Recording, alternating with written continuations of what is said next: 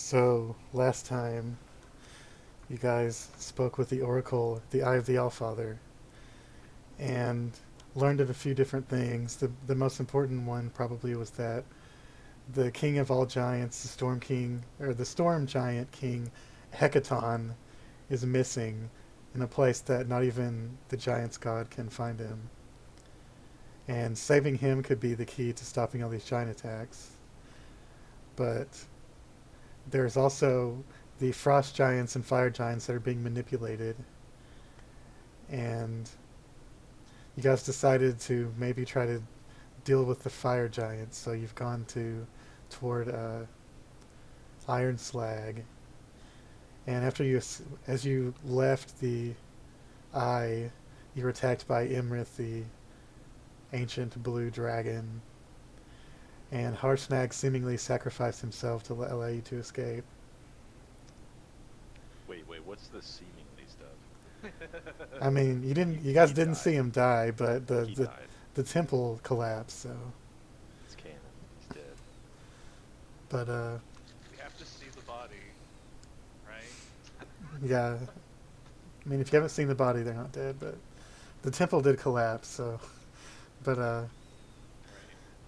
so after that, you encountered an airship who claimed they were sent by Cloth, another ancient dragon, whose motivation seems pretty mysterious, other than the fact that he doesn't like Imrith. And you guys took the airship ride. You guys decided to go to Citadel Felbarr. And on the way there, you were attacked by some strange people riding young black dragons. And McCaffrey's Dragon Riders. Yep. And you guys managed to dispatch them barely. One of them was a freaking Minotaur. Yeah, and he He couldn't escaped. do it. But he could talk, which Yeah, is weird. and he escaped. Minotaurs can't. Yeah, the more monstrous ones can't. But after he escaped, you killed all of his minions. Um, you're drawing closer to uh, Citadel Felbarr, and this half-orc paladin, who seems to be the leader of these cultists, asks, "What should we do with this dragon body?" And one of the young black dragon bodies that was slain is laying on the floor of the airship, on the deck of the airship, and he asks, "Should we throw it off?" Feed it to the sky sharks. I didn't find any evidence on it. This is a friendly reminder to start stream. Right. I did, but thanks for reminding me. Um, Kronos is going to approach it. He's going to look at Gadath and he's going to say, "Lend me your sword. This hunt deserves a trophy." He's going to start trying to hack away the horns of the young dragon. Okay, make a strength check. Dang.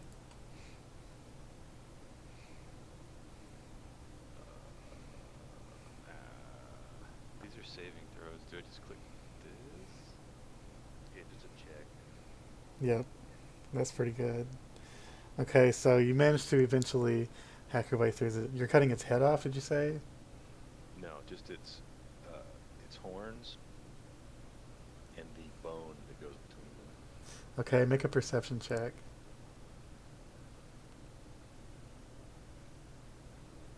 Okay, so you managed to get those horns removed. It takes a lot of hack. It's not pretty, but it gets done. I imagine Darli might help, right? Yeah. No, He's probably used to cleaning animals. cutting it with his quarterstaff. I think Darli is watching them. He just shrugs and goes over and helps the evil frogman. There's You got also a skin. Should skin a little bit of its hide. Dragon scales contain magic. You wouldn't know how to skin a dragon, but you've skinned other things. Right? Could I? Yeah, make a survival check with disadvantage. Well, this is gonna probably be gory.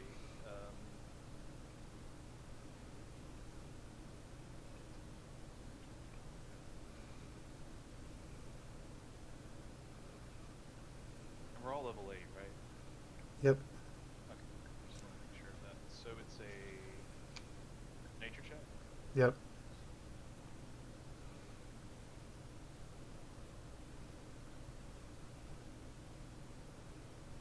Oh.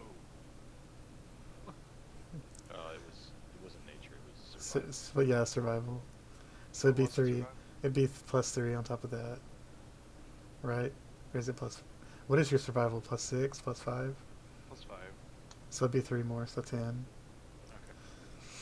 So, I mean, you managed to get some strips of hide that have some meat attached to it. Not great, but it's something.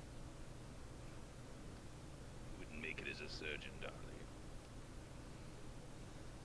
This is quite the spectacle, so we're going to make a roll to see if Ectur does good here.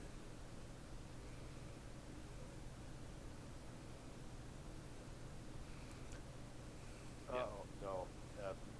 Ectur runs over to the side of the airship and starts throwing up.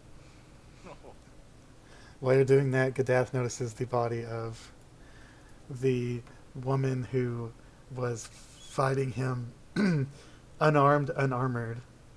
Some kind of monk. He says, "What about this one?"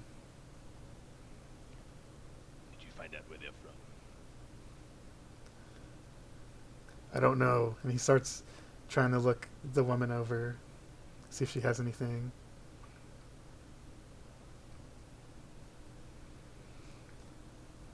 She doesn't have anything on her.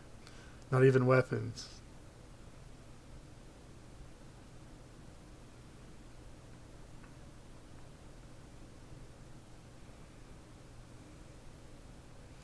"What about this?"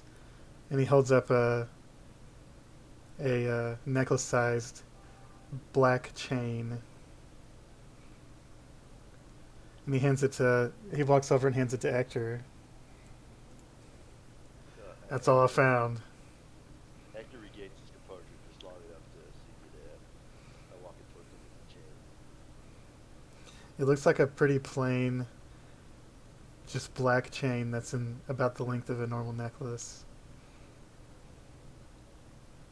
Can I make an Arcana check to see if it's got any kind of magical inscriptions, or maybe if I could possibly feel if it's, magic or something?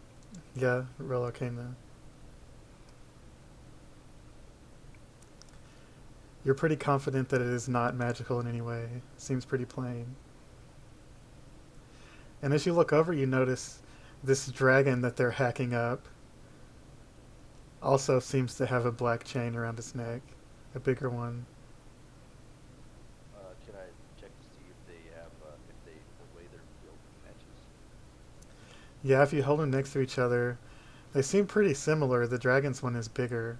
The dragon also has this like leather harness, like a little saddle with straps, but the chain is separate from that.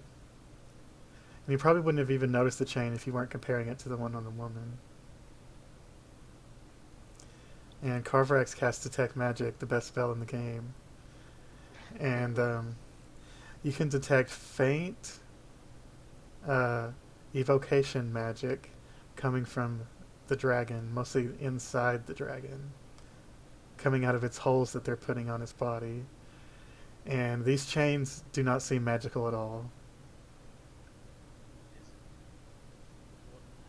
I don't know if I would be able to discern the difference between magic that would be emanating from the dragon himself or something from inside the dragon. Swallowed something. You assume either it swallowed something magical, or maybe it's related to its like acid breath or something like that. Ectur might know these things. Yeah. Look like He's it's looking at chains. around the stomach area, or is it just emanating from the body? from the mouth and the holes that they've cut into it. Yeah, the perforations. Yeah. So it's definitely something in the inside of the dragon. Okay, so I'll grab Ectur because he's smarter with the magic stuff. Kind of point this out. There's something emanating from here and here and here. So kind of feel the evocation magic. Magic. Dragons are magical creatures. That's probably what you're sensing. It's going to have some magic emanating from it as it rots. Yeah, Ector, you can make an Arcana check, and I would say it would be advantage. Well, you rolled the same. I was going to say advantage because you're a dragon sorcerer and he's a dragonborn, so you guys would know more. But either way, you know that regular dragons have more powerful breath than dragonborn, and their breath is built into their body because they are magical but also kind of natural. But as they die, that magic dissipates, and if you're a good enough artificer or enchanter, you could potentially harness that magic before it leaves their body when they die.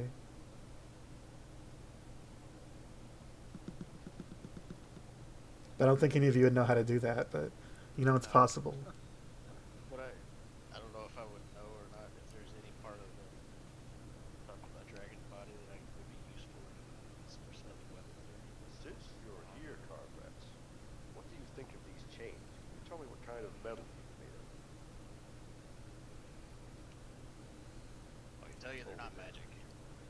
I need to probably roll something like an investigation or something. No, you're expert enough. You would know that this is My investigation is negative. yeah. Well, you're an expert on it, so you would know that it's made from fairly how would you say it? Not expertly made, and they're just blackened iron. They're like crude casting, basically. Yeah. It looks like it was made by someone that's not a super experienced blacksmith. They don't appear to be magical.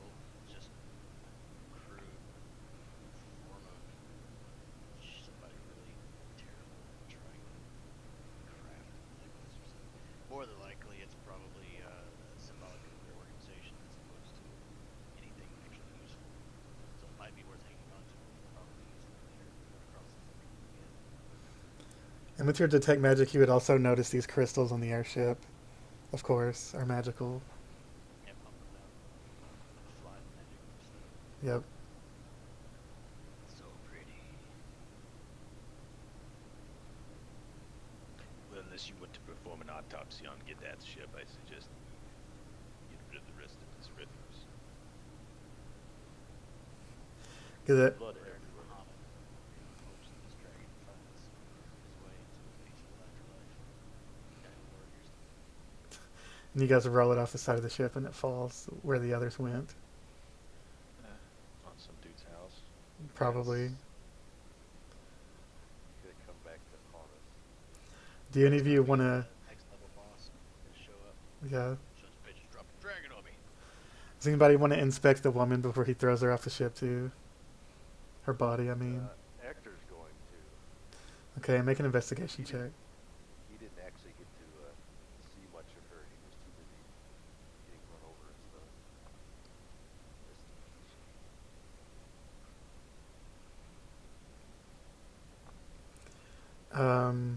She has some tattoos that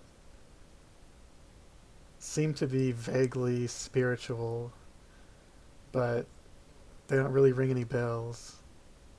Can I make a history check? Sure. I was gonna ask if I could do a religion check. Maybe Yeah, a religion check would be good. I don't think your history check brings up anything. Yeah, your religion check is... Yeah, you don't really know, but... Most monks are religious.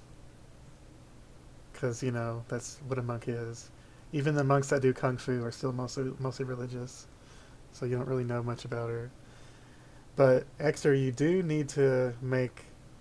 Did I already... No, I didn't. make a Arcana check, because you battled that other spellcaster, right? Yeah, you counterspelled her. So make an Arcana check. Oof. Oh, man. I can do Arcana check. Okay, +4. Okay. Ectur, you're pretty confident that that the other spellcaster was a warlock. And with your 18 Arcana, you weren't as close to her, but you probably get the sense that she's a more, her spells were more evocation and destructive, and you've heard of warlocks that have more powers dealing with aberrations and psionics. You've heard of warlocks that deal with more archfey and other types of mind manipulation, but warlocks that deal more with destruction are usually fiend warlocks. But that's all you really know. Well, these warlocks seem to be, or at least our enemies seem to be pulling things from outside of the realm that we call home. They have fiendish magic from the abyss itself.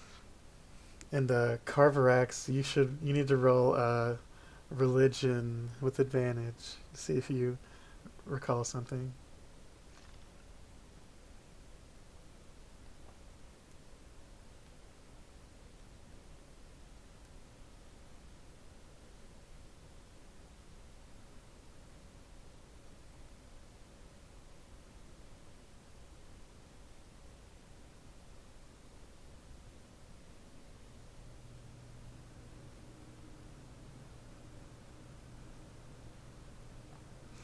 As you guys get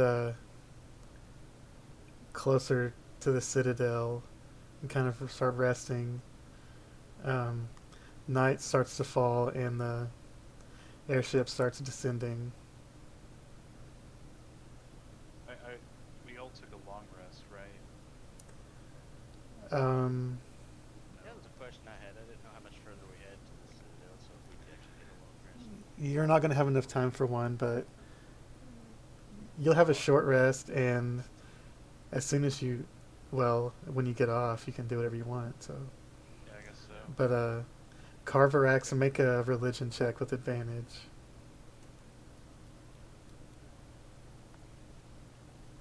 Well, 20. that's fortunate.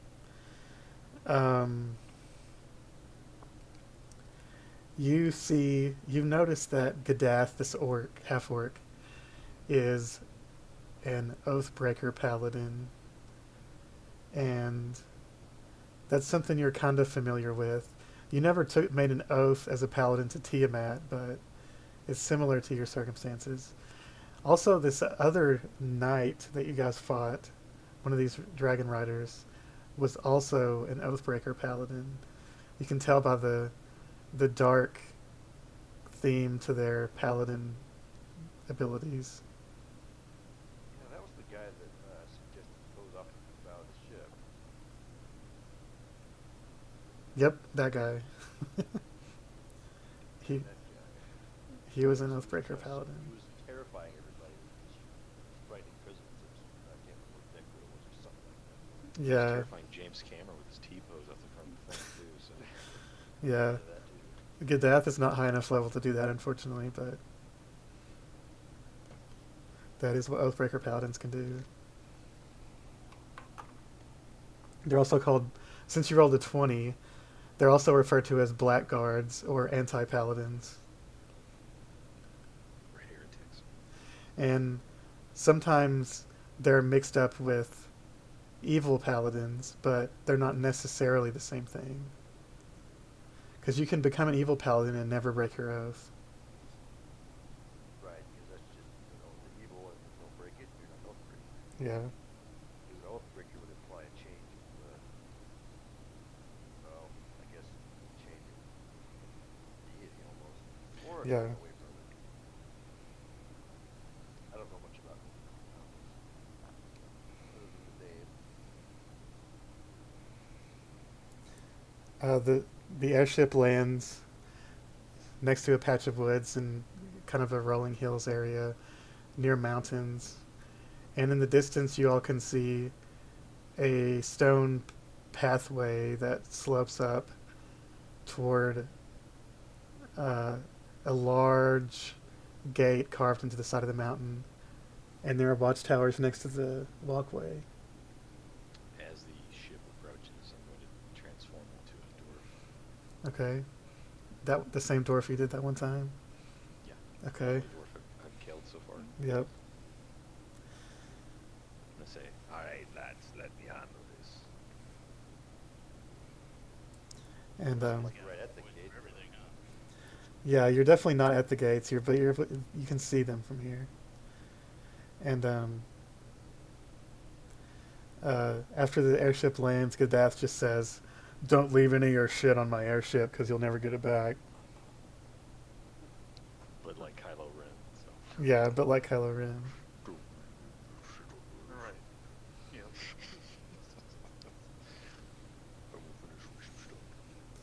Is there anything you guys want to say to them before you leave their airship?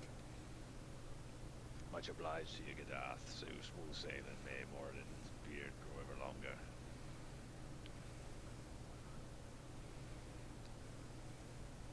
I must slap him on the ass. He says, Dude, "He says you all fought well. If it is Clot's will, we will see each other again." Yeah, tell the old bastard we'd like to see him sometime. I won't word it that way. No, don't But- definitely don't do that. I will tell him you are It would be thankful. an honor to meet him. Yeah, that's it. That's it. I don't recommend coming to his veil without permission, without an invitation. But Well, If- we'll see you again. if he does favor you, as he wanted to help you, perhaps he would be okay. But don't test him. And keep working on that sword arm. There's quite a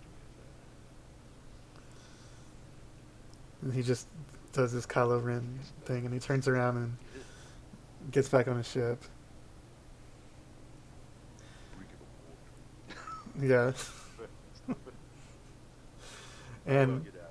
now you guys are kind of in the middle of open hills with a small forest next to you.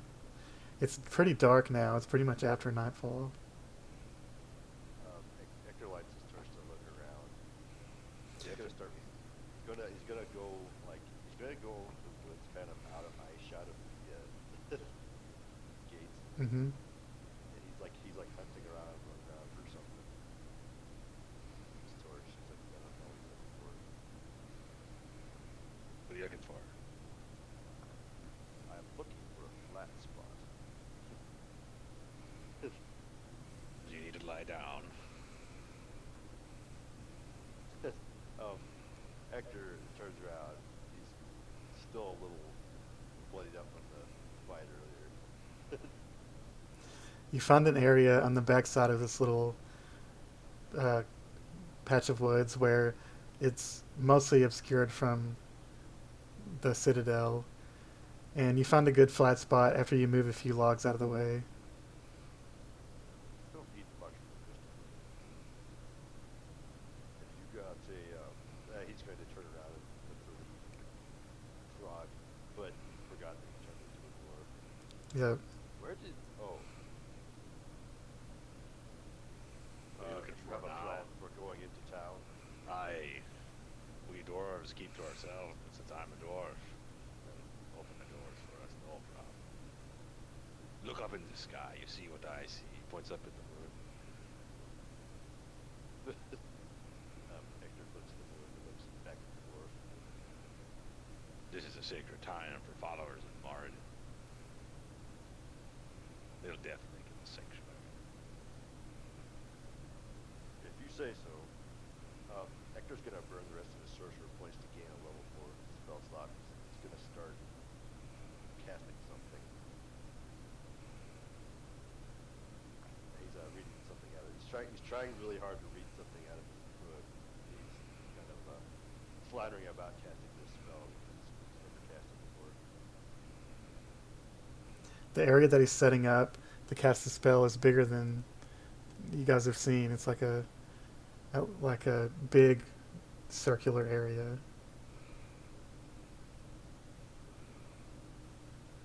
What are you doing? Big man. Hmm? Big man, I got a job for you. Instead of sitting here watching the man wave his arms around, why don't you go find me a nice rough rock? Something with a flat edge, but real rough, you know what I'm saying? Kind of like that stubble you got on your chin there. Give me something real rough. Hey, you're good at finding rocks. Ectur has stopped what he was doing. He's just staring at the tiny dwarf. All right, Darli, make a survival check to see if you can find a rock. He's looking for a rock. And you can have advantage because you're a Goliath. If you're on that one, he doesn't find the rock. He finds a perfectly smooth rock. So you find a rock that is horrible and smooth, and you turn around and start walking back, but then you trip and fall on your face. And you break the rock. And when you start getting up, you notice the rock you tripped on is definitely a lot better. But because I did say right before you rolled you could have advantage because you're Goliath, so you narrowly dodge having a horrible rock. But you do make a lot of noise as your eight something foot tall Goliath falls down in the middle of the woods. Sounds like a tree fell over. Tree fall, yeah. Falls in the woods. I guess it does make a sound. You see the dwarf kind of look around. He's like, wow, there's a lot of beavers around here. Carvorax, can I borrow your blacksmith hammer? Just a moment. Awesome. This The should rocks. assume it, Found but a who good knows? rocks for you. Oh, thank you. Okay, so Ectur's gonna finish casting his spell. He's gonna hold the hammer up to hopefully make a quote-unquote modification to the spell. He's gonna cast, I guess it's be Galdr's Tower. You all hear a loud crack, and in this area that the spell has been cast, suddenly there's a small stone tower there out of nowhere, and you can all see dark smoke billowing off of it as if it was just pulled out of a fire. And then after a few seconds the wind blows by and all of the black smoke goes away, but when it appeared it looked like it was pulled out of a fire. And otherwise it looks like a plain stone tower. My goodness. Oh, would you look at that?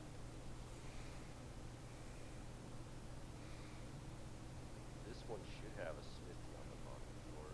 So I was trying to cast it with the hammer to make it modify like that. Ectur looks down to make sure the hammer didn't swing. Oh, good. I was afraid it would hit your head. Here you are. I'm going to hand the hammer back to Carvorax.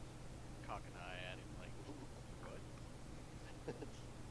Yep, he's going to go inside the first floor of the tower and look around.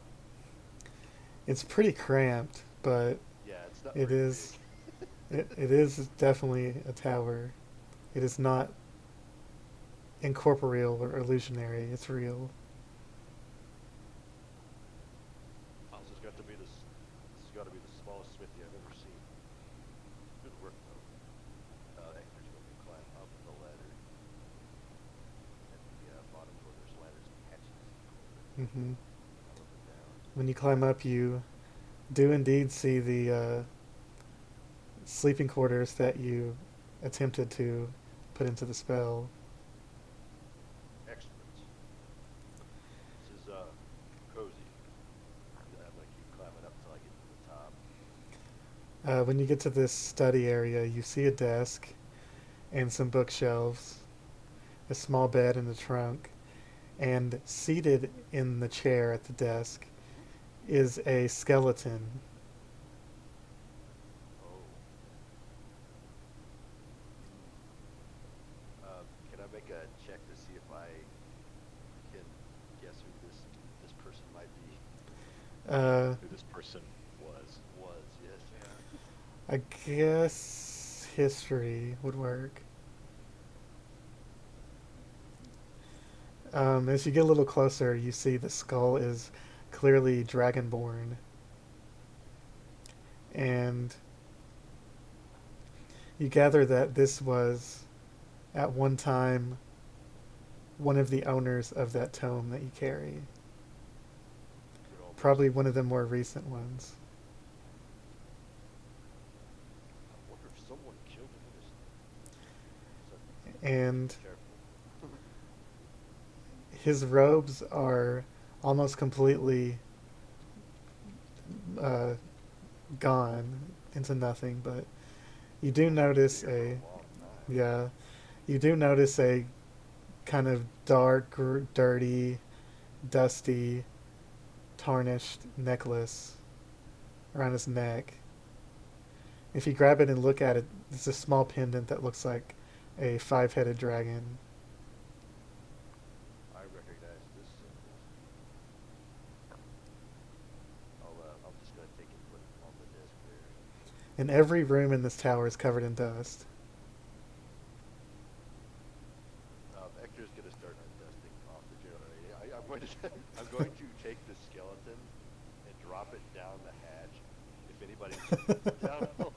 Okay. You guys are at the bottom looking at this smithy, and a skeleton just crashes into the floor next to you. Its bones scatter around. Oh, would you look at that? I needed some of that. Fix the bones, fix outside. Okay, how... I feel like Darli would be just straight up claustrophobic. It's a 10 foot by 10 foot by 10 foot. So it's a small bedroom, basically. Small, yeah. Now the bed in the bunk part is pretty big. Yeah, because it's half the room, so it's pretty big. Well... Darli would not like it, anyway. No, he hates Yeah. it. Yeah, I mean, it is... This time it is parked next to a forest, so he could go sleep outside if he wanted to. Or on the roof. There is a top floor. I think he would probably sleep on the roof. He just climbs up on the roof. I mean, yeah, he could do it. Yeah, he could easily do it. Tiny tower. Just about to step up there. Take it, Probably it's you either could that- definitely jump up there. It's either that or I could use my squirrel horde to carry me up. Yeah. Just steal the blankets out of the bunk and go outside. Yeah. The roof is completely bare and wood, and then around the outside is a short kind of stone, like edge, I guess.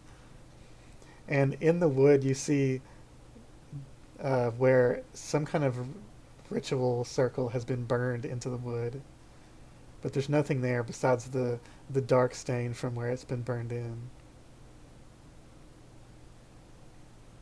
That's the only thing up there.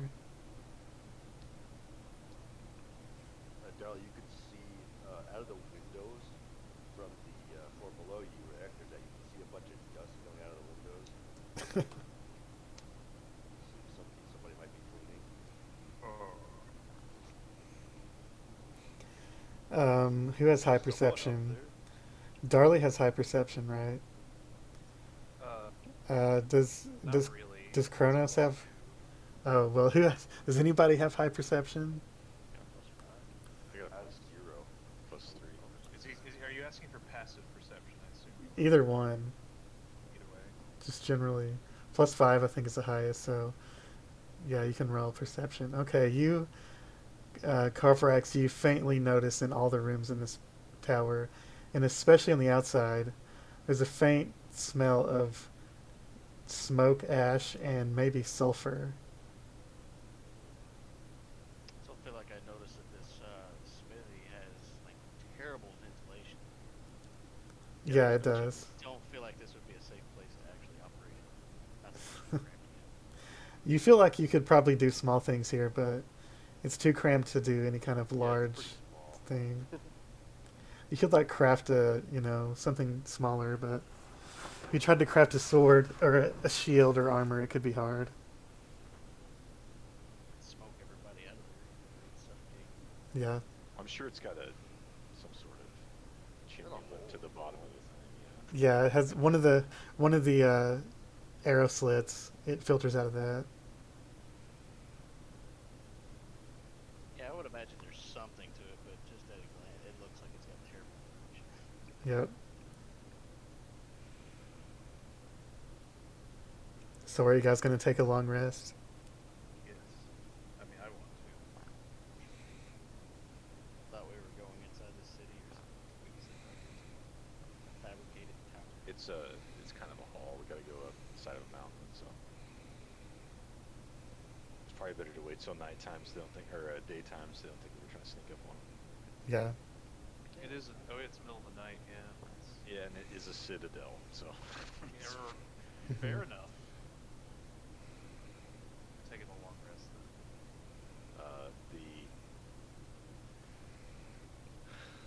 The Slaad is going to be outside, scraping away. You can just hear scraping, so he'll take a short rest and get a little bit done. Those horns.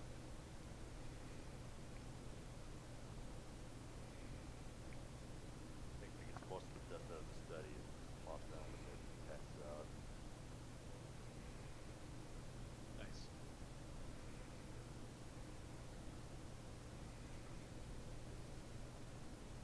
Do I need to make a roll for that? See how far I got with the sanding. Sure. I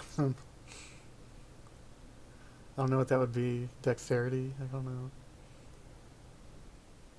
Sure, I'll do it next.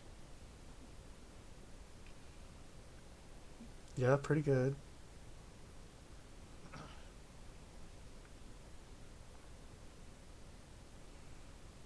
Yeah, it's looking pretty good so far. Okay. Early in the morning, I'm going to go down into the smithy. I'm going to bring a giant pot of water in there, and that cooking that soup thing I got. Fill it full of water. Start boiling some water on top of the smithy. Yep. Everyone's sleeping.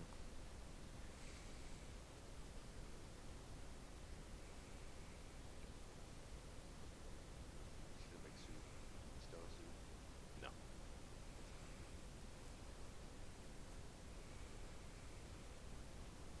I don't know what time's gonna be when we wake up for a long rest in the morning. So Yeah, you all wake up in the morning and your noses are stopped up because you slept in clouds of dust. But Darli slept on the roof. yeah, Darli. Yeah, Darley's definitely better off. Yeah. He's probably cold, but not very cold because he's a Goliath. Well, the actor's gonna be cleaning all the dirt off his dust off his out of his nose.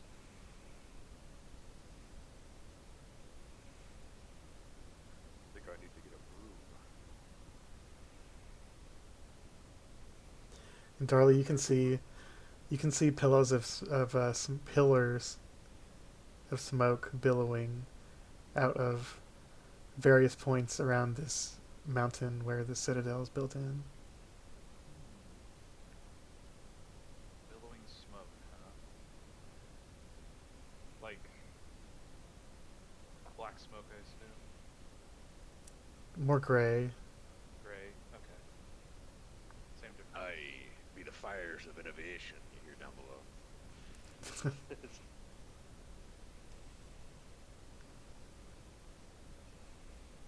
Darli will climb down. Probably barely fits through the hatch. It's either that or he just Climb down the side. climb down the side. Yeah. Straight up. Well, he could use a squirrel, so he could do that.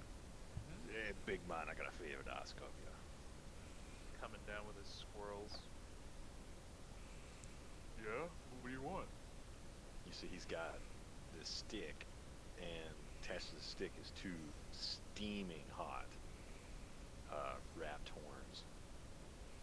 He looks like he was been boiling them or something like that. And he's like, I need you to help me with this. You got some gloves, something to protect your hands. It's pretty hot. I'll tell you what, here's what we'll do. He's gonna throw him on the ground. He's gonna like, I want you to step on him. Make them real flat. Okay. Make a strength check for stomping. Make a stomp check. Stop, check. Pretty good. Okay, they're kind of bouncy, so you gotta, like, you know, really just keep stomping on them, but they seem to be giving a little bit. Starting to get into it. Yeah. Right, now hold on, I'm gonna tie these to your forearms.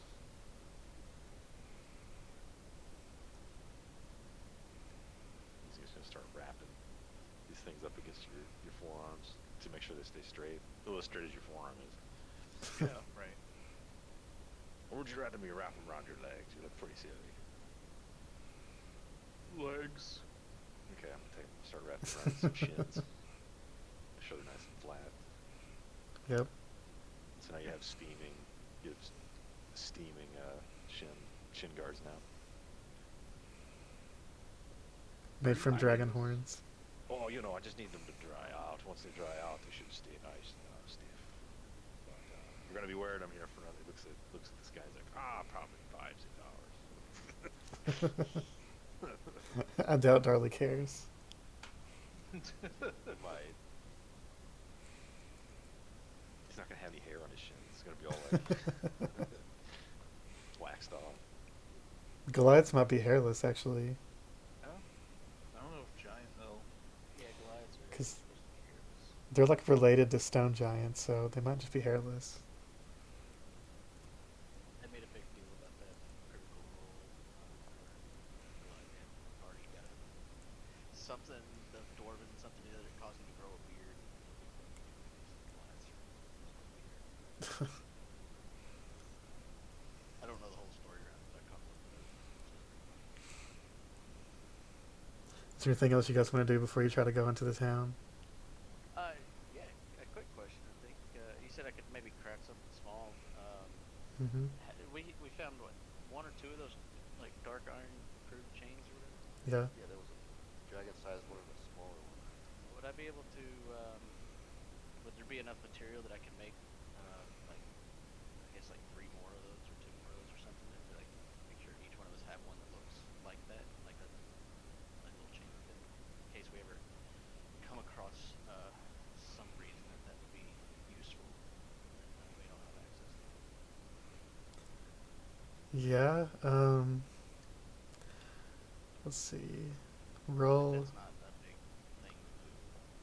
I mean, you'd need like a It's- jewelry horn and stuff to make a chain, wouldn't you? It'd be Well, hard. I guess it would be like a jeweler's thing. wouldn't it? It'd be hard to do with limited, Yeah, with if you could, only a few hours. Definitely in Felbarr, you can totally do that though, because they got that's all they do, you know, just make shit. So That's fine. I won't worry about it. Maybe You could come across it. you could do it, but Yeah, it would it's just just a take a little long bit more time. Yeah. if you wanted to make it look exactly the same though, you'd probably need jeweler-specific crafting tools. Yeah. But I mean, you could Well, totally do it. It's not that my hard. thinking was that it was because it was like crudely made that, you know, it doesn't have to be like look identical to it so that you couldn't tell one apart from the other, but just enough that you could tell that, you know, somebody made one that maybe that same person made the other, even if it's not like each link is not identical to the other chain or something. Yeah. Like as an experienced blacksmith, you could do it even with limited space, but it's so meticulous that it would take you a while. Yeah, I'm not too worried about that. I was just thinking maybe it was something I could do like during our rest or something, or maybe Yeah, I mean, you could definitely start working on it. if we have one, then it's probably enough to, or two, it's probably enough to just do whatever we might run into. If it ever even becomes a thing, maybe it's red herring time. Like we can say you made a bunch of little metal rods that you can later smelt into Start the links. process. Yeah. Kind of rough those. Okay, that'll work. So after the duration ends, you guys all walk out of the tower and then it just disappears. Yeah, I think it stays around for 24 hours, but I can dismiss it. Oh, it's 24 hours. I was thinking it's 8 hours. So I mean, it'll stay there for 24 hours. But actually, you know that anything you guys leave in there will stay And if you resummon it, your stuff will still be there. Did everybody Did have just a dead skeleton in it. did everybody just leave? Roll 20. No, it's showing me your connection to the server has been interrupted. Yeah, same here. I never got that message, but I don't show anybody else did. Yeah, I show myself. Oh, yeah. Now I only see now I got me it, and yeah. motherfucker. Yeah. Now I got the message. Yeah, it's just a server thing. Yeah. Let me give me a second. I gotta lock. Yeah, there it is. Oh, I see Brett now. Yeah, I refreshed. Cleric. There we go.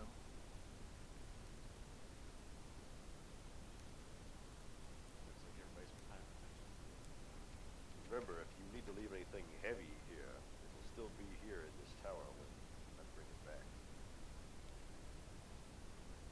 I might actually. Like, I got my original shield on me still. It's a few pounds of stem shed. Mm-hmm. Got a crossbow and a light crossbow and bolts that I've never used and probably never will. I don't really care about double those. You probably have some of your blacksmithing stuff that you should probably leave there too. Iron ingots, I can drop those. I would suggest putting it in the trunk in the bunk floor because the smithy may or may not come back. This tower can change. Oh, well, I'll keep my shit with me. Somebody else is using this thing. Won't anybody take my shit? Well, he's the only one using it, but he can decide not to summon a smithy next time. Right. That was a Oh, I mixed see what you spirit. mean. I got you. And it made a smithy, but it was a very small smithy. That's not that big. Really, all I have, the only thing that's actually weighing any extra on me is that probably the shield is 6 pounds. It's not that. Well, anything you guys put in the 2 bunk rooms will come back no Oh. matter what. Yeah, but I also forgot. Now that I got that girdle too, my strength jumped up. You know, I'm not even. I'm like right at half my carrying capacity. I got 158 pounds on me. I can carry 315. So Mm-hmm. I'm okay. Well, if you ladies are done doing your hair, let's meet up and make a nice dust trail, don't you know? We got to meet up with the men up at Citadel Felbarr. Still not sure about this face changing. That's That's torch. Oh my god. Ectur regards the Slaad with some disinterest. Claps his hands twice and the tower disappears.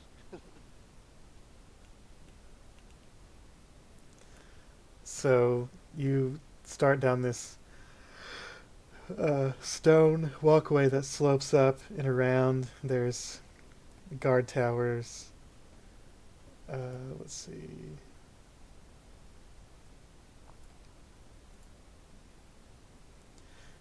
Oh, dang. You can see a bridge at the end of this walkway that goes across past 2 more small watchtowers. And then you can see the gates of Citadel Felbarr. You can see the heads of dwarves carved into the sides and pretty much everywhere.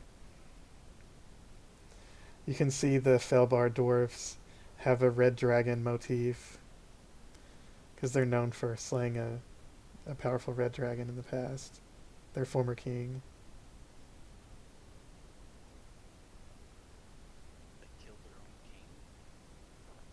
Their old No. king killed a red dragon. King. Oh, Killed the the old dragon. king killed the dragon. Okay. Yeah. I misunderstood that. I'm sorry.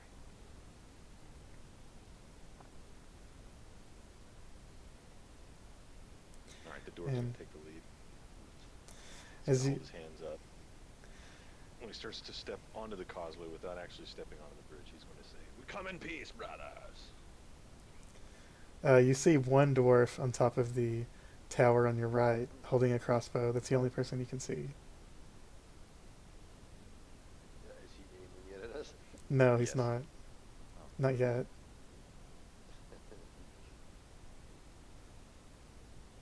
This place felt hard. Are you going to move closer to him? I'm going to shout at him. Like, "Oi!" He doesn't respond. Is there any reason we need to be cautious? Yes. It's not like public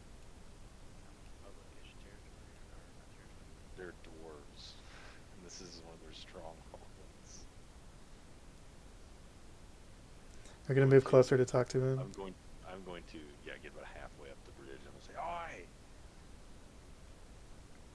Can you hear me?"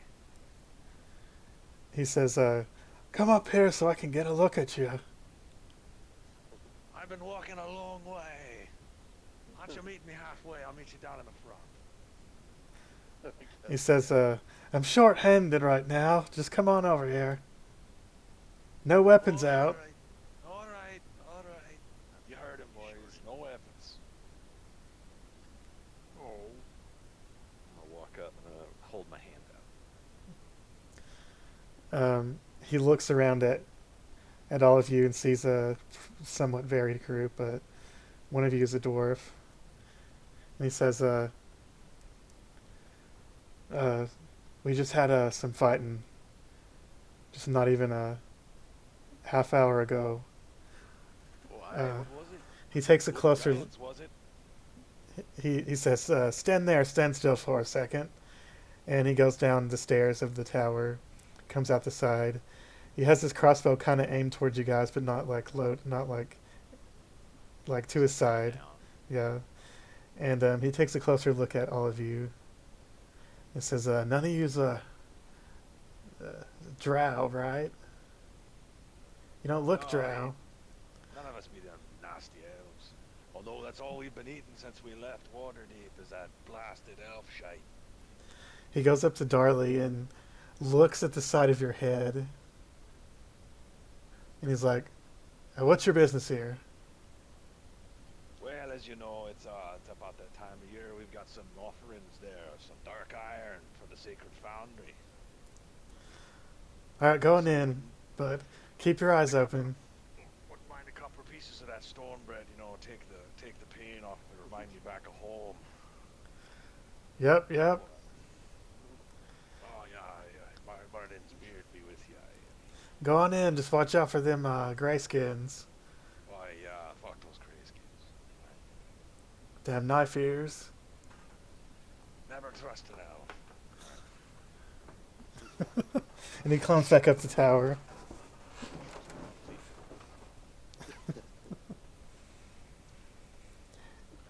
And as you guys start to go through the front gates and around through the entryway, you see a white-bearded dwarf laying on the ground, and crouched over him is a red-haired halfling woman.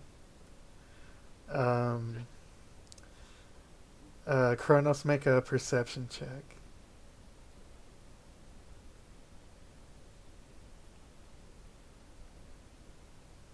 Oof, okay. When she hears you approach, she whips around, and one of her hands starts to glow with magic. And she says, "Who are you?" We just be adventurers, heading to the Yeti folks' land. Don't be needing to blast me there, lassie. We're pretty tired from the road. I heard you guys got attacked by some knife ears. I feel for you, but I promise you, I ain't from the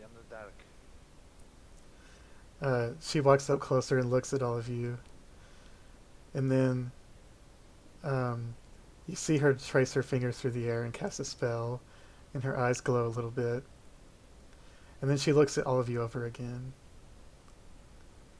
And then she says, "Stand still for a second." And she casts another spell. She casts another spell, and a magic circle surrounds all of you. And she says, "What's your business in Citadel Felbarr?" We come to bring some offerings of dark iron to the sacred foundry in hopes that Morinn will guide us on a trip. Kronos, make a wisdom saving throw. I think it's wisdom. Let me double check. I'm pretty sure it is. Zone of truth, I'm assuming. I believe there's a wisdom saving throw for anybody that Charisma saving throw. Yeah, that would make sense. It's not a lie.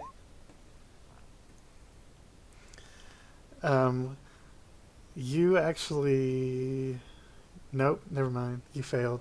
So you cannot tell a lie while you're in the circle. Okay. That's fine. I was gonna say, I think the save is just to see if you are actually affected by the zone. And she looks over at the rest of you. What's your business here? I just want to kill not dragons. Giant. I just want to kill giants. Fuck all the giants. What are you talking about? Me and my party are heading towards Iron Slag, home of the fire giants. You've come to kill fire giants. Is that true? She looks at Darli.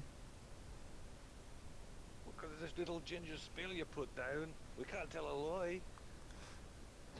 Is that true? She looks at Darli again. I think so. Does Darli truly know, though? She says, follow me. Don't stray, or you'll wind up shot. And she starts to lead you down the the grand entrance area of Citadel Felbarr. Do you all follow her? Yeah. She's gonna lead me to giants to kill. Yeah. Cool. You see a obese, tall dwarven woman saunter up to her as she's walking down the street Nice. and hand her You, Bessie. a small like muffin. And then she looks back at all of you, and she looks kind of this obese dwarf woman looks kind of scared of you, but she talks to the halfling quietly and walks away. And you can see a few other people are staring at you, but as you walk down the street, the halfling woman turns back and she says, we just rooted out a few drow spies. They escaped through the front gates that you all just came in through. Killed Any of them were there? just 2, but they killed 6 of our men. That one that I was just healing, he's got poison in him. Those slick fucks digging in, even in the Citadel Felbarr. Nowhere's safe anymore. I think, we've already walked away from that guy that's got the poison. Yeah, unless you want to go back to him. Well, I'll tell the lady. She said that he's poisoned. If you lead me back to your friend that's poisoned, I'm not giving that. I want to kill giants, but I'm not opposed to helping those in need. She says, "Oh, okay, good. Let's go back. Go back." She turns you all around, goes back to the guy. She says, "I cast a restoration spell on him, but I'm not sure if it I'll was successful."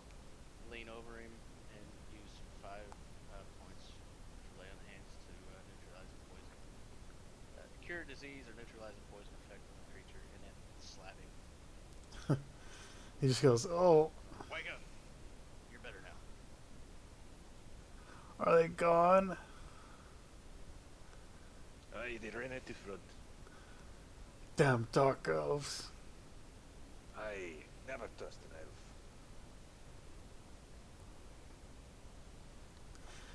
an elf. The woman says, "Thank you. Let's go. Let's continue on now." She says, Done my good deed for the day. Let's go kill some giants. She says, occasionally we see a group of colorful fighting types like you all. I assume you're adventurers. Well, we be both. We're also smiths. Accomplished artisans. Can a frog even hold a hammer? Like Bully always said. Going to say, We know that the holy day draws near. Is there any chance we could get in the sacred foundry? Give an offering of dark iron to Morinn. You would have to talk to the high priest. I'm not a follower of his. Oh, right. You're a ginger halfling. She just keeps walking. You go past a lot of different smiths and stonemasons. It seems like they have, for every like normal business, they have 60 different blacksmiths and stonesmiths and jewelers. Yep. And Jeweler, throw one of those chains to him, ask him if they know what it is, recognize it as Being led around now. yeah. And finally she brings you to a big, huge archway, which looks like potentially leads into some kind of fortress or palace. It's the Hall of the King, is it not? It is. Have we been summoned? I'm not ready. Look at my outfit. You were summoned by me. Hey, let's get down to it, guys. And she says, I sent a message to the king. He knows you're coming. And she leads you around into an audience chamber. It's not that big, but the ceiling of it is massive and arched like a cathedral, but it's really not all that much space to it. And you can see a raised dais with 2 stone thrones, and in one of them you can see a armored dwarf with a kind of a blondish, reddish beard. He's kind of balding. He has a massive battle axe leaned up against his throne.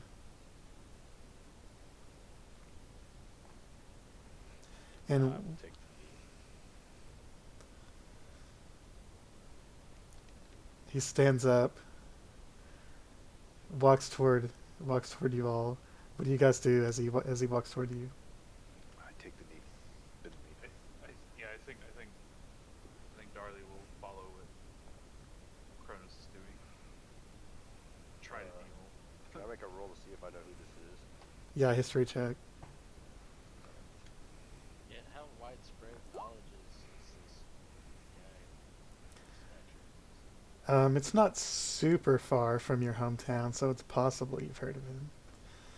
With the 20 history, you know that Citadel Felbarr Famous. had a famous king, Imrus Warcrown, but during the war to reclaim this very citadel from the orcs, he was killed. And this is his second cousin, King Morinn, and he's kind of untested. No one expected him to, he and no one else, including himself, expected him to inherit Citadel Felbarr, so Second cousin. yeah.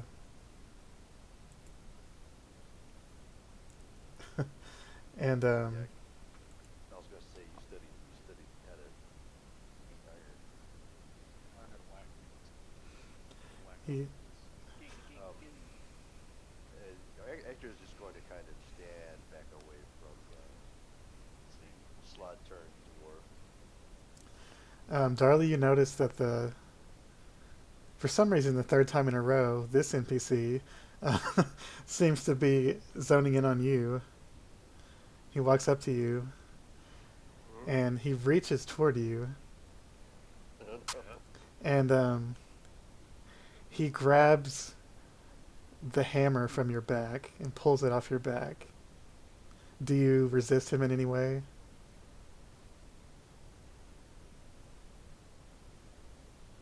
No. He pulls it off and starts to look at it. It's the Steinfang. And Found that. he's just looking it over, and he says, "I'll buy this from you." And that's the first word you've heard him say. I like that hammer. I mean, Good it makes sense though, because the dwarves. I mean, if something's really well crafted, that's an offering for another one for free, you're a king. And out of the bag of holding, he's gonna pull the axe of slaying out, the great axe of slaying, and put it on the ground. He says, that axe, is this a gift? Aye. You know how you fancy your enchanted weapons? This one was taken from the one and only Stormfist from the Berserker clans in the spine of the world. That is a nice axe. It looks dwarven made. This hammer, though, I don't know who made this, but it is Aye, beautiful. Probably dwarves from the Underdark. No, not their style. I'm familiar with the Dwargar. This is something else. And he hands you the hammer back, and he says, "If you ever change your mind, come back here." Okay. And his eyes rest for a second on Carvorax's belt, and then he turns around and picks up the axe that you laid down for him. And he goes back to his throne and sits down. And you notice that that red-haired halfling that led you in here is seated in the throne next to him. Oh. Forgive my insolence, old queen. I didn't know that you. She laughs.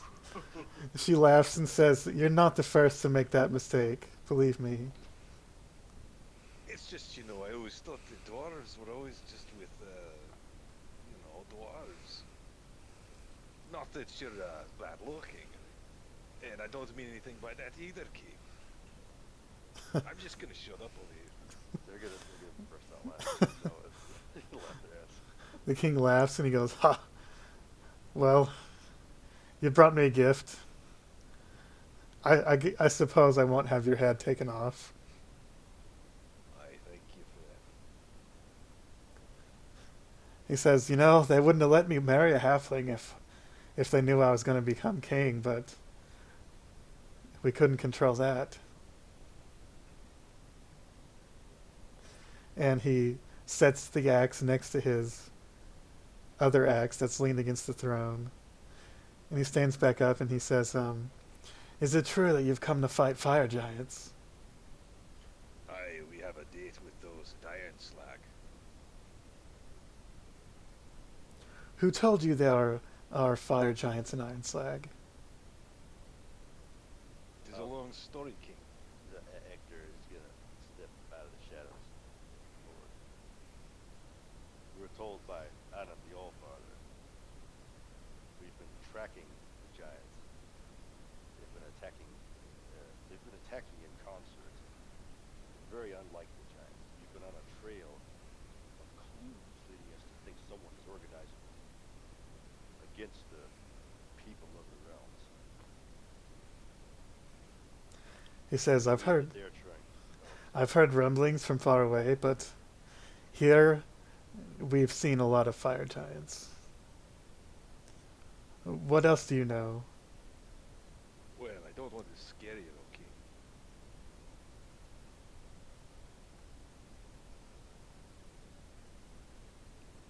I'm going to rise to my feet. I'm going to say, they're trying to bring apart the end of the world. Ragnarok. He strokes his beard, and he turns around, and he says, "Tith, will you fetch the high priest?" And she casts a spell and whispers something, and doesn't even get out of her seat. And he turns back around, and he says, "So why are you trying to fight them? Someone paying you?" No, not paying us per se. Just found ourselves in the fortunate company of each other. I feel like we've got the capability to do something about it. I know it's not like us dwarves to get in the middle of other people's business, but when it comes to the entire world, how can we stand by and let them change it? Take it away from us. He's been looking at you, and then he looks over to Carvorax, then he looks to Darli, then he looks at Ectur, and he says, what's your goal, mage?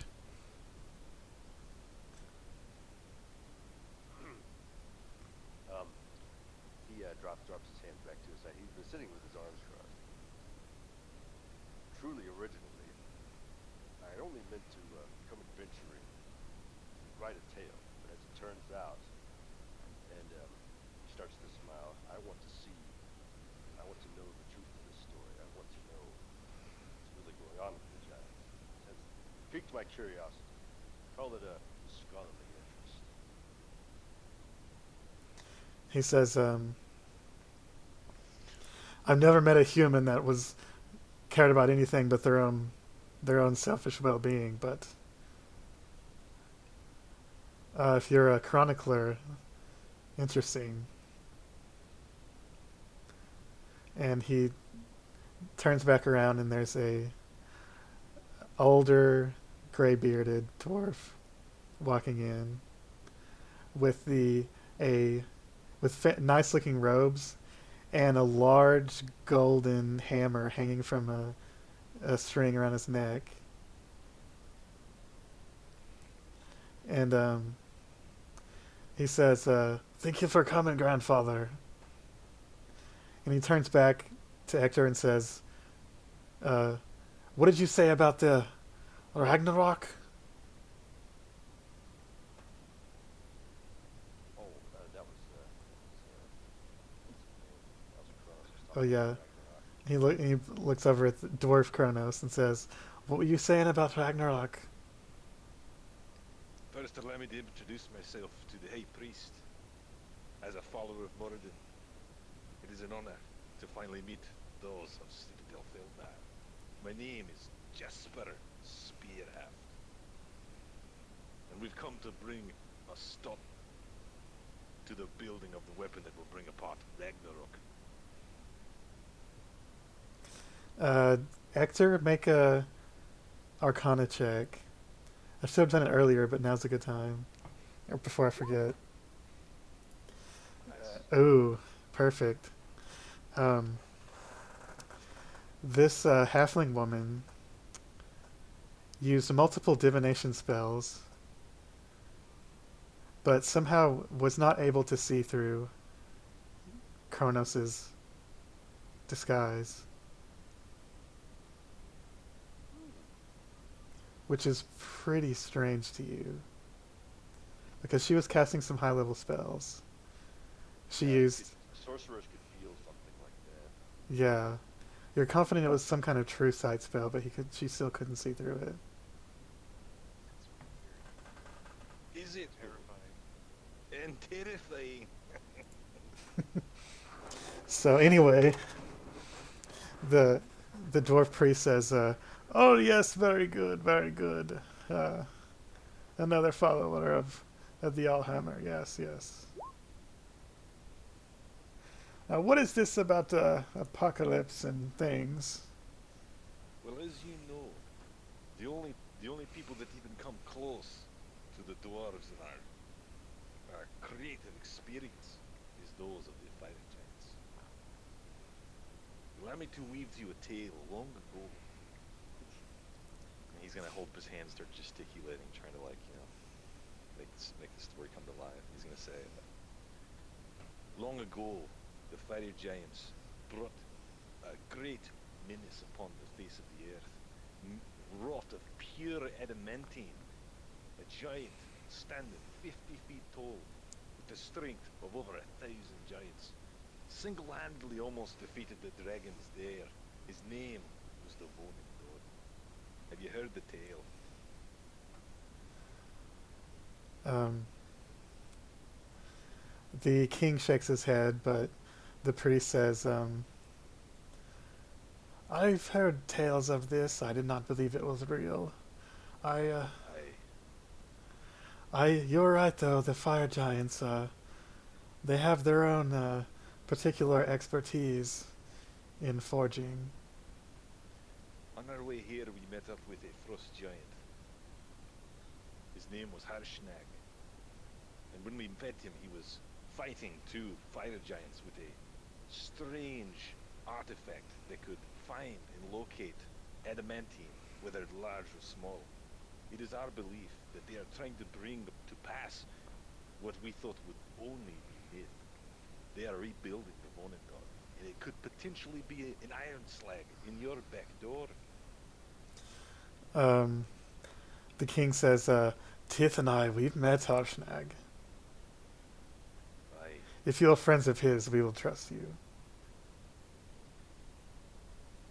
I regret to tell you. Takes his weird skull cap off and says, we think Harshnag fell to Imrith in the spine of the world.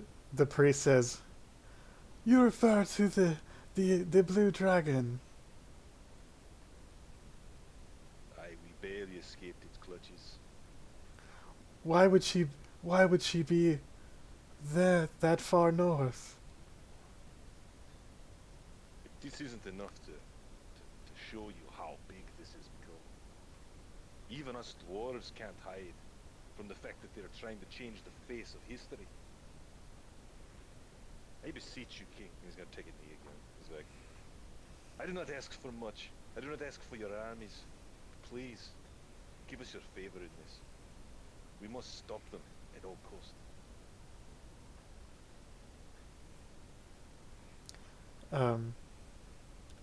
The king says, a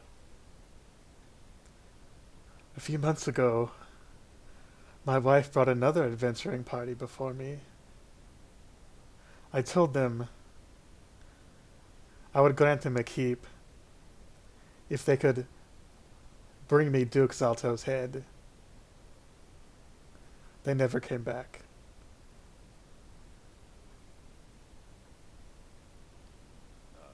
Duke Zalto, is what you said? Yeah.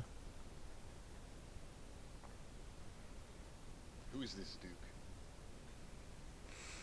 Duke Zalto is the leader of the fire giants.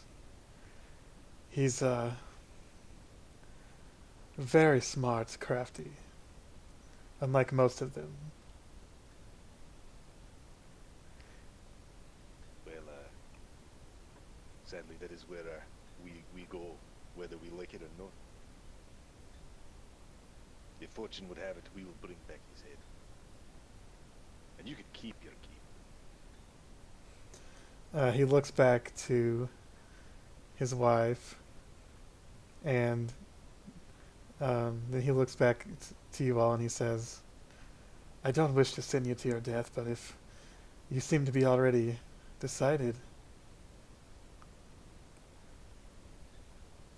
Your king, to be frank, if we fail, we might all be facing our deaths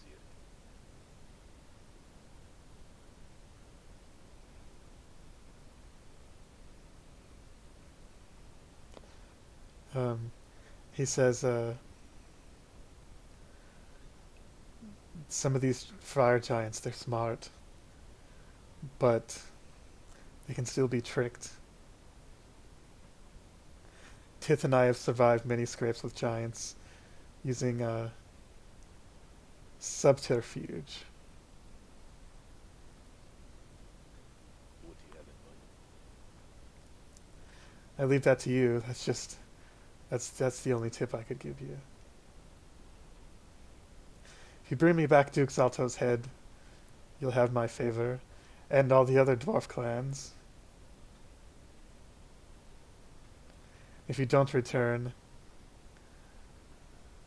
I will feel even more guilty, but you seem to have already decided, so. We just have one more thing. Could ask of you. Yes.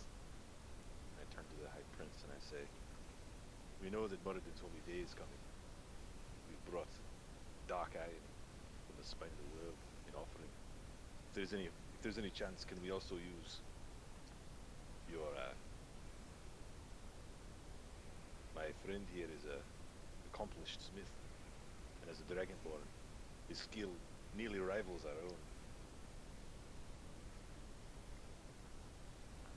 Scoffs at him here from afar, knowing he's far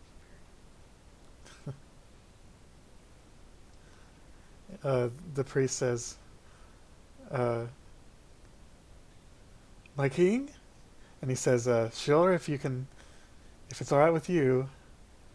And he says, "Ah, yes, yes, I think it can be arranged. Come by early tomorrow. I will be the only one there. I will let you in." Much obliged, much obliged. May Moradin's guide you in your arm, O king.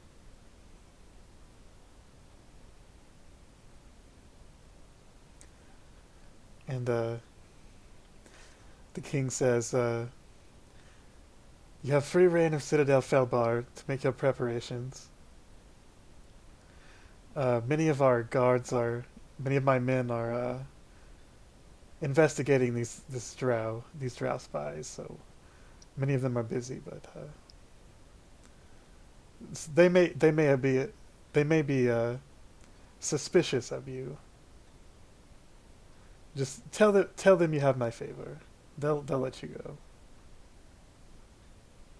Aye, it's a shame we showed up so late. We could have helped you with your unfortunate circumstances. Just don't go around speaking undercommon or dressing in chitin armor or any of that shit. I never trust an elf.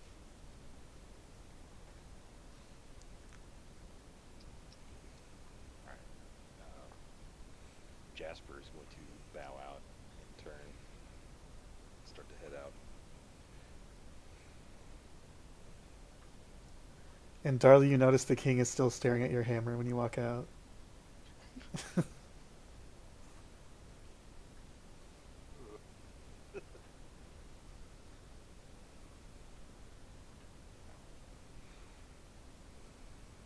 Alright, so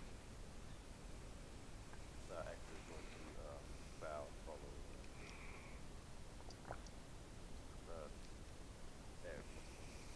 Jasper. Yes. The one known as Death. Mm-hmm. the artist formerly known as Kronos. Right.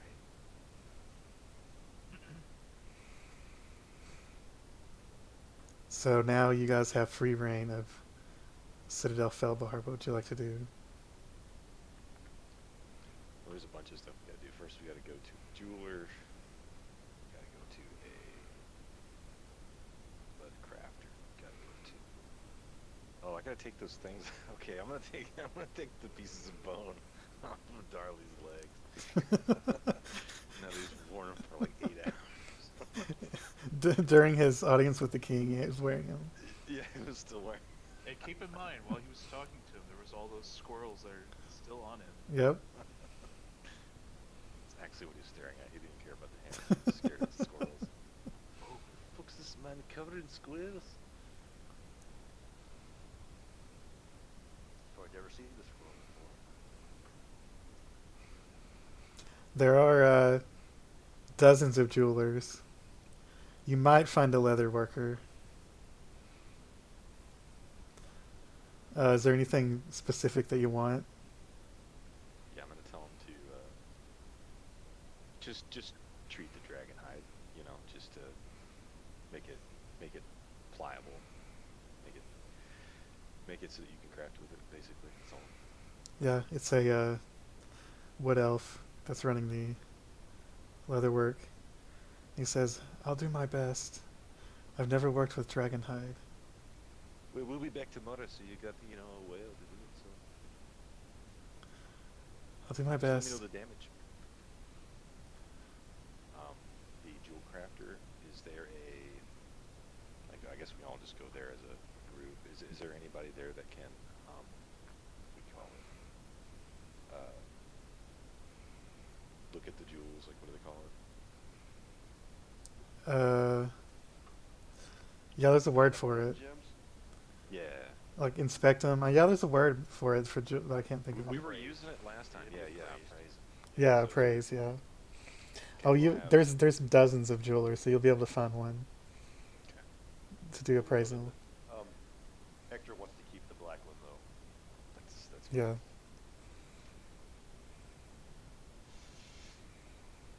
So, you find the oldest, most knowledgeable jeweler, and when he, when you pull out one of the jewels, his eyes just go wide, and he grabs his little eye spyglass thing and holds his hand out for you to give it to him. Man, it's pretty heavy. When you hand it to him, he looks closer at it, and he starts to look confused. He says, "This looks like a conjured item. You're not trying to bullshit me, are you?" And Jasper's gonna lean in. He's gonna be like, "I know it looks a little strange, but we got that out of the Goliath, the biggest purple worm you've ever fucking seen eyes on. It's probably been in there since the beginning of the giants themselves. Look how smooth it is. God. Changed with the power of a giant purple worm. It's probably been living under the oceans." He says, "If you're not bullshitting me, then I'd recommend bringing this to a wizard." You think he's magical, eh? The best I know is they're similar to conjured gems that I've had people try to pass through here before. Well, I'm sorry I didn't bring the whole fucking purple worm in with me. He says, "I'm not accusing you of trying to cheat me. Just Grabbed out of his hands. suggesting maybe a wizard can help you." Aye, maybe a wizard can turn you into a toad. This guy. Alright. I hope a drow comes and shits in your pillowcase and just walks out. The guy just looks at you like he doesn't know what to say, his mouth open, and you walk out. Is there a archwizard around town or something? No, not here. Fuck. Ectur's here, but he doesn't have so much help with this kind of stuff. Well, I guess we're hanging on to these jewels for a while. I mean, you guys did meet one of the most powerful archwizards in the world, but it's been a while. Yeah. You talking about the Harper guy? I'm talking about Laryl Silverhand. Yeah, that was. The Harper guy, you never actually saw him because he was invisible the whole time, but but yeah. Yeah, it was a while ago. So, at some point, while you guys are walking around between these jewelers, someone taps you on the back, Ectur, to get your attention. He turns around to face whoever's tapping him on his back. You see no one until you look down. You see a cloaked halfling, and she says, "Can I talk to you in private for a second?" Ectur looks around suspiciously. I'm going to need a moment, he says to his companion. I want to get an insight roll. I'm gonna lean up to Darli and say, "You like some short? It looks like." What kind of information are you trying to gain from your insight roll? She's trying to shank me. No, it is Queen Tithmel, and she seems concerned. Oh. Okay. Well, I guess I'll follow her. She leads Go you on to- over to an empty stone alleyway next there, and she says, looks around to make sure no one's listening, and she says, "Are you aware that you're carrying an infernal artifact?"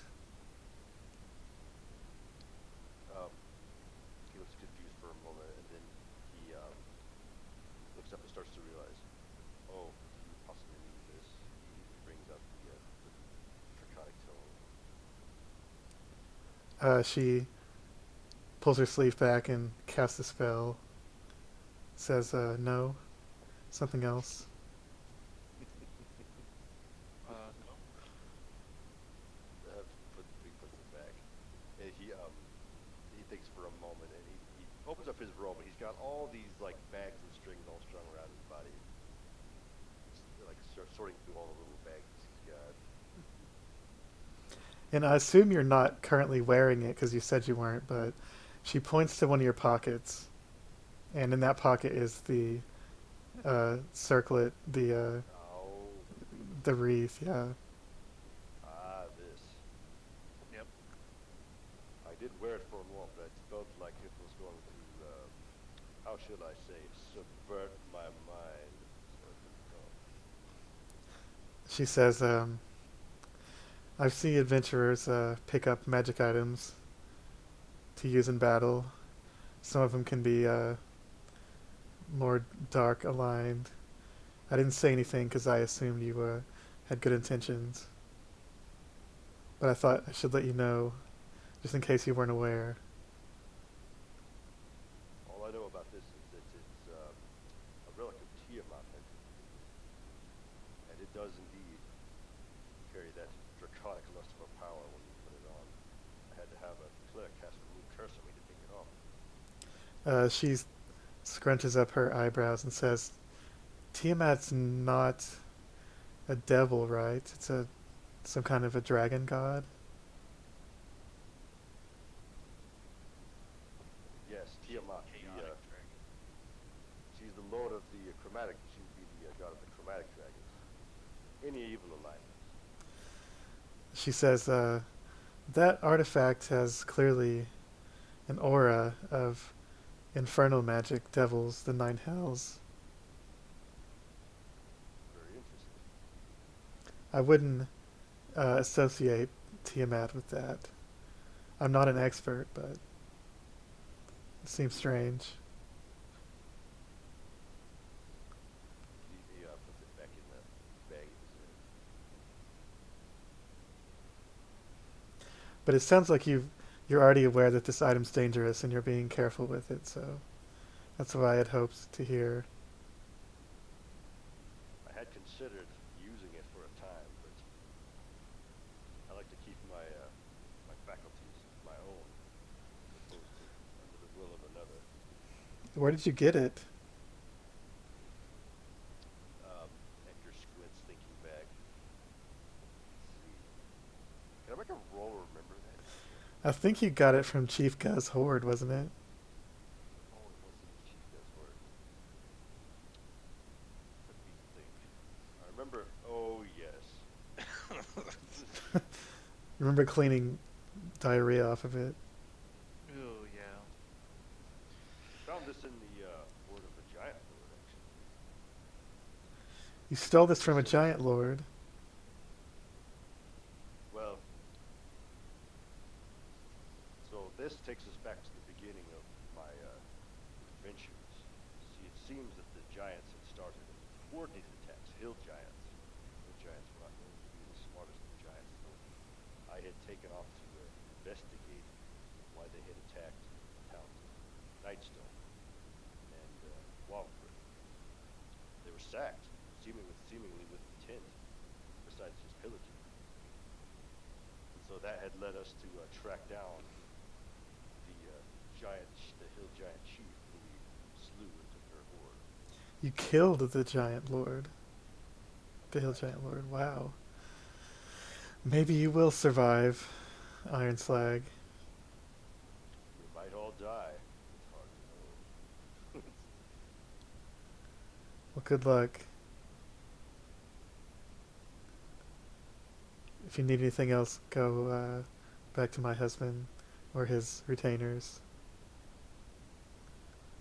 I think I might need to go around town and see if I can find some other things that might help our quest, but yeah, I do thank you for your hospitality and letting us stay in the Citadel. If you see anyone walking around with an illusory disguise, let me know.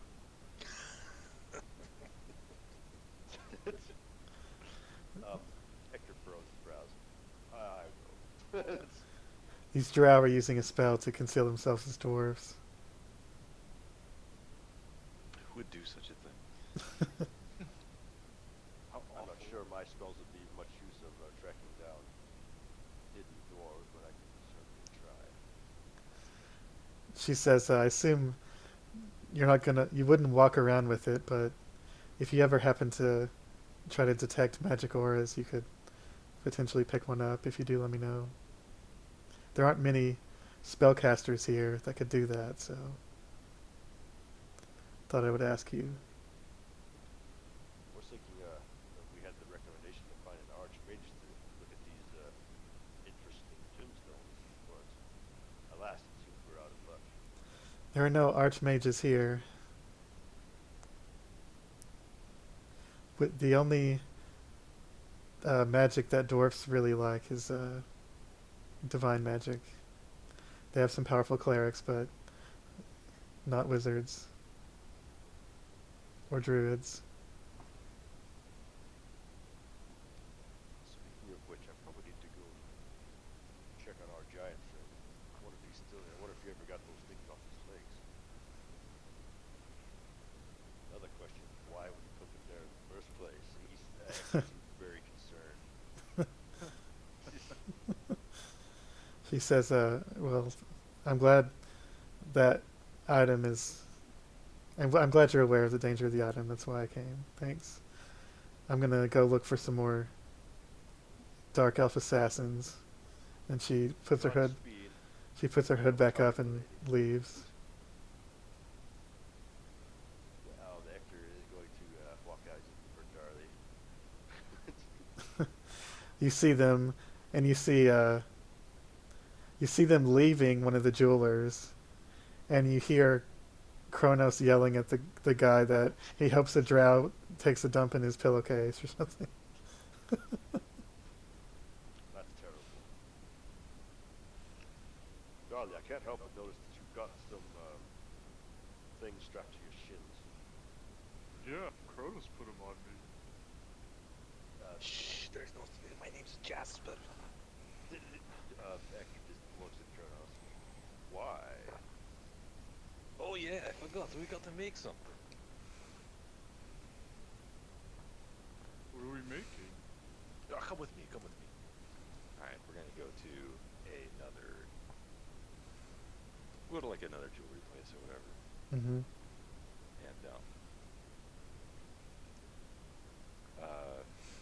and you know now you can, if you want to, you can ask to use a jeweler's horn or something like that if you want to make a chain. But I'm going to have them set me up with an anvil, just a big flat anvil. Mm-hmm. And I say, all right, Darli, I need you. Come over here, you big wolf. Okay. I'm gonna take some of this bone meal that I got, sand it off of the dragon horn. And we're gonna take this dragon bone here. And we're gonna fold it in. Kind of sandwich it between the two horns. Are you ready? I guess. Okay. So you're gonna see him, and he's gonna take one length of it, and it's gonna fold over the top. He's gonna have the bone kind of in the middle, and then the other one's gonna be slid underneath it. And then he's gonna take one hand, he's gonna hold it there, and he's gonna take this other one. It's kind of like a pinion, like it's a kind of a big looking pin. And he's gonna put it over the hole on the anvil. He's like, all right, I take that big fucking hammer, and I want you to hit this thing, and try not to smash my hand.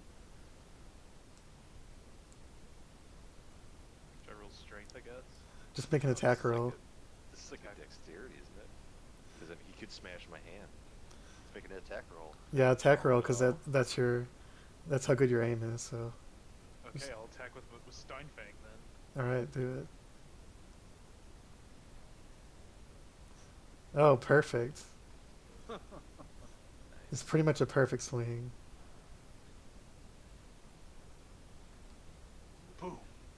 Obviously, he doesn't activate the. Make a hole in the floor. Difficult terrain. Yeah, automatically. He had his eyes closed, and I opened. He was like, "Oh, good job." That was a good swing. Yeah.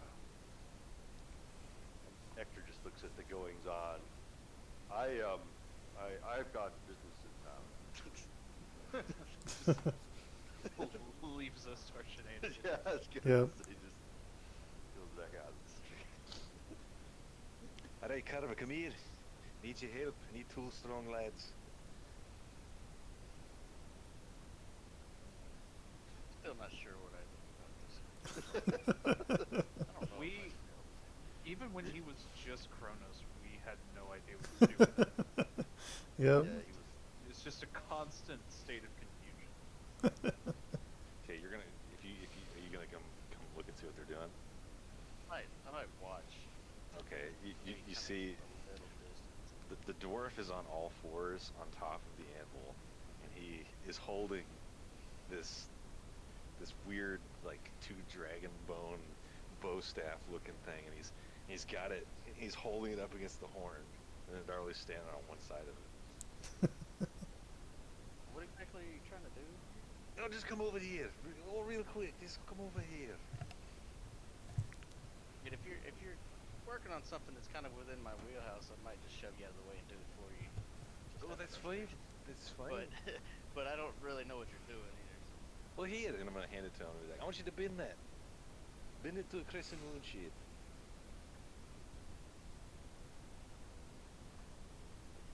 Working with dragon bone? Dragon bone, and then the 2 ends of it. It's like a dragon bone in the middle of it, sandwiched between 2 pieces of dragon horn. And the dragon horn has been basically the hollow end of it has been cut out, and you just have these flat pieces of dragon horn. I don't think that dragon bone bends. I mean, as a player, I'm Well, not that's an expert on that. that's so- why I said horn. Yeah. You're bending the horn. Right. The horn would probably, if it's got any bend to it, would already be bent. Again, it's the same bone. It wouldn't bend. Incorrect. Actually, what If I did you- was I got it hot, and then I straightened it with Darli's legs. And so now they are flat, and we need to bend them. It's possible. That's Basically, what you're doing is you're bending them against the way that they were already bent in order to create the tension gradient. Yeah, I don't follow the physics. That makes no sense, but I get magic. Whatever. No, it's actually how they really do it.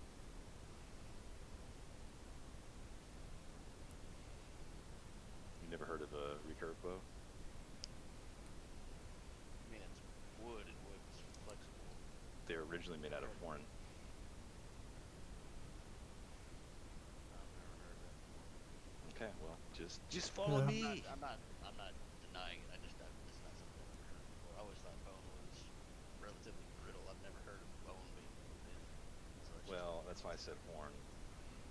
I guess if you, horns are bones. Horns are not. They're made of something else. I guess if you have to treat it a certain way, you could probably get it to bend. I think so. Yeah.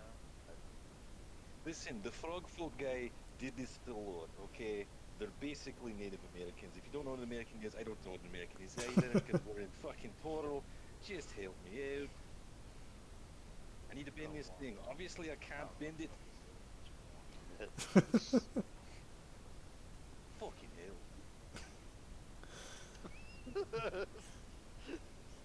Alright, so he's gonna start making a yoke. Shapeshift into a giant. he's like a 3-foot guy.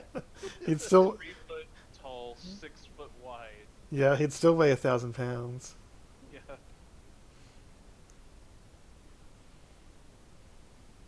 Okay, building yoke. Okay, is there anything else you guys want to do here? Probably get a room. Ectur is trying to find any magic rings for sale. This is a place where you could find magic rings, but the enchantments may not be super high end, but That's fair. the rings are definitely nice. What type are you looking for? Well, I know what one I'd like to find. I don't know if there's going to be one around here. Oh, actually, hold on. Let me look.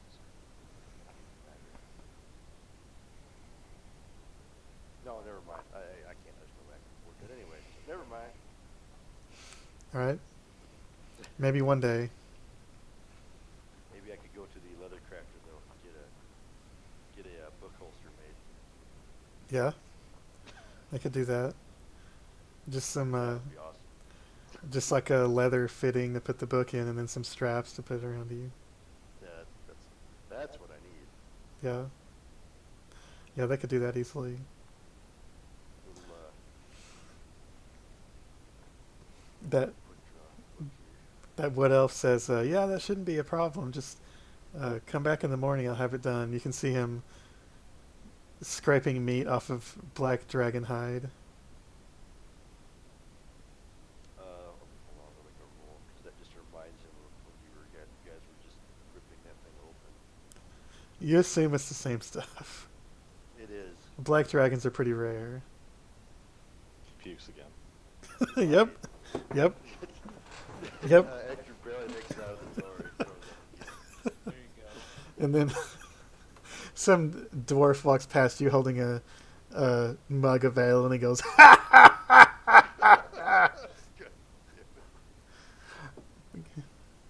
"Dwarven ale's a little too strong for you, huh?"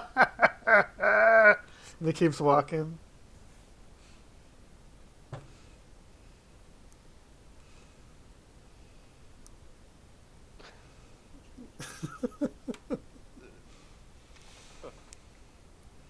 Second time he's vomited this session. Speaking of vomiting, are you guys going to try to stay at a dwarven tavern? Yeah, their alcohol's pretty strong. Yeah, I'm sure Darli can handle it, probably. just from sheer body mass, he probably could. Yep.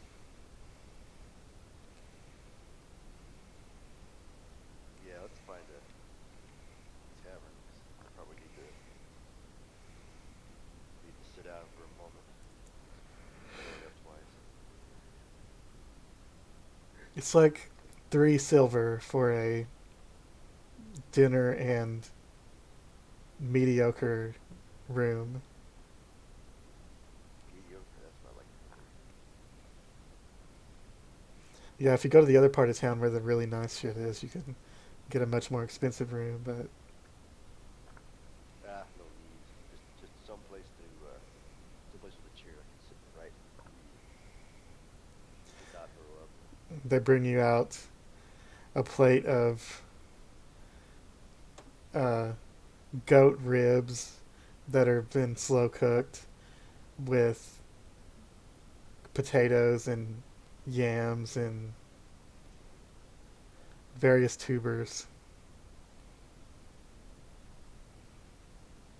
And it's all really salty.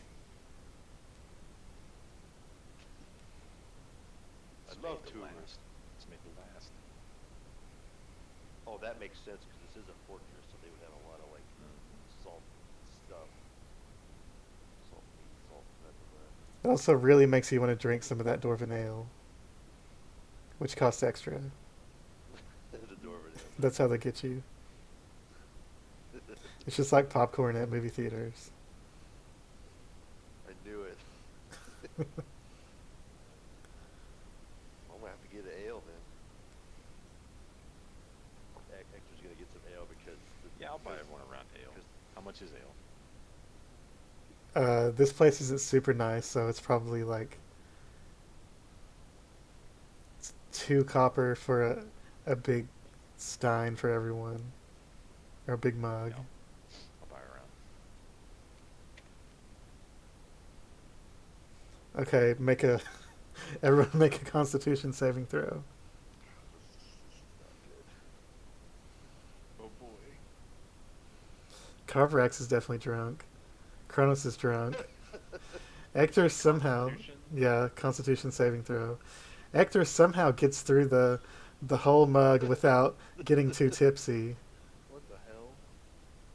Because he threw up twice. Yeah, that's true. I can't throw up anymore. Darli's pretty If you have drunk. an empty stomach, you should be super susceptible to it. Yep, Well, I ate a bunch of salty tubers. yep. I'm just trying to wash down the salt. I'm gonna look over at him and be like, ah, look at those little chin hairs. My mother had a thicker beard than you. Some dwarf at a nearby table just busts out laughing. Yeah, that might be too far. Or what did you just like down it? No, I just insulted you. That's all I did. Oh, you're insulting me. Oh, I thought you were insulting somebody else. Your character picture has small goatee, so He yeah. has like a trimmed little beard. He's insulting you because you trim it. Ectur takes another drink. Rather than walking around with what looks like a goat's ass on your face.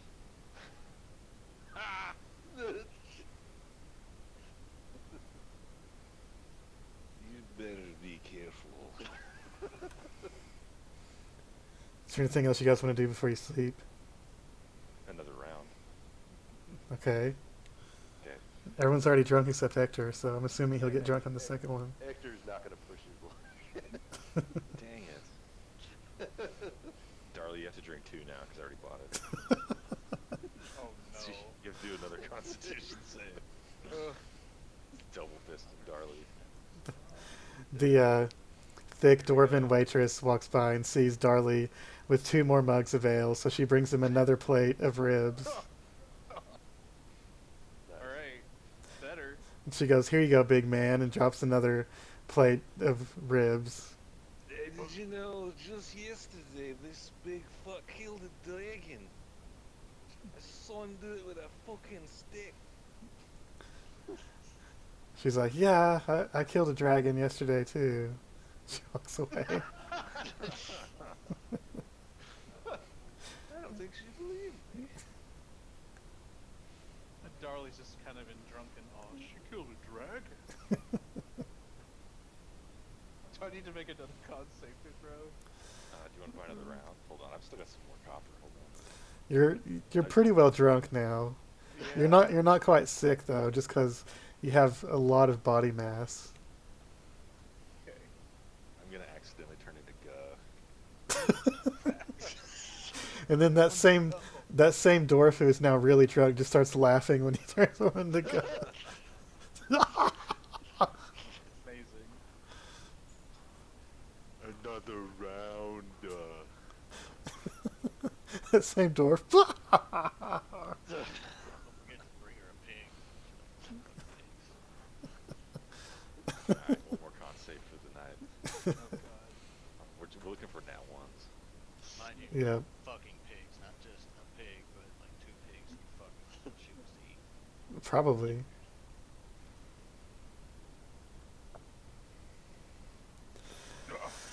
Nobody's super sick yet. I'm gonna drunkenly give Carvorax bardic inspiration. On this Constitution save. I need to roll. Yeah, make another one for a second round. Almost got a nat 1. What's bardic inspiration again? D6. If you want to use it, you get to add a d6, but you're fine. You're drunk, but not sick. None of you are sick. No. Why is it 2 daughters? Are you Jasper again? No, he's good. He's talking like Oh, you bad.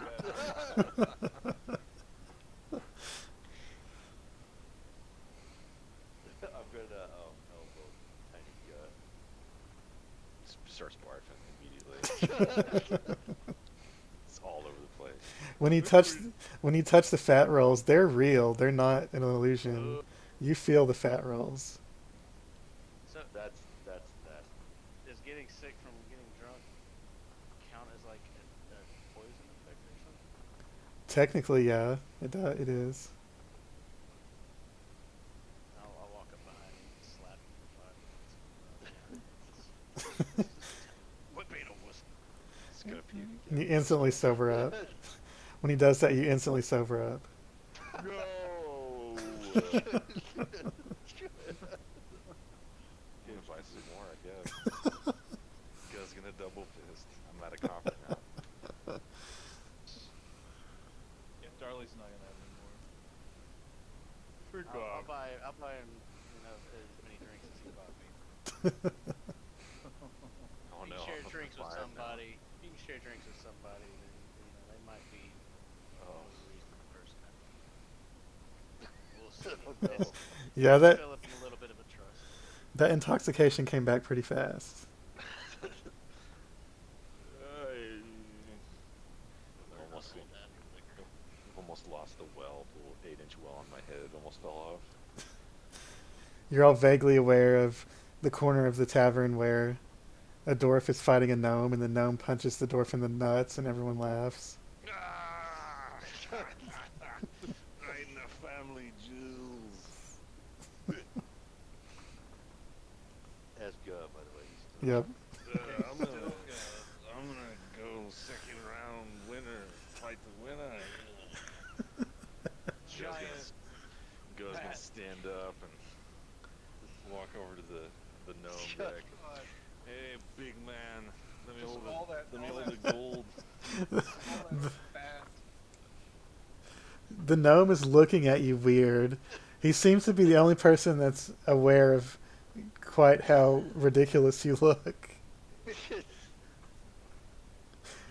Scratch my belly. What's the matter? You're not man enough to hit a sturdy woman? I gotta go to the restroom, and he turns around and runs off. Here we go. Let's take this one step further and slap that on. Oh no. It's almost impossible for you to And get if, drunk. by now. God, another drink. You start. Go's gonna get on a table and the table's gonna start crackling and like splintering and stuff. And he's like, What kind of a man here doesn't buy a drink for a woman? and then I'm going to do the most beautiful slamming table dance you've ever seen in your life. We'll give him blessed too. No. That one dwarf that was laughing earlier throws you 3 silver pieces, and he looks genuinely entertained. Yep. Just keep tossing coin to the bartender. Keep the drinks flowing.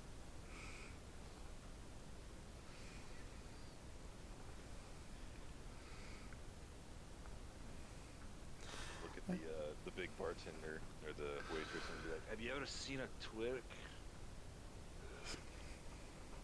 Never mind. Don't let. She says, "Is that one of those elven dances?"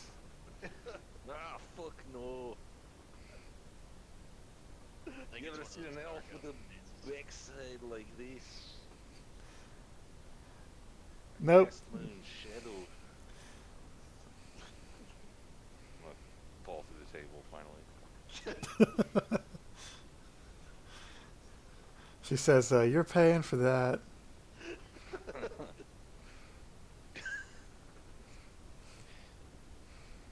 We know you're acting at this point because you can't be voiced. That's true. My God.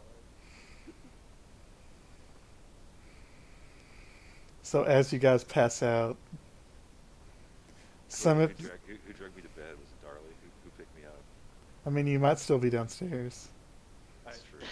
I mean, You're in the form of God. I don't know if anybody ever. oh Yeah. no. Just Maybe. go really in the touchy. ruins of a table.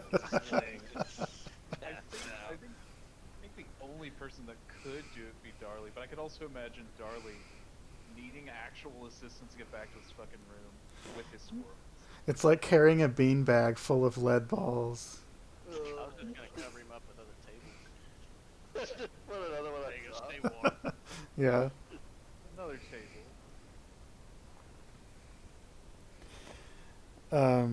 After you guys pass out, Carvorax, you have a particular memorable dream. It's kind of hazy at first, but it gets a little more clear. You see a street underground. You can see a half elf, or no, a full elf to your right who's messing with some leather, black leather, and to your left you see a dark little uh, room that goes pretty far back. Inside the room, you can see one lit candle, a small candle, and just next to the candle, the only thing you can see due to the small amount of light is a small uh, icon of the platinum dragon, Bahamut. And you, able to interact in this, or is this is kind of what you see. And this building has two windows, and both windows have cobwebs, and the rest of the room is dark. And you feel you feel this room kind of drawing you in, and then you wake up.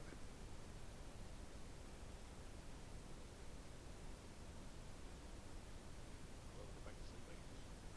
That's morning. Eventually, it's morning. Eventually, you all, I don't know what to do Alright. with this. eventually, you're all enough out of your hangover to get out of bed. Just pocket that memory for another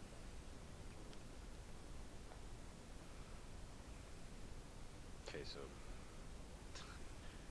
the Slaad's gonna wake up under the table and he's gonna realize that he is a Slaad. He's gonna quickly turn into a dwarf and then push the table off of him. Be like, oh, what a night! And then you remember that the high priest wanted you to come early to the Holy the fuck. shrine. Just gonna barrel out the door. Just, Ectur's already halfway down the road. I'm gonna fucking blast him as I run past. Run into the leather crafter's place. I'm gonna say, okay, you done with it? How much do I owe you? I gotta go. How much? Yeah, you see the elven leather worker with your black dragon leather, who has it kind of stretched out, and he says, "I can't say I did the best job with it. I'm not very experienced. Just give me.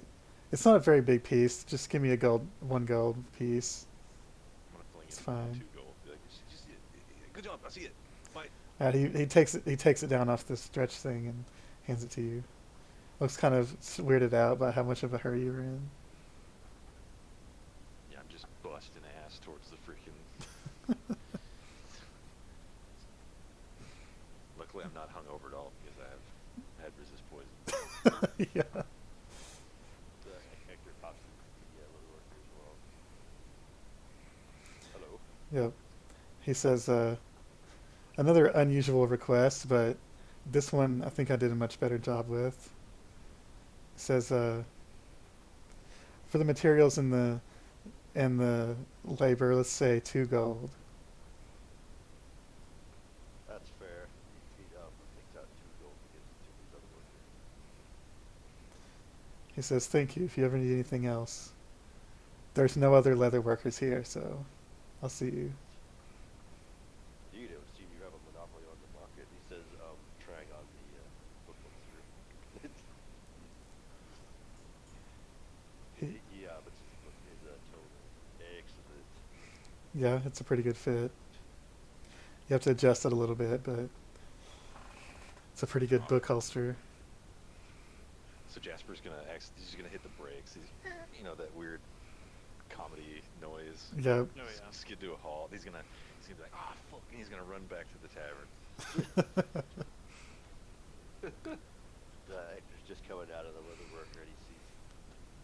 He's just gonna blast you as he's going by, just shoulder tackle. Second time. Use you. He's gonna go up there and he's gonna kick Carver's door. He's gonna just, kick it real quick. Like, Carver, wake up! Fucking hurry! We gotta hurry!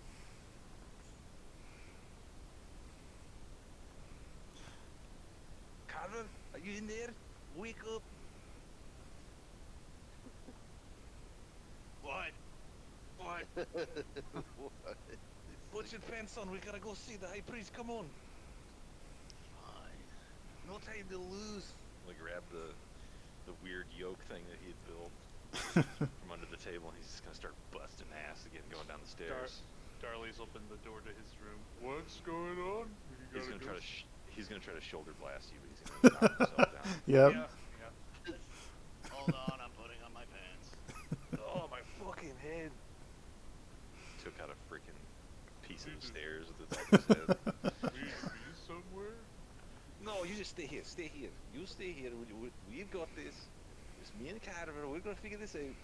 You can, eat a fucking bagel. I don't know. We'll be right back. Bagel. I'm down the stairs, still buckling the girdle. Yeah, there you go. Yep. Just the girdle and pants. Yeah, just the girdle, no pants. There it is. Just the girdle, no pants. Just like, Oh wait. Oh, hang on, I forgot something. Hurry up! I'm gonna beat you there. We dwarves are natural born sprinters. Front tail, it felt a little windy. I forgot my pants. Forgot my pants. Hard night of drinking. It's pretty easy to forget your pants. Yeah. You see this shrine to Morinn is not super massive, but it has gold everywhere. It's Yeah. clear that gold is not as valuable to dwarves as it is to the surface dwellers, because there's gold It's all the everywhere. craftsmanship they put into it that's Yeah. more valuable than the actual materials themselves. So it's just dwarves for you. I'm gonna knock on the door. It's open. There's no door. Yeah, I'm gonna walk in and be like, "Hey priest, hey priest." You can see where the altar would be. There's a massive anvil, and there's a small golden object on the anvil, and there's a glowing hammer floating in the air that is hammering this item. And standing behind the glowing hammer is the old high priest.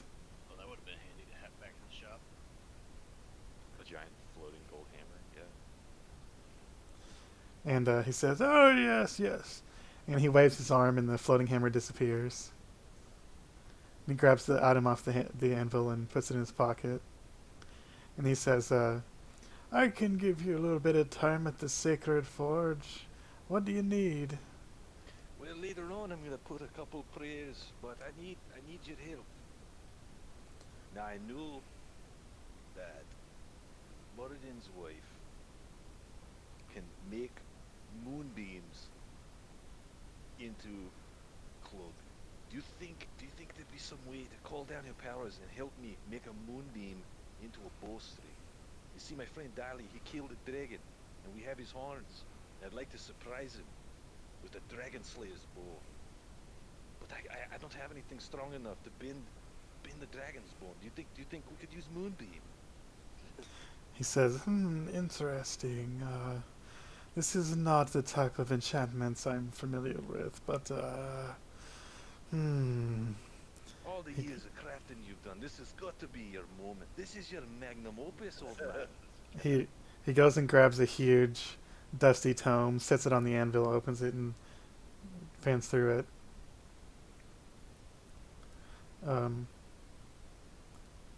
He says, your bone work there, it's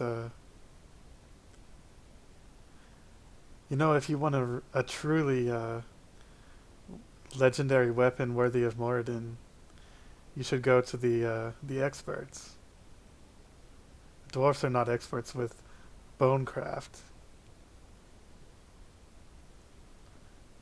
Have you heard of the lizard folk? Dragonborn? No. There's a more primitive race, lizard folk. Live in swamps and such.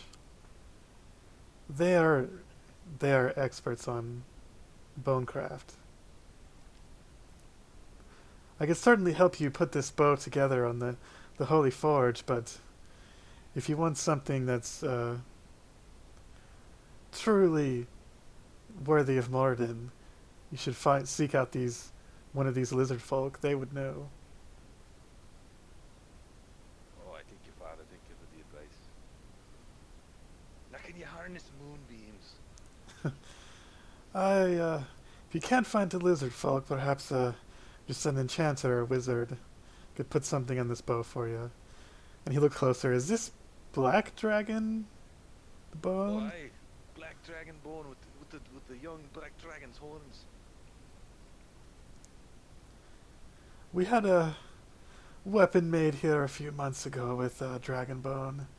It's, it's pretty impressive. He says, I can't promise you a moonbeam, but I'm not very experienced with bows. Perhaps I could try some kind of a fire enchantment. I'm gonna look over at the door and see if Carver showed up yet.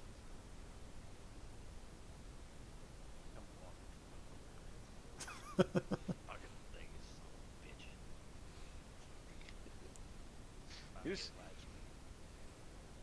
Here's my studious apprentice. He's here to help me finish. Furnish my ass. Now I've got this. Motherfucker. We're gonna bend this thing back now, and we're gonna try to imbue it with something that can harness its magical potential, its latent magical potential. Here on the holiest of forges. Fine, you froggy bastard. He says, if you had brought red dragon bones, that could help you more, but black dragons, they breathe acid. Not something Morinn really specializes in. Aye, but he helps his followers any way he can. The good man upstairs. He appreciates his creativity, whether it comes from simple folk like me or from master craftsmen like you. He says, do you have your bowstring? Aye, and I just pull out, some regular freaking twine. Says, put it here on the anvil. He says, no, wait, no. Just put the bow shaft, the handle there, right in the middle. Oh, you're gonna try to put moonbeams on it, Father? He says, I don't think I can do that, but Oh, if we ask Morinn with the right will, he'll will it to be. he's going to use divine intervention, and he has to roll a 20 or less. Oh, he actually did it. If you guys don't know what divine intervention is, it's a cleric ability at higher levels, and they have to roll a d100, and if they roll below their cleric level, they can gain information or a boon from their god. Nice. Let's not make a fight with this kid. No. Definitely not. Alright, Kyver. This is why I brought you here. I need your strength and I need your devotion to Bahamut. And I'm gonna put him aside. I'm gonna be like, Probably need a swift kick in the ass, but I'll see that. I'm gonna bring you aside and be like, now listen, I can't ask for this because I fucking shanked the dwarf and that's kind of his thing. It's kind of his people. But I want you just right in front of this holy father. but listen to me. Bahamut and Morinn, they're buddies upstairs, okay? And if he's going to give us divine favor from Morinn, you could ask a favor from Bahamut and put it into this bow. Can you do that for me, Carver? I can do it for Darli. Do it for Darli. That's right. Aye, do it for Darli. Alright. So I'm gonna give him the yoke. And what the yoke is it's just like a Y, like a Y shape piece of wood. It's really thick. And at the bottom of it, it's flat. And so what he's gonna have to do is he's going to have to put his foot on this yoke and bend the bow back over the holy forge. The priest says, you're a follower of Bahamut? Yes, he's the silver dragon, the platinum dragon. I believe we have a shrine to Bahamut here somewhere in the city. Smaller, much smaller. Much smaller than this, of course, but we have no qualms with the platinum dragon. And then he starts a ritual and successfully uses divine intervention to imbue moon powers into the bow. Fucking moonbeams, baby. So what do I need to do then? Need to bend it, or this other guy was just Yeah, maybe like an athletics check. The old guy can't do it. Yeah, he's just using magic. He can't do physical stuff. Really it's like leverage because it's pretty big for dwarves. Like this bow's pretty big. It's not big for Darli, but it's for you. It'd be easier to bend than like me or something. I'd say it's like a. guidance for it. It's 5 Yeah. feet straight, so you figure when you bend it down, you're gonna have to put 4 foot of pressure down.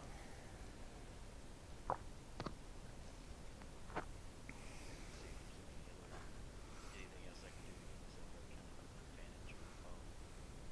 You see a little prayer, you can see it. You can see a prayer in the wall. That's what guidance is. That's asking for That's help.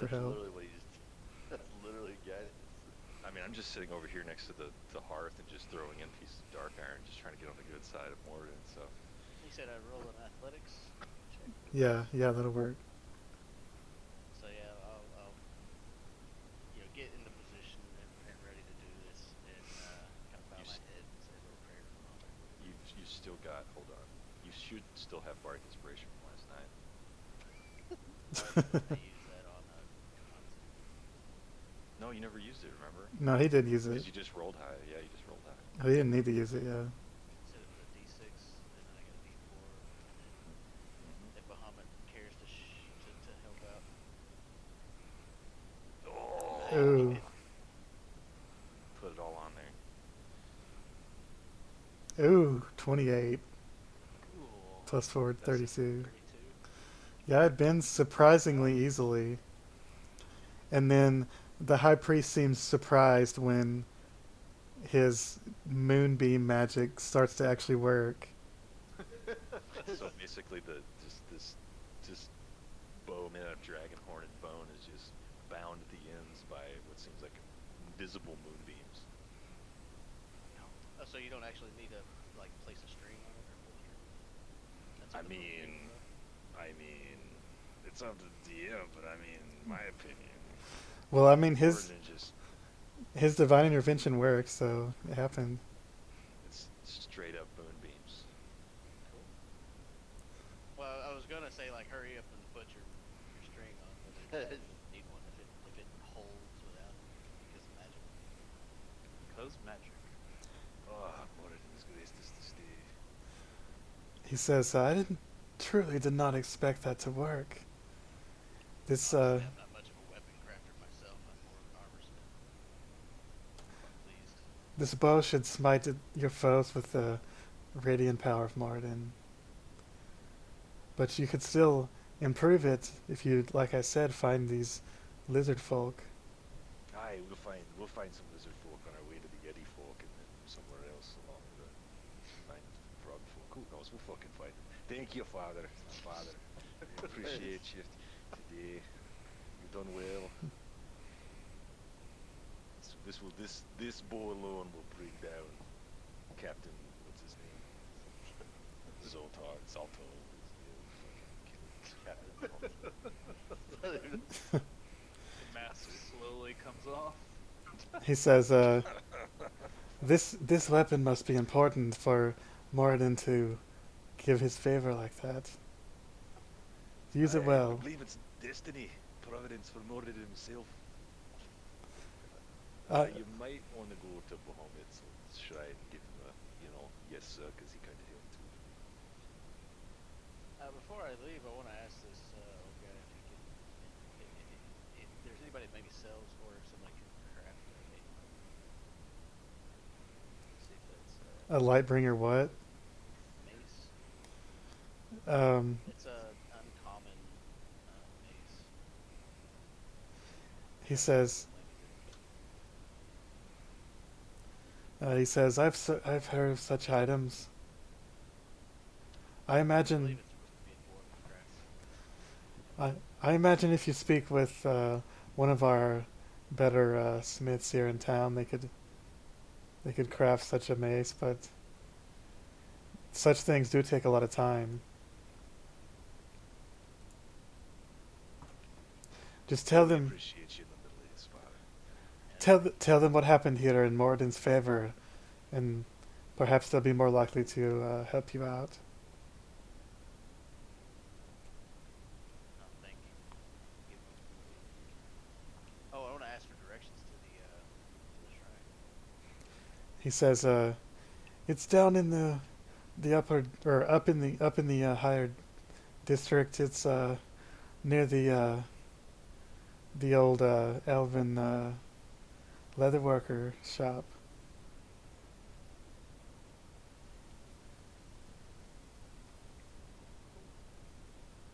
I'll make it first. I was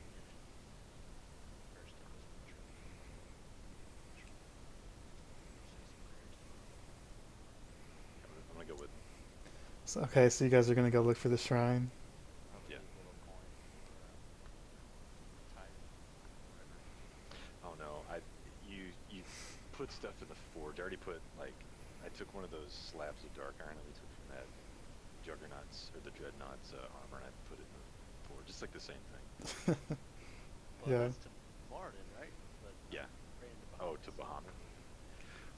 So, I as don't know what Bahamut requires. As a player, I don't know. I'm pretty sure Carvorax would probably. you go to back to this elven leatherworker, and Carvorax, you turn around, and look to the other side, and you see that same little small shrine room that you saw in your dream, but it's a little more lit this time. There's a few more candles lit. You see that same platinum dragon icon in the back of the room. Did I see that same leather worker nearby? Yeah, he's across the street. So I definitely know I'm in second there. So I'm definitely. That's also where Ectur is. He appears to be practicing a quick draw of some sort with a book. Yeah, he's got his book holster. Look at this. I'm gonna show him the bow. Look, it's fucking moonbeams. So, Carvorax, are you gonna go in the shrine Yeah, building? I'm definitely going in. Okay, make a perception check. While he's going in there, I'm going to wrap. I want to ask the leather worker for glue, and I'm gonna wrap the thing with Oh, skin. so this little shrine is completely empty. Though it does look like it has been well kept. The cobwebs from your dreams do not seem to be in the real shrine, but there's no one in here at all. And you kneel and pray for a while. I doubt you have any platinum that you want to offer. The only like special offering you could give to Bahamut would be platinum, but most Yeah, I've got platinum. I can drop it. most people are I don't have much. most people don't have any platinum, so Yeah, I took all I just converted all my gold into platinum because it's armor's heavy to carry. It's like one platinum's like 10 gold. It's not a big deal. yeah, it's not that. The actual material's rare, but yeah.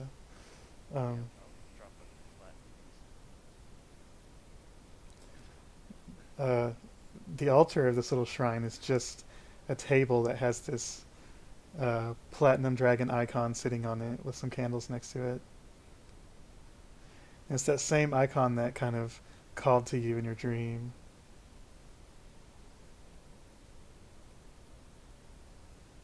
So the room looks the same, other than it's more well lit and there's not any cobwebs. Yeah. It's really the only thing that makes it so different. Mm-hmm. And as far as being more well lit, where do I notice the light sources coming from? Just more candles. That didn't exist or weren't lit in the dream? They weren't in the dream at all that you could see.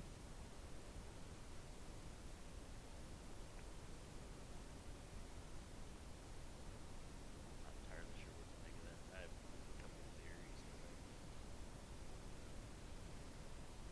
I don't know how to investigate any of these. Do you want to approach the altar or look around or anything like that?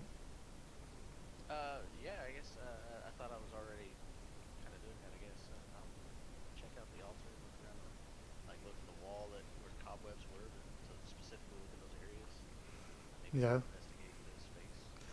You don't see any cobwebs in the windows, and after you kind of kneel at the pew area for a while, you go up to this shrine, and it's a very not flashy, not gaudy altar because it just has this one icon on it. And as you're looking at it, there's a doorway to your right. It's dark, and at the corner of your eye, you see something on the ground like a snake or something.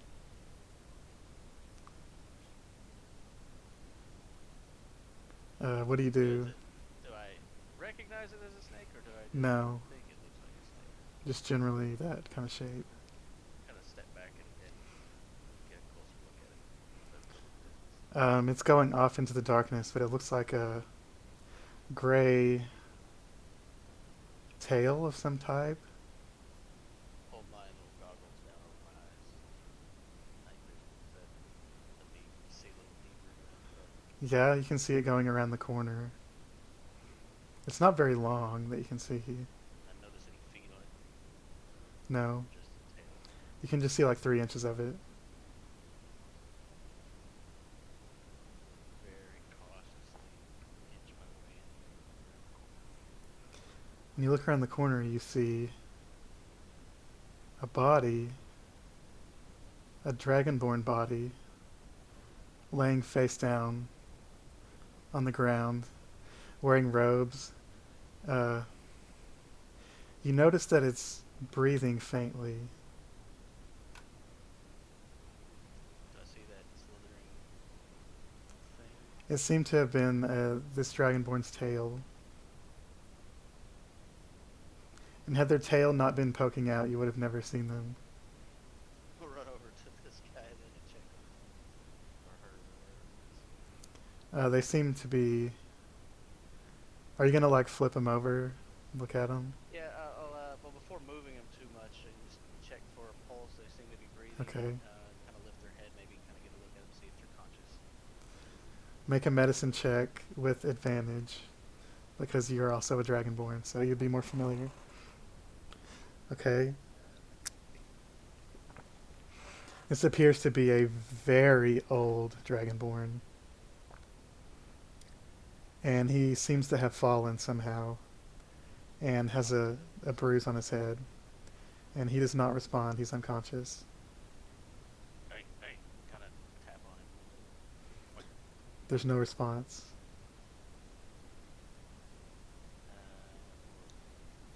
Does he doesn't necessarily look injured.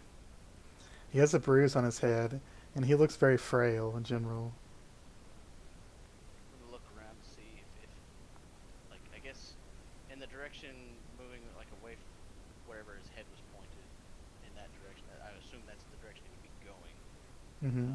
before he collapsed. What is there anything else in that direction? You see this hallway heads down into another smaller room, and he seemed to have been going that direction from the shrine. Can I pick him up and take him that way? Assuming maybe he's got a Mm-hmm. wound or something down there. He might be, maybe they're in a bed or something. Yeah, he's not super heavy, and you see he does have a little bedroom back here with a bunch of homemade like religious iconography and stuff. Some food, a small bed, and you lay him down on his bed, still unconscious. I cast Cure Wounds. You do that in his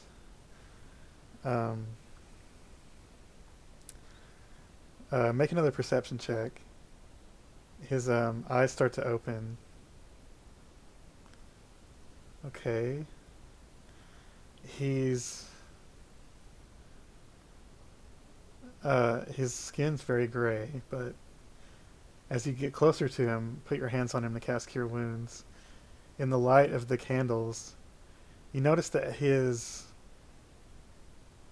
Uh, you get a little closer look at his skin. It looks like he's a blue dragonborn, and his skin has grown gray due to age, which is not unusual to you. You would know that that would happen to really old dragonborn. But it's just surprising to see a blue dragonborn here in a shrine to Bahamut. Did he wake up or respond at all? He starts to come to consciousness, and he says, "What? Are you okay? Where am I?" We're in the shrine in a room, I presume, your quarters. He reaches his hand up and touches your shoulder. "Who are you?" My name is Carvorax York. I'm a smith. Oh, okay, yes. I must have fallen. I'm sorry. Don't apologize. You do appear to be very old. How did you find me? I came to visit the shrine, Bahamut. I found you collapsed. No one has visited this shrine in many years.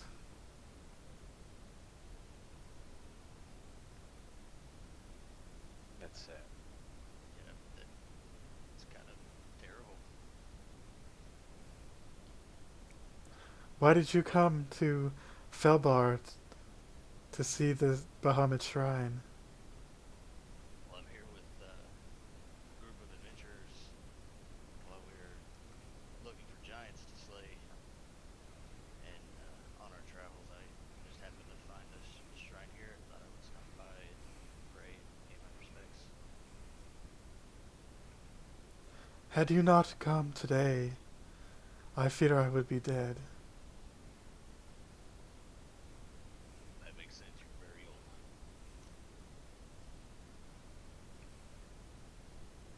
I mean, no disrespect. But you look very old. I've had no one pray here at the shrine for...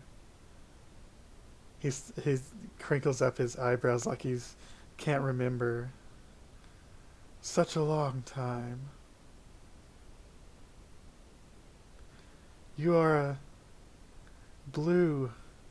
You're a blue dragonborn. Why do you pray to Bahamut? Well, that's a bit of a... I probably shouldn't say a long story. I don't suppose it's that long. As I mentioned before, I'm from Womford, across to the east. Or excuse me, west. I guess that's the west. Yeah. Far away now. And giants destroyed my town. And Tiamat ignored my prayers. Wouldn't protect us. Wouldn't save us. And in my desperation, I felt Bahamut call to me and give me strength. I lost my father, I lost my town, I lost my home. I've been out first seeking revenge, but it seems there may be a larger conspiracy of sorts afoot that needs attention. And I just can't let that be. He says, the Platinum Dragon must have drawn you here.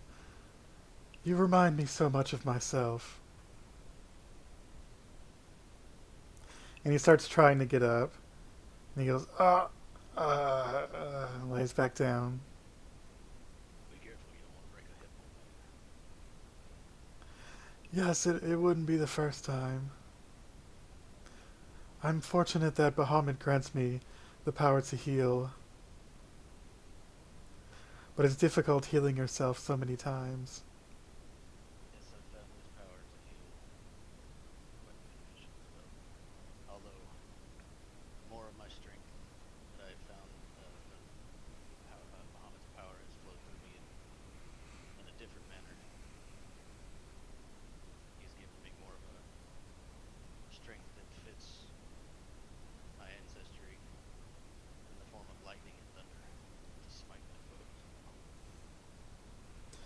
You are a paladin then.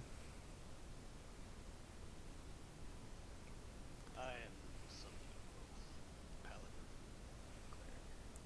What was your oath?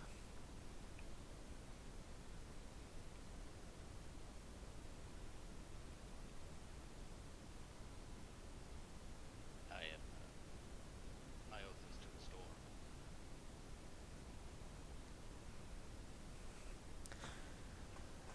storm. He says, when I first opened my eyes, I thought I was seeing myself.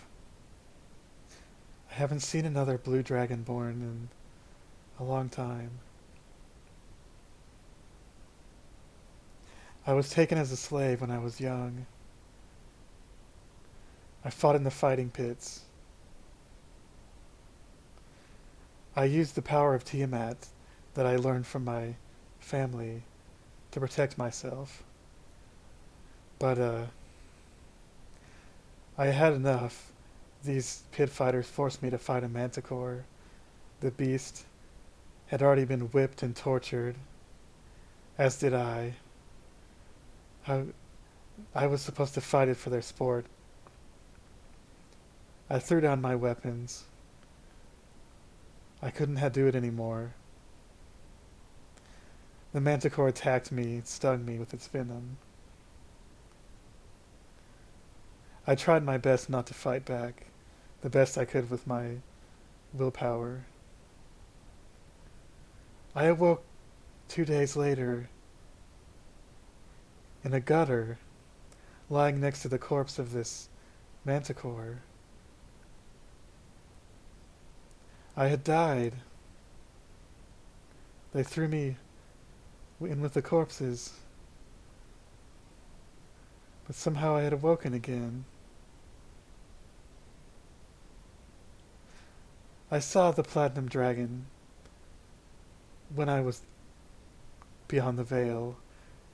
So I'm sure you've experienced something similar. You know, we are chromatic dragons. Many say that the chromatic dragons are evil, children of Tiamat. Did you know all dragons are children of Tiamat? Even Bahamut himself. The platinum dragon turned away from her.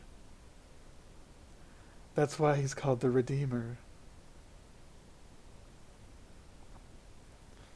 All dragons are born with this avarice and greed.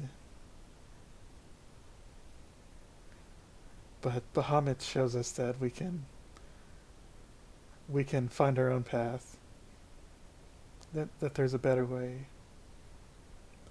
And I know that Bahamut has blessed me once again by sending you here to me today.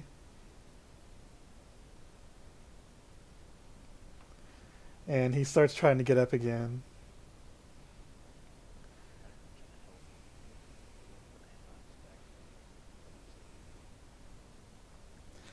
He grabs the cane, goes over to some boxes, and digs around. And he says, you say you're going to fight these fire giants. He pulls out a string that has something dangling from it. And he says, this kept me alive. Maybe it can do the same for you. And he hands it to you. It looks like a holy symbol of Tiamat, and 4 of the heads have been broken off, and it has been dipped in platinum.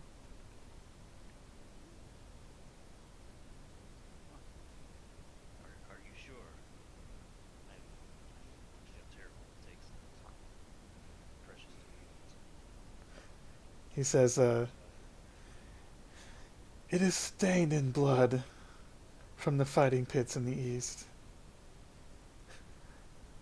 but the platinum covered that. I suppose it will blend in nicely with the rest of my equipment. It's also very stained in blood, although I polish it as frequently as I can to keep it from actually staining. I do like shiny things after all. He says, the Redeemer calls us to bring the fallen and the darkness back to a good, happy life. Everything can make its own path, even that it's born evil. I can no longer do much work for the Redeemer here in my empty shrine, my brittle bones. The work you do here, old man, is more than enough. If you weren't here to... I feel like this meeting is something of a sign. I agree, I think Bahamut brought us together. He says, I hope you bring the power of the Redeemer to help those in need. I hope you survive your battles. If you ever come back here, please return to my shrine and tell me of your victories. I've had very few people to speak to in many years, especially not devout followers of Bahamut. The high priest of Morinn, sometimes he comes here to speak with me, but otherwise I'm mostly here by myself. I would love to have a young man like you return and tell me of your tales. That's all I ask in exchange for this charm that I've given you. Perhaps I could share with you the tales of the 4 giants that I've already seen. He says, yes, I would very much like that. And his kind of jaundiced, dragonborn, twisted hands struggle to do the somatic components of a spell, and a quill starts floating in the air on his desk nearby and starts writing on its own. And as you tell him your deeds, he records all of them on his parchment. I was going to say, for the sake of narration, we'll just expedite the story. Yeah, we can just assume you tell him all of your exploits. I might slightly overindulge in some of my own personal attribution to the fights and kind of embellish a little bit on my personal. Like, I'm not going to leave anybody out of the story, Mm-hmm. but I certainly make it sound like I had a little more impact than that. And he says, this blue dragon you described that you saw at the spine of the world. She is our progenitor. Yeah, I don't think she liked it when I called her grandma. Grams and Grammy and Grandmama. I just couldn't find the right title, the right honorific. It is true, though, our blood comes from her. But she has not found redemption. Well, perhaps I might find the opportunity to show her the way. Yes, that's what Bahamut would want. But if you cannot, Bahamut, I hope, will grant you the power to strike her down.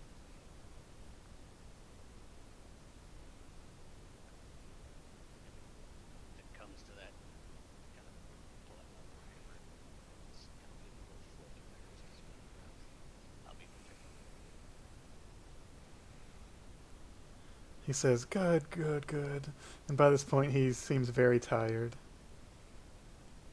I should let you get some rest, old man. I have to see back to my adventuring party. He says, Very busy. He says, "I hope I see you again soon, young man." And he lays back down and goes to sleep almost instantly. If there's a door, I'll close it behind me. Just kind of leave it in peace. Maybe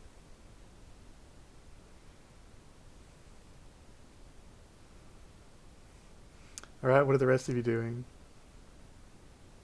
I'm actually in the Leatherworkers, just across the street. I have put strips of dragon hide down the front contour of the bow, and I am now wrapping the handle with it. Just because it's unfinished, so you might as well just cover it up. Mm-hmm.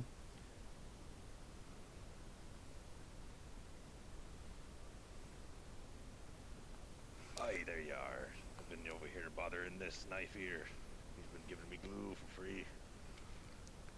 What happens? You have to go to the bathroom in there or something. Does Bahamut shrines have a bathroom in them? Because I need to use one.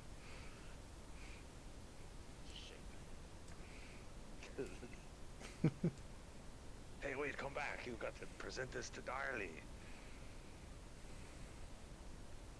Can't wait to see the look on the big guy's face when you hand it over. It'll be like another birthday. Will they even know what it is?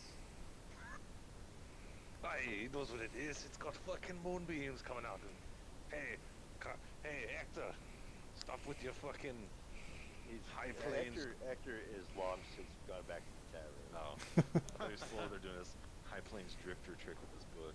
He was, but I mean, he can only do that so long before he gets used to it. So. I assume Darley's just been playing with his animals the whole time. Oh, of course he has. You know it.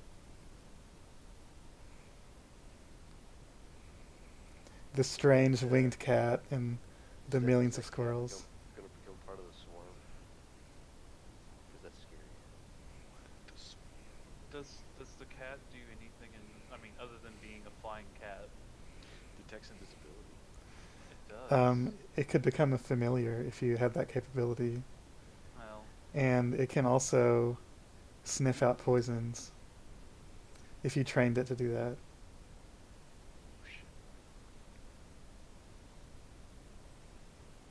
And it seems to have other capabilities according to that weird invisible mage that you guys met. but Of course, the invisible mage. it's a shame Darli will basically never utilize all of its capabilities because he won't know. Yeah. But okay. Speaking of utilization, look what Carver made for. I mean, look what Morinn made for you. It's a butt scratcher.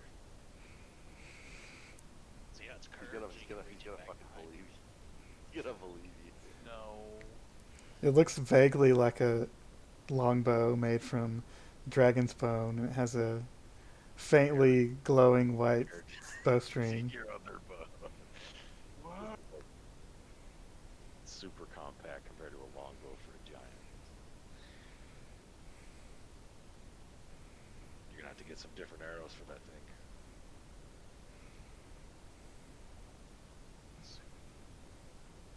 You cut out a little bit, say it again. I said, wow, fancy. That's the dragon you felled. You're Darli the Dragon Slayer now. Yeah, I did do that. Yes. Yeah. Didn't really think about it much in the heat of battle, but yeah.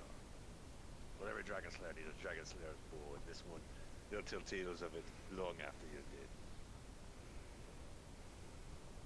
But I will let you know it's not complete. We're still gonna find some lizard fucks and make them fix it.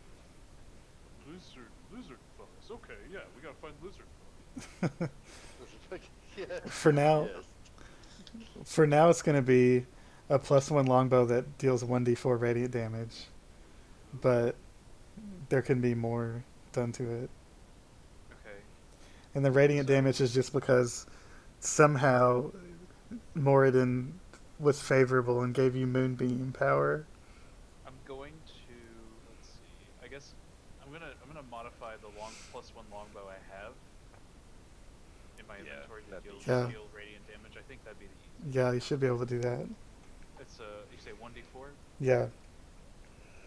So it'll do that on top of what it already says, yeah.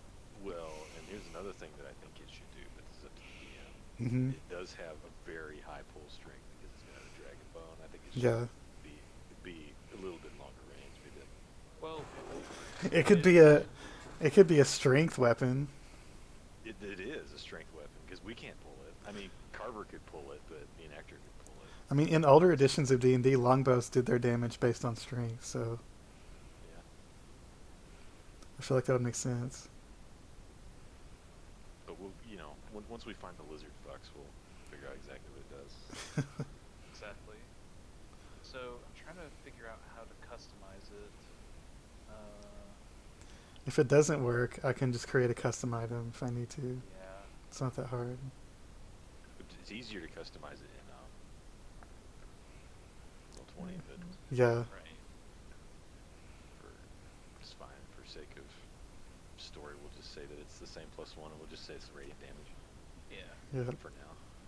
Yeah. I'm not sure how to apply radiant damage. Like give it radiant damage. Like there's a. I guess I could put it in the notes, but there's no there's a damage bonus, but that's like a raw bonus, right? Well, until they make the weapon, just remind them it does radiant. That's what I would do. Mhm. It's not that big. It's still the same damage, right? Yeah. Same type of damage. Yeah. Same damage roll. So okay, just to be clear, it's like moonbeams are the string, right? Yeah. The string. Yeah. Fucking So- moonbeams. Darley's looking at that. He's obviously fascinated by that. He like kind of plucks at it. For some strange reason, Moradin seems to have granted you all his favor. Even though you murdered a dwarf and masqueraded as a dwarf while you did it. And you were making a longbow made of bone, which none of which are dwarven-y things. Well, he likes Well- anything creative, though. But for some reason, he did it. For some reason. He's a crafty guy. He likes crafts. He's down to craft. All right. Do we need anything else in town?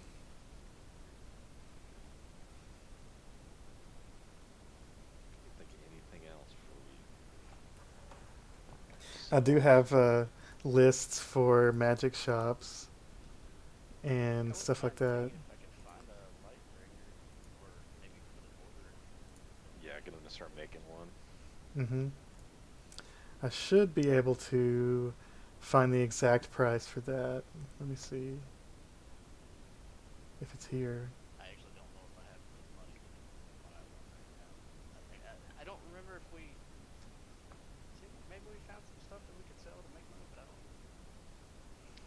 don't. Those weird orbs from We can't get a Yeah. mage to appraise him. I've Yeah. already tried bullshitting him and trying to sell him before. No one falls for it. well, the people that have enough money to give you good money are probably smart enough to not get bamboozled. Yeah, that mace is not on there. Well, we could sell the Bell of Arbitrary Nature. There you go. I don't want to ring it again. I mean, we give it to No somebody one else. wants to ring it again. That's for sure. I'll just say it's to have that uncommon Lightbringer mace. It would be.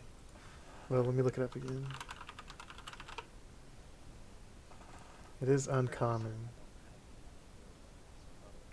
It's from Lost Mines of Fandelver.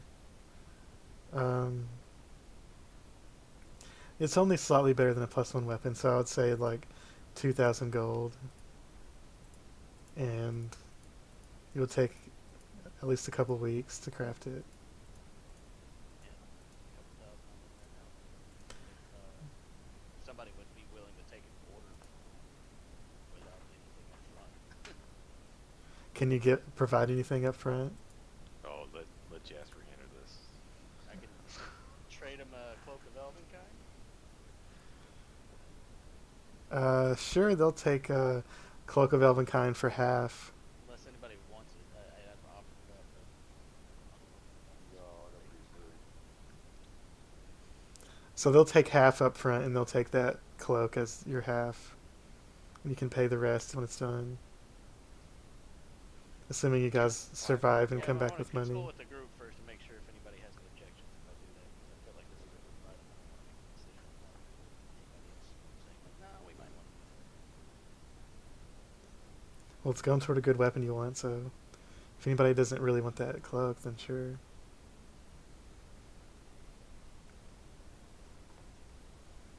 I guess nobody has any objections, so Nobody has any objections, so I'd be happy to trade Yeah. my whole con for him.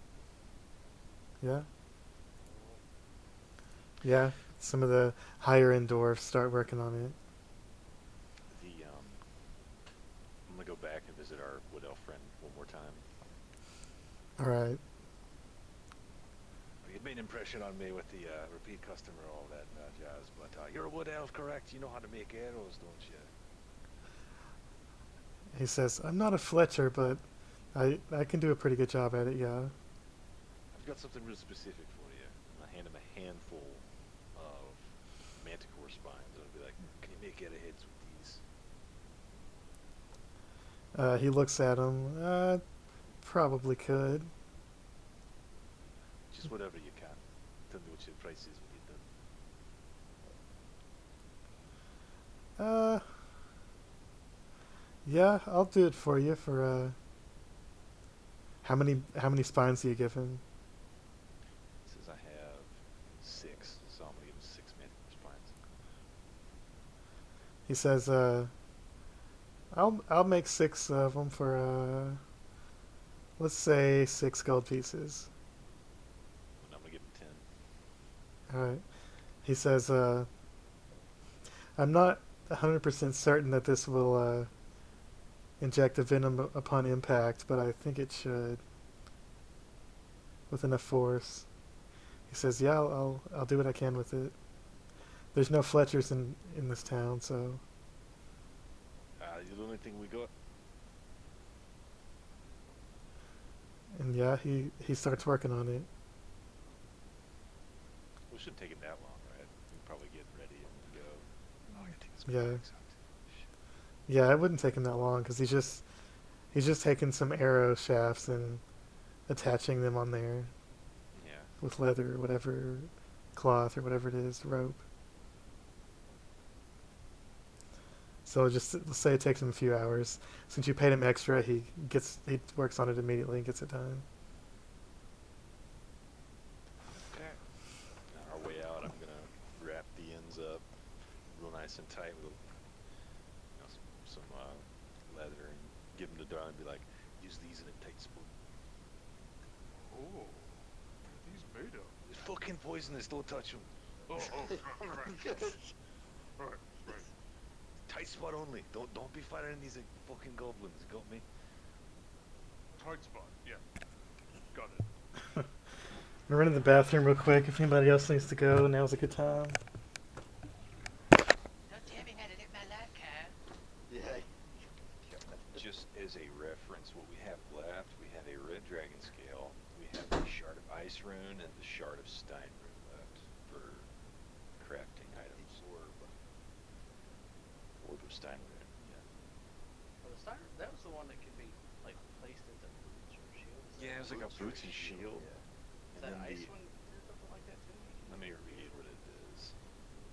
Oh, here it is. Yeah. Shard of the ice rune.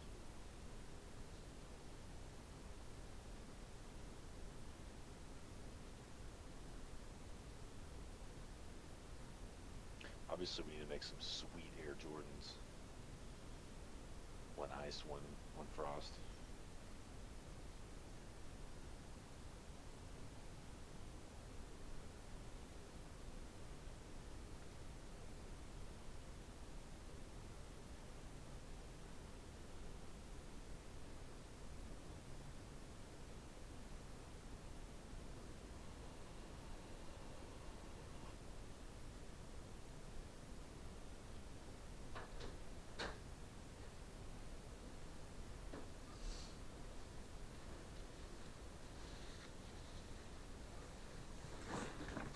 Yeah, if you put them both on boots, you have advantage on strength saving throws, reaction, you can knock prone, you can walk on water.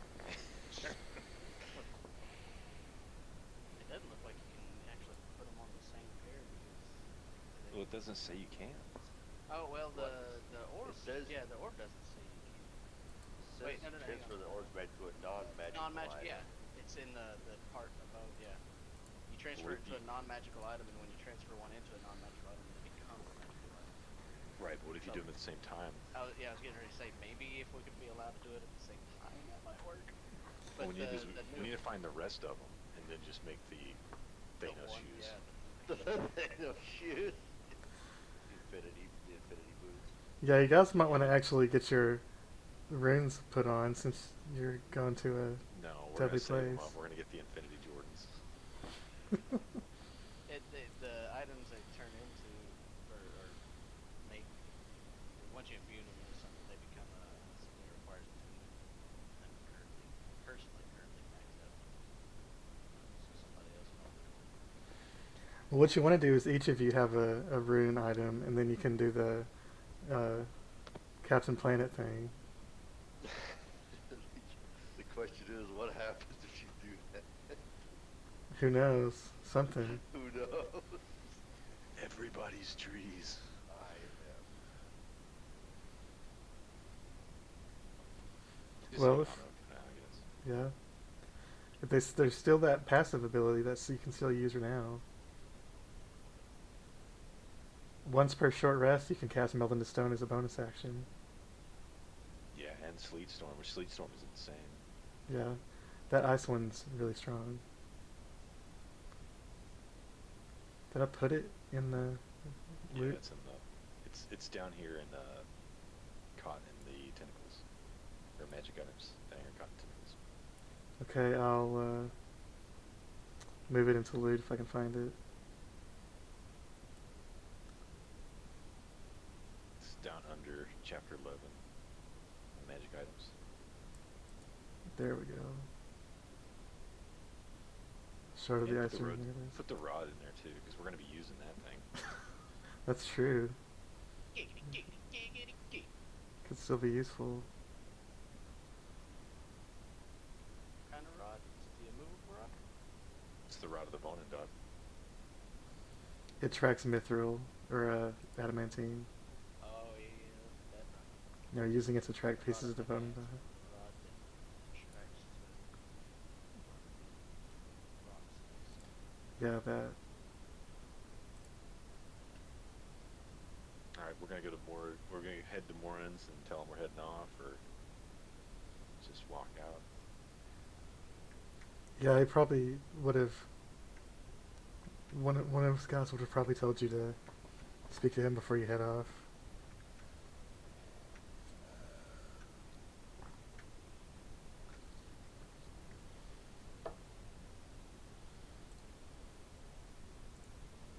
Going over to see him. Yeah, let's go see him, I guess. Gotta get his favor, so. Yep. Alright. Walk up, kneel, do all the impressive stuff. You see, let me make sure I get their names right.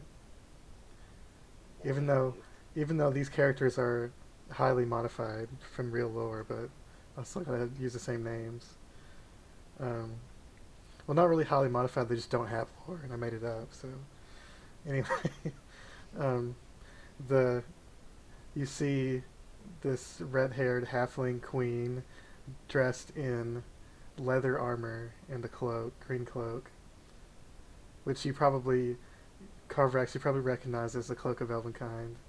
And the king is in his full plate armor with several guards that are also wearing really fancy-looking dwarven plate armor. When you walk in, it looks like they're kind of suiting up. And the king says, "Oh, there you are. Are you sure you don't want to go down to kill some dry with us instead?" I know, we've got a date with those Zalmo, or what the fuck his name is. He says, I'll have giants. "Wouldn't surprise me. They're a lot smarter than the giants. That's for sure." We're headed to where we know giants actually are. So unless they don't have any giants.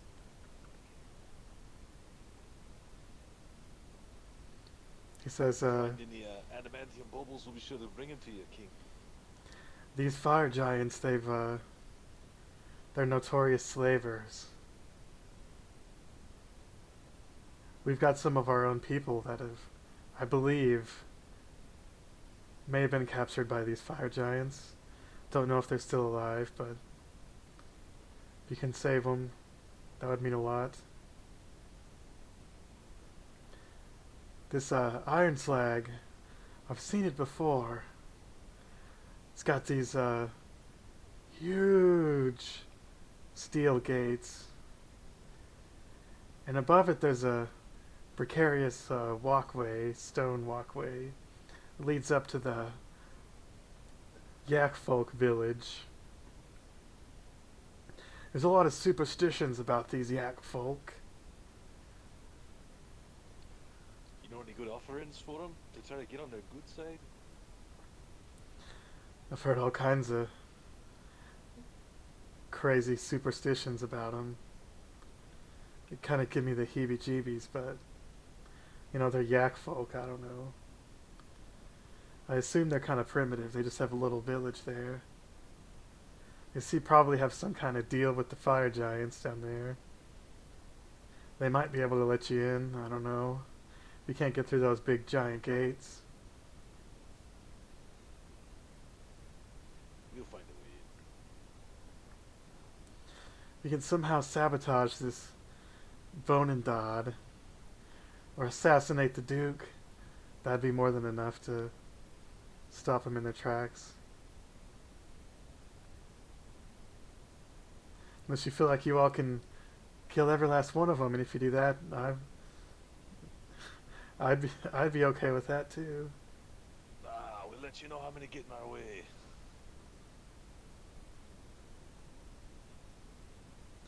He says, But just so you know, we'll only be bringing one hit back. he says, I don't know if you all want to keep like I offered the others, but I'll definitely give you some kind of reward if you succeed in your crazy adventure. Well, Morinn preserve you. We've got Those an knife eaters. We've got an adventure of our own. And he grabs the axe you gave him and his own axe and puts them over his shoulders. Did I tell him it was cursed? No, you didn't. What a dick. Morinn preserve you. Oh boy. He's gonna kick her ass. If we don't see each other again, I'll see you in the Great Halls. He says, you may be the one to come back alive this time. I don't know. We're headed to the Underdark. Hopefully not far, but even a little ways down there is nightmares. Just stay clear of those Dweger and those Umber Hogs, you hear? Yep. Good luck. You too, King. And Queen Tithmel nods to you, and a couple of the plate armored dwarven elite guards seem to be staring at Darli's hammer. Of course. Hold it up and give him a battle cry. But the king has seemingly already decided that he's not going to be able to get it, so he's not as worried about it anymore. I could imagine Darli, taking the hammer, lifting it up, and giving a good yell, good war cry. Nice guttural.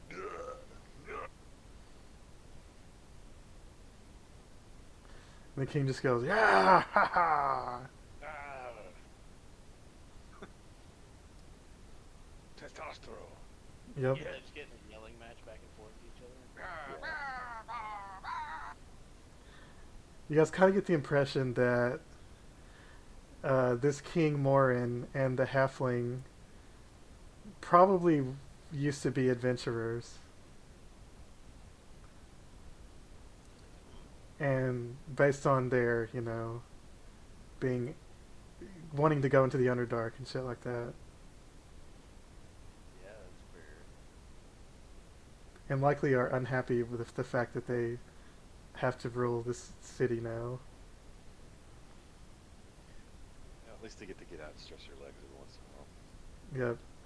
however short they may be. Anyway, guess we head back out the same way we came in. There's no back ways, right? Not that you know of. Yeah. Because we're on the other side, if I remember correctly, the map, we're on this side of the Star Mountains, so we need to be on the other side.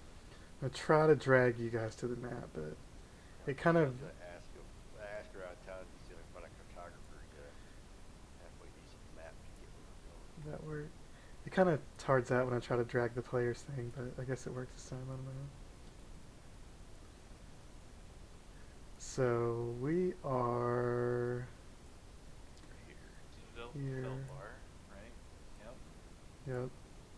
Then we're gonna go If we could go through the Iron mountains, Slag, yeah.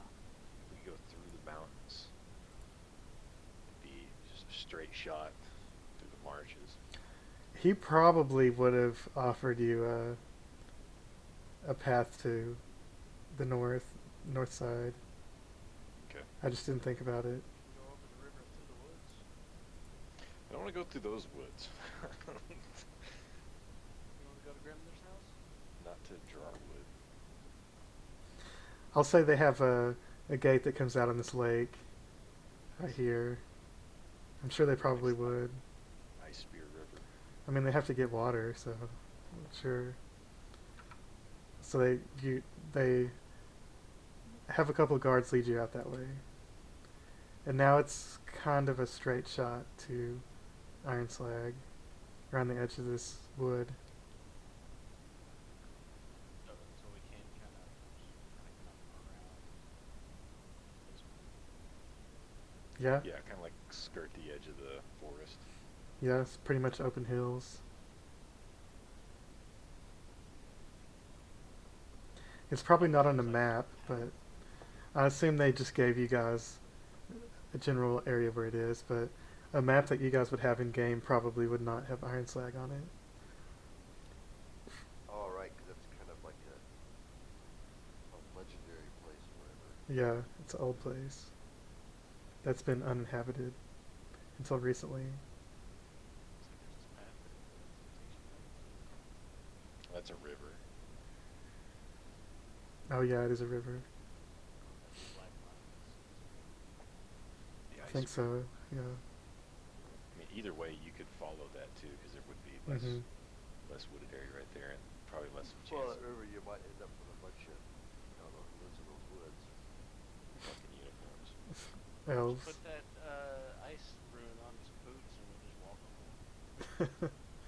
Like Yeah. boots for Darli, and then we all just like climb on his back and he just carries it. Well, I don't know if he could carry everyone just because Carvorax is kind of big. Well, I would turn into Gud just to make it harder. So Of course you would. It's like carrying a beanbag full of lead. I got strong Yeah. arms, I'll do it. So they're dwarves, so they wouldn't be able to give you some horses. So you guys would Right. have I to figure they'd walk. give us, like Jordan said, they probably found a cartographer or something. They give us kind of a straight on direction where to go. Yeah, they can give you where to go, just probably not horses. They don't have horses in their underground It's shit. not that long of a trek. So we'll just walk across the mountains. Yeah, Yeah, it's 50 miles. we'll have to camp a few times. Is there anything you guys want to do while you're walking and camping? I was gonna say if we dash the whole way, that's 60 feet every 6 seconds. Just And fucking if I do the Naruto math- running, just Naruto run all the way arms there. straight behind us, just Yep. dash. How many feet are in a mile again? It's like 2,000 something? 5,000, 5,000 28. something? 5,283. I think there might be art of his place. Let me see if I can find it. There is art of a storm giant battling a fire giant for some reason, but I mean, other than the fact that it's cool, you mean? yeah, I mean that, yeah. That's right. It's all about that. Nope, I guess there's no map of this place, but yeah, that's what it looks like. There's a gigantic. Wait, I thought there was a. There's got to be. I'm pretty sure I saw it.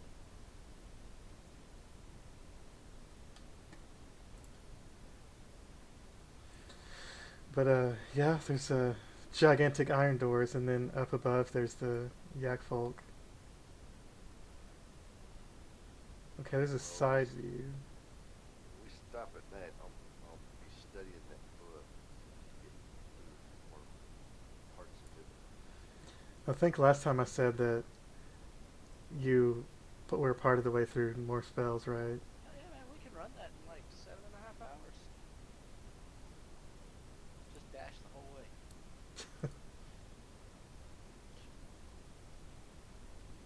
Might get a few levels of exhaustion. I don't know. Yeah. Yep. Might. Roll We really could do it good, in 14 hours if we cut that down to 30 feet. I don't know. Do you walk 30 feet in 6 seconds, or is that a run? I don't know what that matters. Man, if you're That's in battle, it's kind of. it's probably over, way over analyzed catch those. And I'm terrible at that sort of thing. Okay, you spend enough time to discern how to cast some more of these strange spells. And reminder, if you cast a ritual spell, you spend 10 minutes to cast it, but it does not use a spell slot. Ritual. Yeah, you don't use a slot, but you can cast it. Yeah, That takes time. yeah, it's You pretty can useful. Take a break when you cast a ritual. Yeah, Like detect magic. Just look at the grass and see how non-magic is. yeah. Detect magic, augury, all that stuff.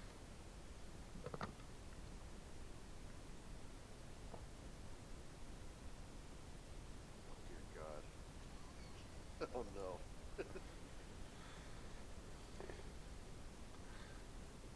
I saw what the component was for the other two summoning demon spells. It's probably better. Yeah, it's you don't have to have the component to cast it. You just have to have the component to do the extra part where you make the circle. Yeah, which is probably a good idea. Because if you lose concentration, the demon's still there. You just don't Oh, control yeah. it anymore. Yeah. And it'll attack whatever it feels like. Yeah, whatever it wants to. Which it may keep killing your enemies, but at some point it also might start attacking your allies. Yeah, could. This is exactly the kind of thing I need. Yeah, dude. Look at I gotta have a vial of blood for my humanoid children in the past 24 hours. Oh fuck. Dude, I can get you that, man. I know people.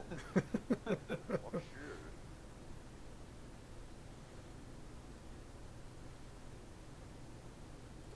I think the biggest part is I'm gonna have to learn demon. I don't know all along yet. Oh, you don't have to pick them. The DM will Yeah, decide what it it's summons. You Right. fix that? Oh. Yeah, It's yeah. The DM picks it. and I already know what it's going to be, so. Of course he I does. already know what it's gonna be. It's something like the breeze just comes in. Giant mace made out of a dude's spinal column. It's like, great. This is exactly what we wanted in this fight. Yep.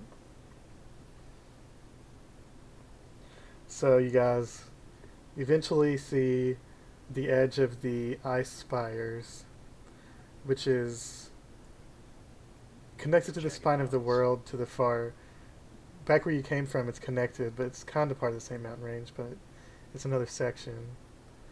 And on one of the ice spires, you can see you come across this gigantic stone or steel doorway, double doors. And then you can faint. Yep.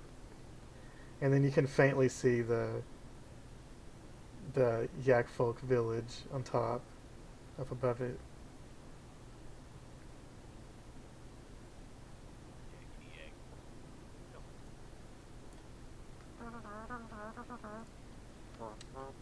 Let's see what this looks like. This map. All right, everyone. Nope, Gather can't do up. that I have yet. an idea. If we lie in wait here, I can sneak up and just gank one of the yak folk, and then we can, use that disguise to infiltrate the village. Someone they trust. I see several problems with this. Maybe we don't kill anybody and we just go in friendly. Put on your dwarf personality or But you heard halfling Morinn. personality. Way more personable. You heard Morinn. I mean, if they've got like a understanding with the fire giants, they might just tell them we're there. That would be good. I don't speak yak. Bring on the giants.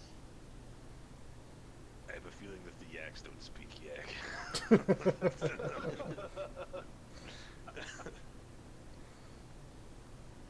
Start yelling at them. Yak, yak, yak, yak, yak, yak, yak, yak, yak. Yak.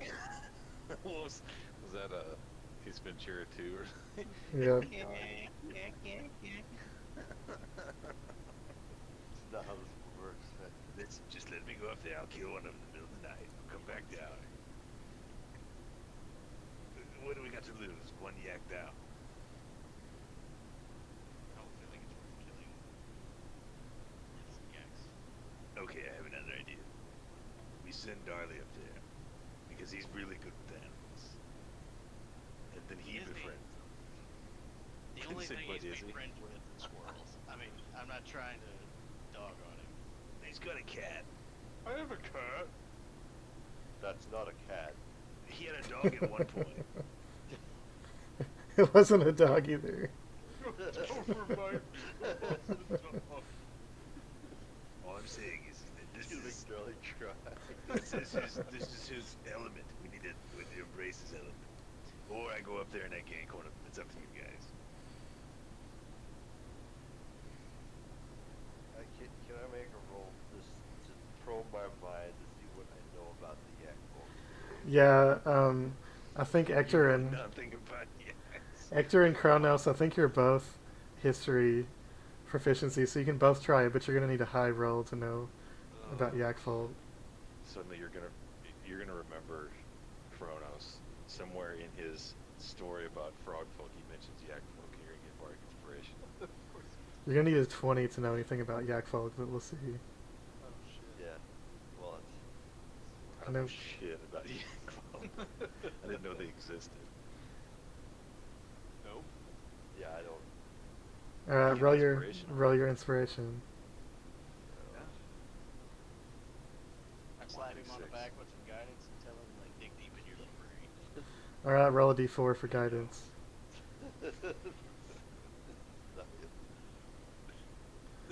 16. You recall something about Yakfolk having some weird ability, but you can't remember what it is. Yeah. I don't know a ton of information about the yak folk. There was something strange They about look him, which like you don't yaks. remember. They have some kind of strange powers. I can't recall. Alright, Darli, it's your turn. I'll slap him on the back and give him guidance. You got 1 minute. Get up there and make friends. It'll take a lot longer than 1 minute to climb that staircase. I mean, I'm big and I'm fast, but I'm not that fast. I slap him again. Your minute's been restarted. You better hurry. I can't do this forever. How far is it? It's really fun. It'll take you like 2 hours to climb these stairs. What if I cast jump? Then you could jump from level to level, but it would be very precarious.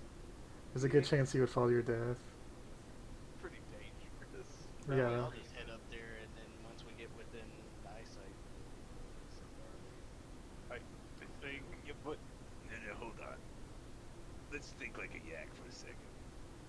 If you got a Does whole anybody bunch know of... how to think like a yak? Let's be real. Does anybody even know what a yak is? It's like a hairy cow, right? It's a hairy... Honestly, I can't think of anything further from a yak Silence. You All I'm you have saying no is- idea. If Are we I even was... sure that Listen, if I was an indigenous species, and I had a village, and a bunch of dudes showed up with advanced weaponry, I would freak out. But if one dude showed up with advanced weaponry, wearing a squirrel shirt, I think I'd be a little bit more appreciative of that person. I mean, you That's guys all I'm want to saying. climb the stairs part of the way before you send somebody up there? I say we. They could be, yeah. We don't know. I say we give him a stone of sending, and we make him infiltrate their village and try to become friends with them. Oh my god. It's either that or try to open the 50-foot tall steel doors. We'll work on the door. You go be friendly. Yeah. We're not moving that door. Pick up the door and knock on it. No, don't do that. It's Don't do that. Don't do that. the steel is so thick that there's no sound when you knock on it. God. Damn it. Try to open it. Doesn't budge at all. Is there any writing around the door? Do you speak giant? Yak. Yak, yak, yak, yak, yak, yak, yak, yak. One does not simply walk into Iron Slag. The very air you breathe is poison. Darli speaks giant, right? What does it say? I do speak giant. Okay, Darli, make a intelligence check. Oh god.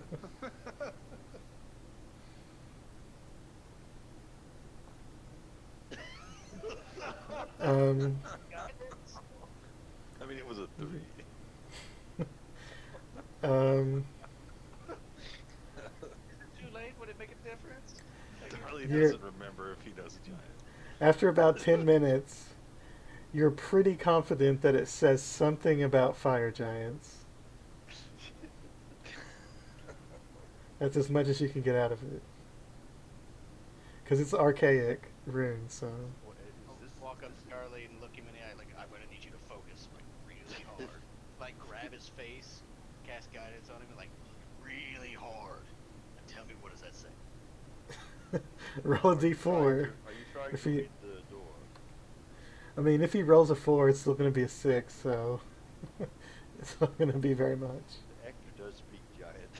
Oh, Ectur speaks giant. Yeah, Okay. like giant. Okay, make an intelligence check. Well, it was a 3. Yep. Oh well. Definitely says giant. I think it says fire giant. Something Ectur, about do you fire. speak giant? Do you know what this is? I'm fluent in giant. But grab his head and turn it to the, like, forcibly face him at the wall, and at the door, cast guidance on him. What does it say? Ectur, roll an intelligence check with the d4.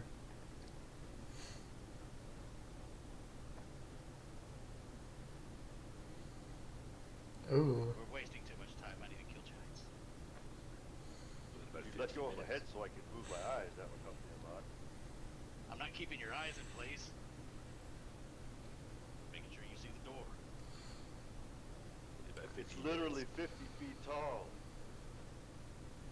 In It about says- 15 minutes, I'm gonna go kill a yak. It says something along the lines of, on the prophesied day, the,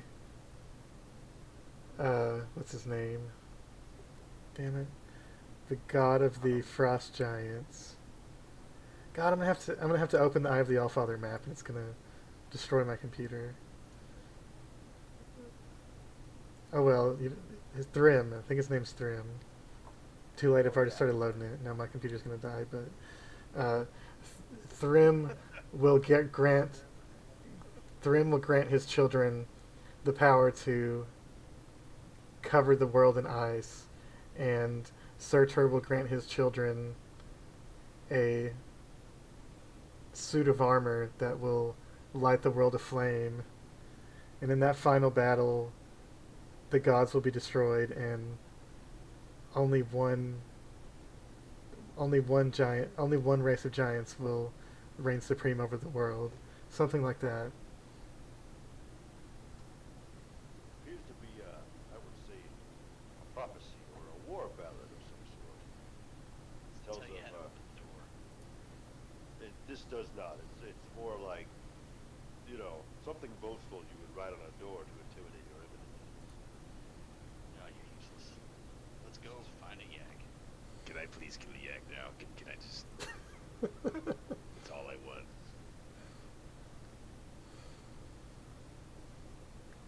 So let's take a vote. Let's take a vote. Either I kill a yak or he befriends the yaks. We need to make a vote. Go make friends, darling. well, it's gonna take 2 hours to start climbing those stairs. If you guys want to start that, while you That's a lot of decide. stairs. We probably should start. Is there? So there's like terraces, or like I guess. Yeah, it's like stairs built into the side of this cliff, and they're very dangerous and precarious. Yeah. Awesome. Darli's just gonna start climbing the stairs. While everyone else is arguing. Hold on, Darli. Here, take this with you. We give him one of the sending stones. Oh, okay. You talk into it. You can talk to us from long distance. Okay. Yep, you guys have had Okay, those I for a just long give it time the and sending forgot. stone and it yells at you. Yeah. Yeah, okay. Says back in stone. Yeah, that map seriously did crash my real 20. That's... And I was going to it just to look up the name of that giant lord. Welcome to the Eye of the Allfather. Yep. I'm gonna try to switch before it crashes. Fool. You should not have come here. Okay, good. I switched before it crashed. So, okay, so Darli, make either a perception check or a survival check. I'm standing 60 feet behind him at any given time to cast Featherfall. Definitely survive. Will we all follow the stairs, or just start with 29. I'll follow. Ectur is not. He's watching. I'll follow. Cool. Cool. Just because either of us fall, I can. right? And you have an opportunity to kill the yak and stuff. Shh. I mean, from a player perspective, it's not a bad idea. I feel like, Right, I mean, but, you know, I don't want to condone killing innocent yak. Um, You might have alternatives. From Ectur's perspective, he knows obviously that's the reason you're going up there, since you've been yelling about it the whole time. It's a contingency plan, okay? Maybe the yak folk are aggressive. about halfway up the stairs, Darli, you notice a cave entrance that comes off of the stairs to a dark cave. Oh. And you don't notice any signs of people going in and out of it. There's a cave over here. Just, I'm gonna speak into the sending stone. There's some kind of cave over here. Going up the stairway. It's kind of... Kind of cavey. no people, I think. You hear growling from inside or snoring. You don't hear anything. I don't hear anything. Does it smell like a yak? Smell anything? Make a perception check. Oh shit. Okay.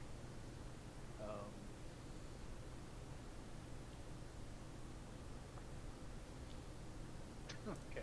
You don't smell anything. I don't smell anything.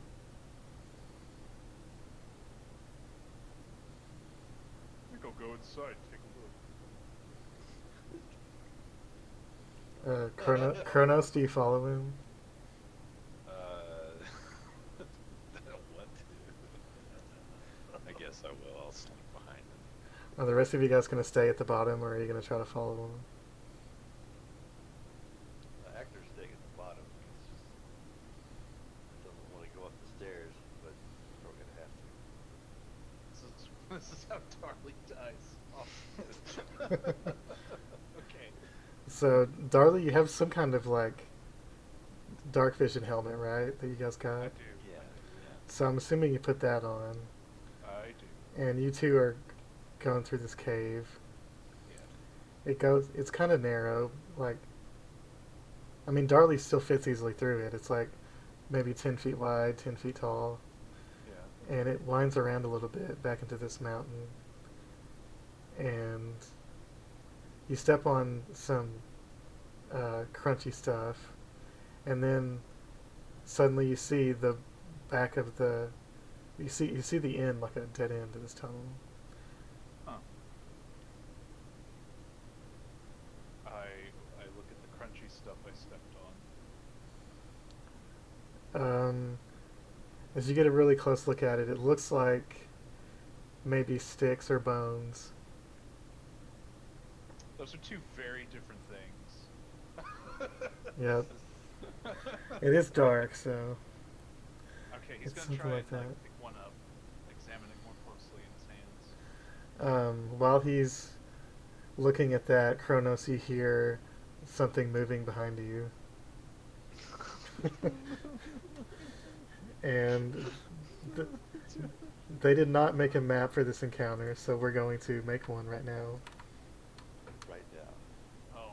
Maybe they just assumed everyone would skip it, but Oh my god. I guess not. Oh, Jeez, it's not like this. oh no.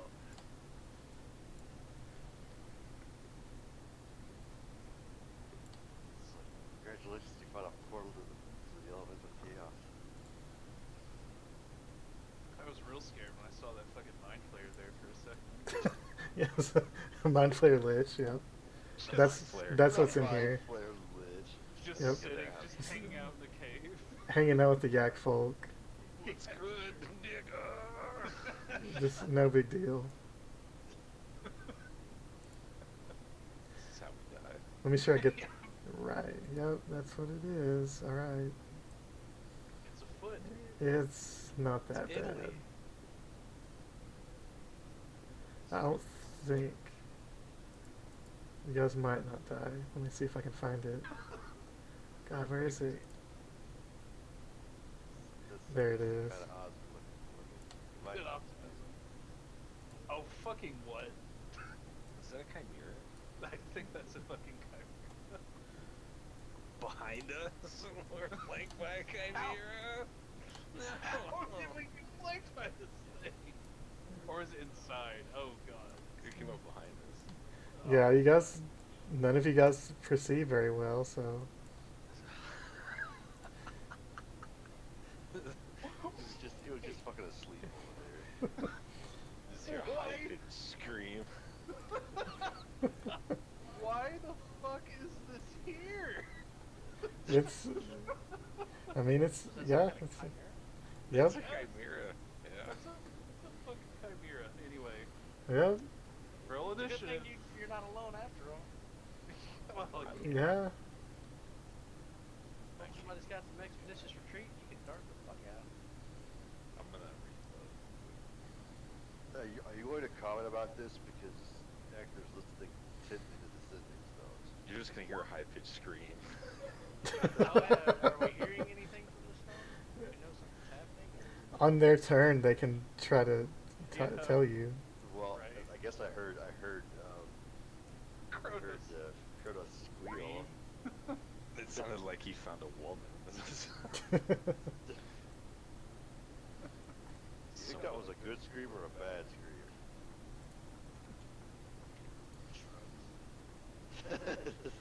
Fucking shrugs. Okay. He's a fucking frog. Is that not his mating call or something?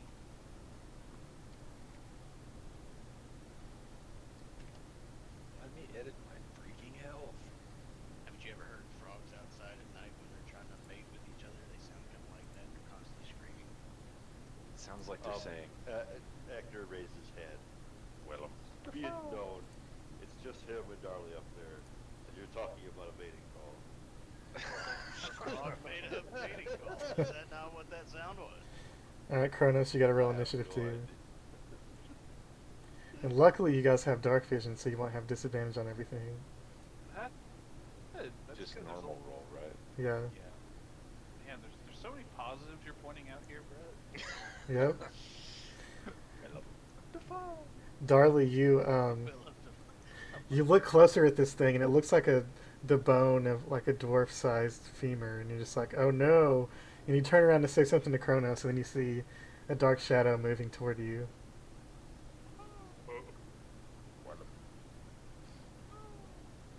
Okay, so Darley's gonna speak into the fucking stone of far speed.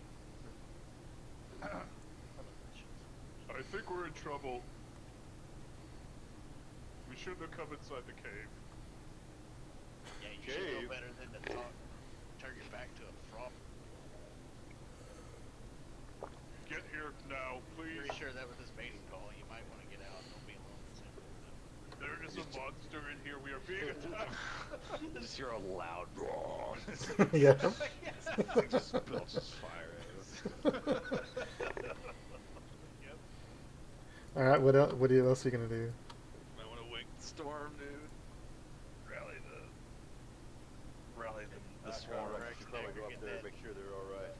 Yeah, but like Carvorax and Ectur give that like both acknowledging look without having to say anything, like oh shit, and then they just run. It's gonna take you guys quite a while to climb those stairs to get up here. So. Fuck yeah, it was like an hour. Mm-hmm. Well, We got alright. Well, we're running like hell, dashing the whole way. 60 Alright. feet every second. Darli, you're up. I'm gonna. Okay, so there's two things I have to do here. Mm-hmm. First off, I am going to cast. Wow. Summon bestial spirit. Right. And what are you gonna summon? Summon Kronos. I mean, it can be basically anything you want. You just pick a land animal or an air animal, and otherwise it I could mean, be it's anything you obviously want. gonna be a giant. Or a water animal. A giant squirrel, of Yes. course. It's gonna be a giant squirrel. What else could it be? I mean, there's an actual thing. I think it's called like a ratatask. Yeah. I'll let you guys draw the giant squirrel on the map. You know Okay. what? You know what though? Because you're fighting a three-headed monster, maybe it should be a giant three-headed squirrel. I like this. It's squirrelorous. Like Cerberus, squirrelorous. Charlie likes to say. So Where it's, can I summon this thing? I believe it's like 60 feet, 90 feet, 90 feet. Yep, there we go. Yes. There's our boy. What's he got? He has a giant acorn. Yep. Oh. Very good, very good. I'm also gonna agitate the swarm. Whoop, It's a bonus action. of course. And are you gonna move? Oh wait a second. All right. There it is. Well, let me grab all of it. Oh well, that'll work. Kronos, or not Kronos,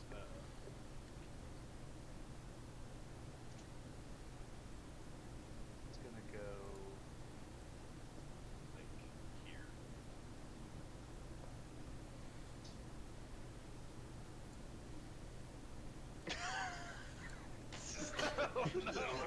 That looks really bad. Oh, now to let me drag it. What the heck? I was gonna. I was trying to take the whole thing, but it left a few pieces behind. Yeah. The acorn coming out of the ass doesn't. No, I'm pointing this out. All right, it's the. It's. I mean, it is some kind of strange face spirit, so Yeah. you never know. Right. So, its attack is +6 to hit Ooh. because you cast it at second level, and its damage is DA +6, and it gets only Okay. one. It gets one attack because you cast it at second level. So its plus to hit is what now? +6. Okay.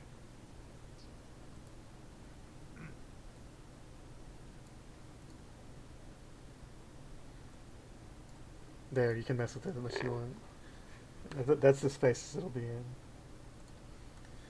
So a 14 hits. Oh god. And it's how much damage? D8 plus 6. Because it's D8 plus 4 plus the spell's level. So it'd be D8 plus 6. God. Right. The Chimera takes 7 damage. Right. And now it's the Chimera's turn. Come on, And squirrel. It's gonna eviscerate the squirrel. Oh, probably.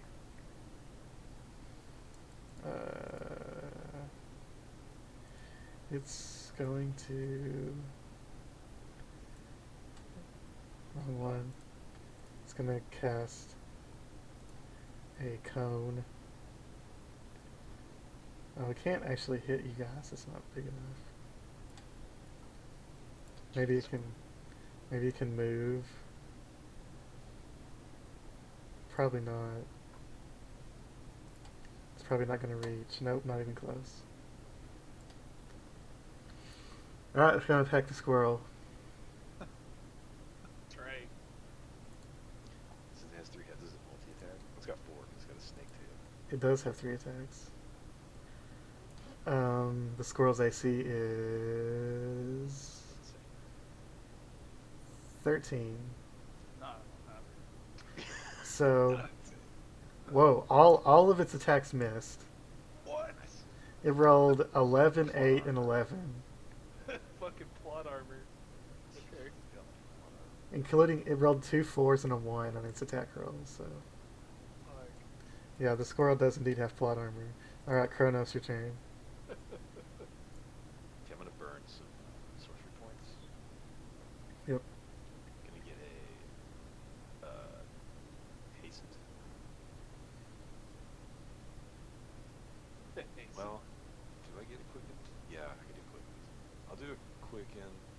Should I do the quickened? I'm gonna quicken a spell. I'm gonna cast Bane at a Alright. second level.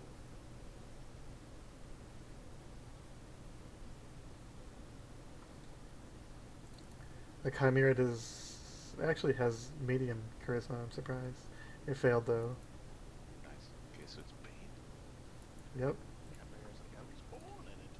Oh shit! I should have done that. I'm gonna take that back. I'm actually gonna Okay, do that. sure. Instead of baning it, I'm going to, because it's a concentration, so I can't do it. I'm going to go second level, sorry, second level. Crown of Madness, I'm going to try to, or no, Dissonant Whispers. Okay, that one's wisdom roll, right? Yeah, it was 14. You got a 15. So barely passed. So it takes 3. Yeah, and what's your other spell? I'm going to cast Haste on my boy over here. Nice. Good. Let me get the old clock. Where's the clock? There it is. Yeah. Alright, and So big. now it is Darli's turn. Right.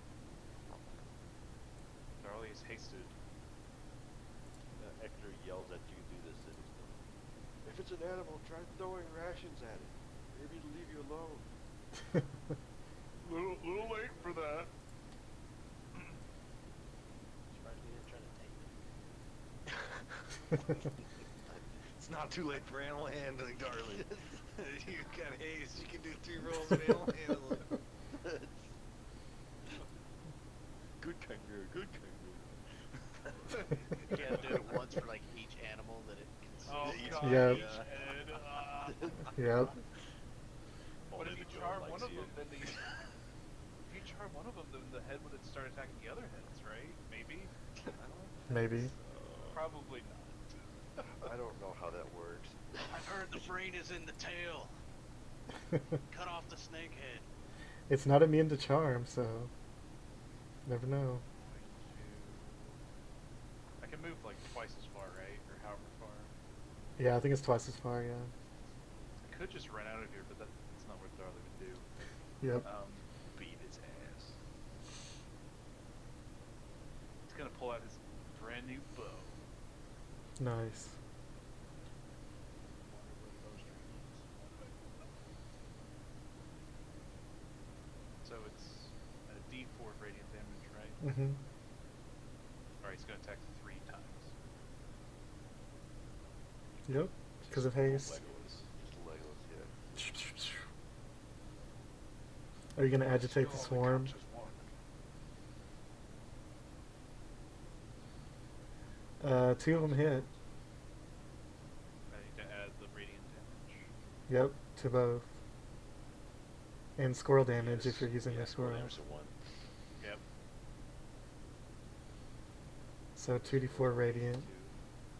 Keep sealing Yep. So D4 damage. Squirrel damage. Squirrels are so small. Sometimes they get yeah, because they're all hasted. They're super speed. Yeah, teleport behind the chimera. Sorry, kid. No hard feelings. Yep. That's 24 damage is not bad.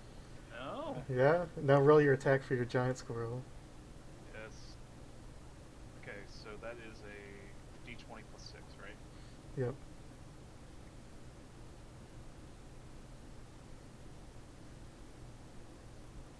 That hits. Alright. Damage is DA plus 6. And you can macro all of its stuff. We could do that later Yeah. for next time. Come on. Minimum again, but at least it's doing At least doing it's work. hitting. Yep. So I'm gonna have the squirrel. I would like the squirrel to move between. Well, no, it's gonna keep being between Kronos and the chimera, and the chimera. Yeah. Okay. Now let's see. Now it's gonna breathe fire. Yeah, I figured. Yeah. So Darli and your squirrel need to make a dexterity saving throw. The squirrel's dex is +0. And it actually does have boxes on, well, some of its saves to roll them automatically. Darli rolled. Darli What's made He just barely made it. and it's what? Its dex is +0. Well, It has a box to automatically roll it, but kind For of s- buried up in the chat. for some reason its intelligence and charisma don't, but the rest of its stats do. Oh, nat 20, so they both does have plot armor? they both saved. So you take half damage. So 19 fire damage, right? Half of 38. 15, That's right. 16, 18, 19, yeah.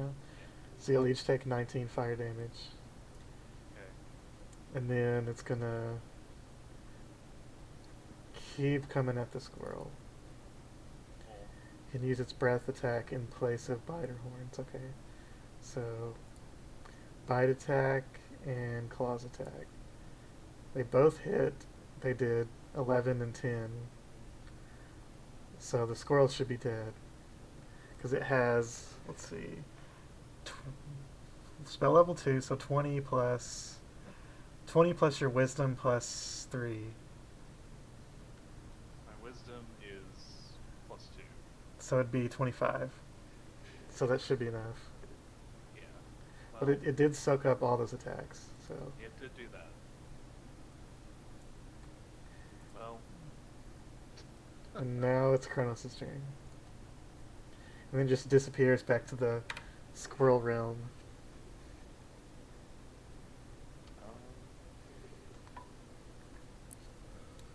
I'm gonna bonus action cast Healing Word level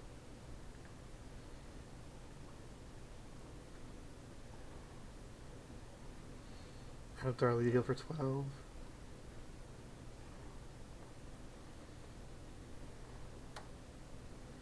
I will hold my ground and I will try to put this thing into a cyclonic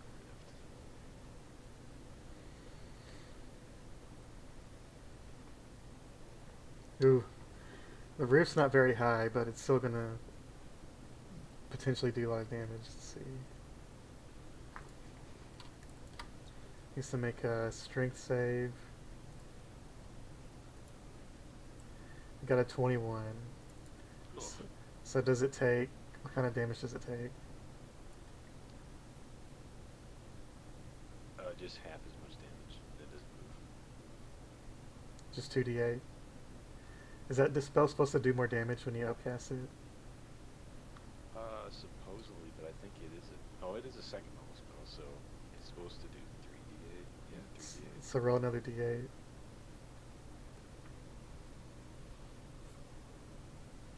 Nice. So yeah, he takes some 7 lightning damage. That's turn. Okay, Ectur and Carvorax make a athletics check Oh no. to see if you guys can get up here. Should have like summoned a giant eagle that's trying to pick us up. I don't know. Ectur, can you fly? I don't know. No. Ooh, Oh. 25. I can throw Ector over my shoulder. Possible. Even though it's not very realistic, I'll say Carvorax is going to get there in one more round just by bounding his way up the levels of stairs with the power of Oh, Bahamut. my death unit. Yeah, Ectur, you're not nearly as fast, but you're not falling to your death. So that's good. So yeah, Darli, your turn. Channel my inner dragon. Just flat my arm. Alright. Darli is going to back slightly and fire again with his bow. Alright. Hits, hits, hits. Alright. So that's 20 plus your extra. 3d4 and squirrels.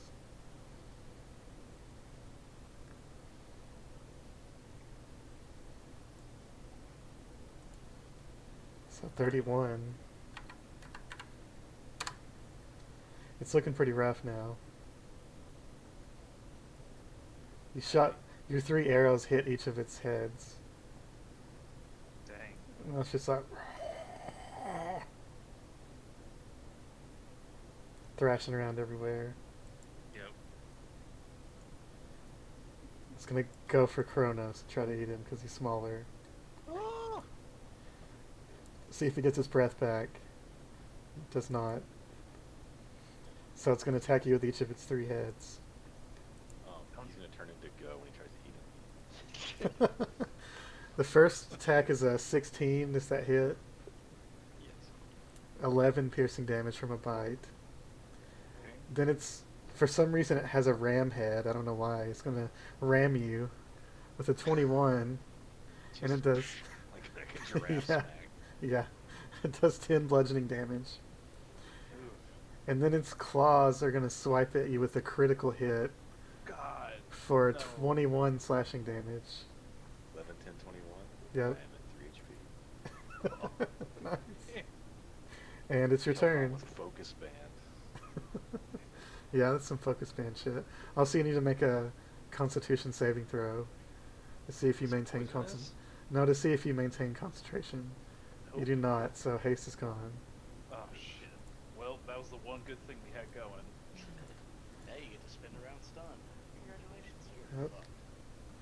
And you're up, Kronos. It won't let me edit my health for some reason. Odd. That's weird. Um, let's see. I'm going to commit glorious seppuku.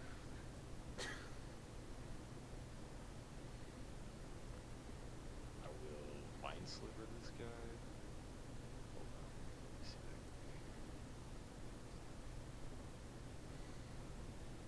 I'm gonna give.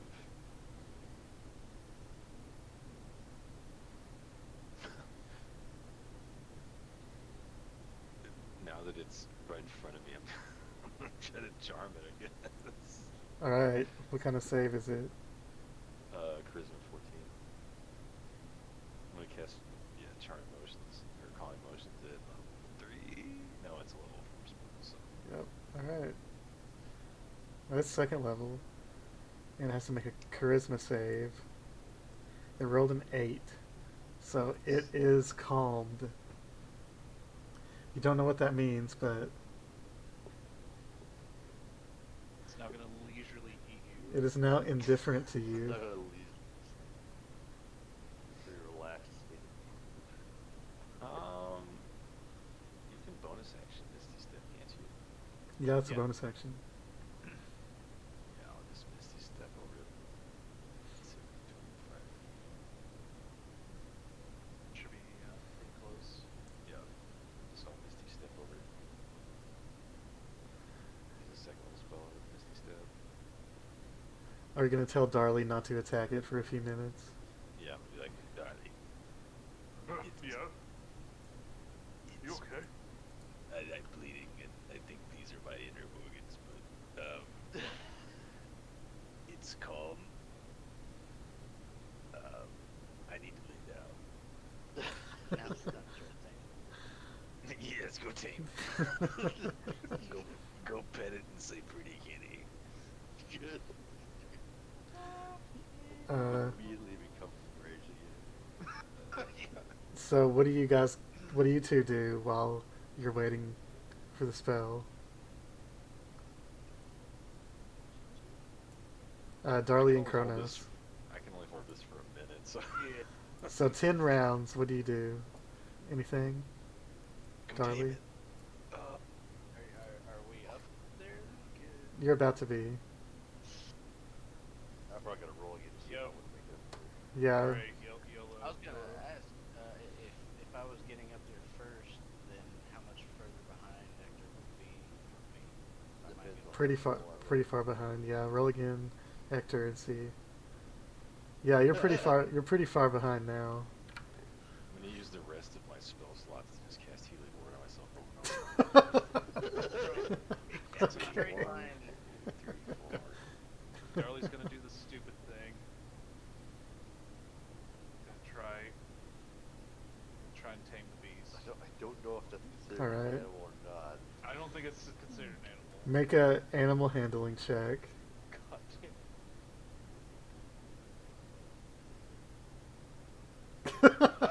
Oh no. Well, if Okay. if you were gonna, I mean, you would have had to get a nat 20 to get anything. So, I know, I think. but it's a crit fail. So You try to tickle its balls. It did not respond well. it bites you with a 24 to hit. Yep. You take 9 piercing damage, No, that could have been way worse. and then I'm gonna Shit out of you.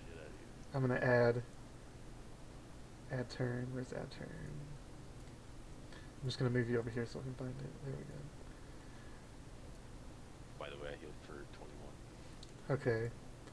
And Carvorax, you come running in just as you maybe see Darli fighting something, and you see Kronos laying here, healing himself in pain. What do you do? I was gonna say, as like a straight point A to point B going down the side of the mountain. If Ectur was within, I don't know, probably 40 feet. I got 50 feet worth of rope. If I tie like a foot or two around my wrist and wrap it around my wrist and dangle the rest of it down, I'll be able to reach him if I pull him up.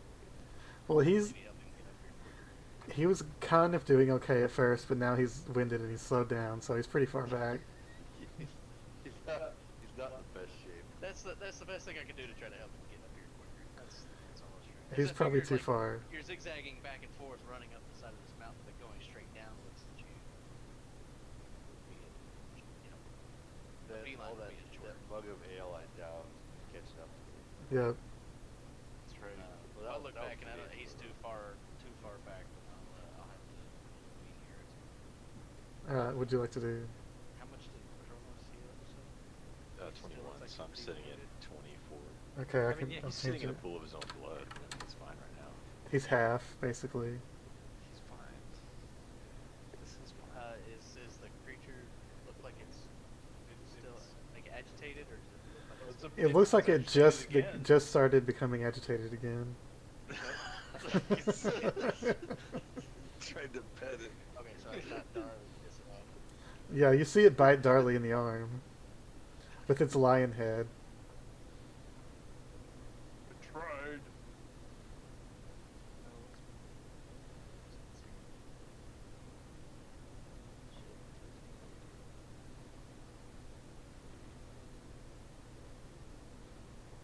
I can move up here beside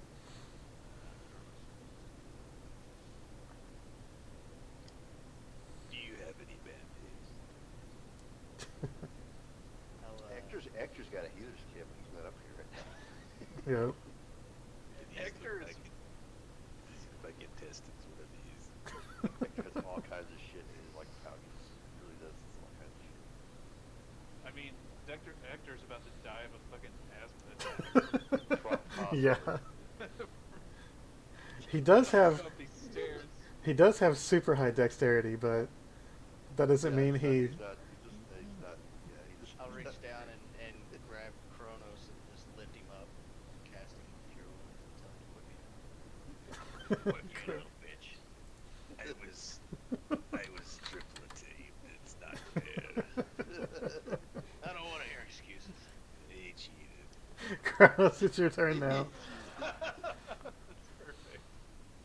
And then as a bonus action. Yeah. So he's using Kronos as a projectile. Yeah. Get back in there. Get back in the fight. What are you doing? I'm just gonna cast Shield of Faith. Yeah. AC. I will attempt to recast haste on Bennett. All right, that happens. Twin that shit. I don't think I have enough. Yeah, I don't have enough sorcery points still. Bummer sauce. I already used too many. Then I will run away. Okay, Darli, you're up. This guy. Oh, I have to stay within 30 to concentrate, don't I? No. Okay, good. Yeah, I'm running. It's like getting a +2 to my AC. Darli would have been stunned for a round, but it didn't matter. You managed to negate that with the calm emotions earlier. Alright, well, obviously, negotiations have broken down. It's time. Yep. It's time for Steinfang Yep. to swing at him. Actually, can I attack 4 times because of the dual wielding shit? Yeah. Yeah, well, Dear here God. we go. Here we fucking go. That's why I got haste. This is stupid. Let's do... Yeah, and then offhand. Ouch. An offhand. Ouch. Just crunchy. Yeah, this. That quarterstaff's brutal. Yeah. So that's That's 999. Yeah, 999 plus squirrels. You should activate its effect and just Donkey Kong him into the ground. Yeah. Do you know what DK stands for? Alright, so it's just one more damage. And I guess I'm gonna do it. I'm gonna fucking make him. I'm gonna activate the Steinfang thing. All right, the ground around this chimera is difficult terrain now, and he's prone. Good. Just splat. And he Does that took mean I can walk away from 28. without incurring an attack of No, I he can. walk away without. He can still attack. Oh, never mind. But- I'm sticking around him. It also has wings. Yeah, Good point. But he is stunned from my fucking He's prone. yeah, he's prone. shellacking I gave him. But it is the chimera's turn. He's gonna stand up with half his movement, Yeah, right. and even though he's not a smart creature, he's still gonna mathematically try to figure out if he can get both of you in his breath weapon. With his -4 intelligence. You see the goat just sitting there, and it's just like the math meme where it like shits on the different formulas. Yeah. That's the purpose of the goat head. It's for the intelligence. That's exactly right. No, it's not possible to hit both of you. So. Pretty wide angle. So he's gonna go for Darli again. Yeah. 22 with the bite. Ouch. That hits. Horn attack with the freaking ram's head. It comes at you. You just deflect it. And he goes, woo! And then What is your AC right now? 'Cause you got +2. +2. It So puts you're me like at at 20. It puts me at 20, but I mean he 20. hit roll with a 22. mm-hmm. Yeah. And the horns is a 10, so you deflect that, and he's gonna try to claw you. Actually, no, he's gonna fuck it. I'm gonna see if he can free fire. No, okay, so claws. Claw attack's a 25 to hit. That's 11 slashing damage. Is that total damage or? 11 and 12 for the 2 attacks that hit. So 23. And the Chimera looks like it's almost dead. And now it's Carvorax's turn. Fucking. Hold on. Oh yeah, roll your athletics. Okay, you're gaining on it. You might be able to get up there in one more round. Feeling better. The second win. Yeah, you got your second win now.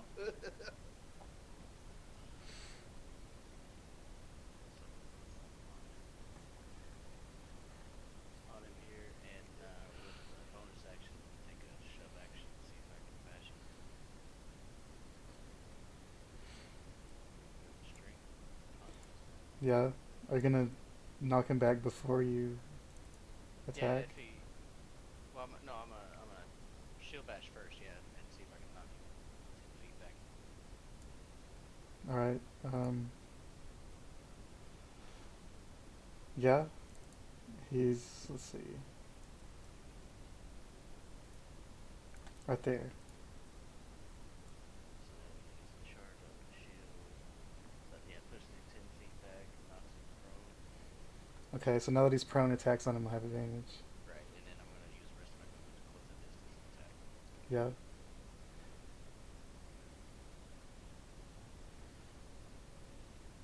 You'll probably have to step around the giant hole in the ground that Darli made, but Oh, either way, right. you can attack him with advantage. That hits. Nice. You said he was looking pretty beat up? Yeah, fairly beat up. It's a pretty big beast, though. I gotta double check his key. I can smite, but it doesn't cost extra action. Yeah. So then I will,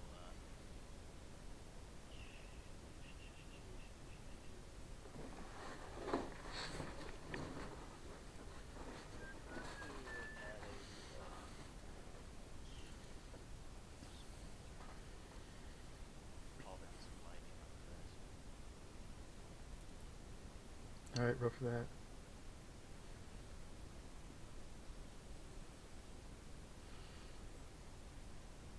It's 2d8 for first level.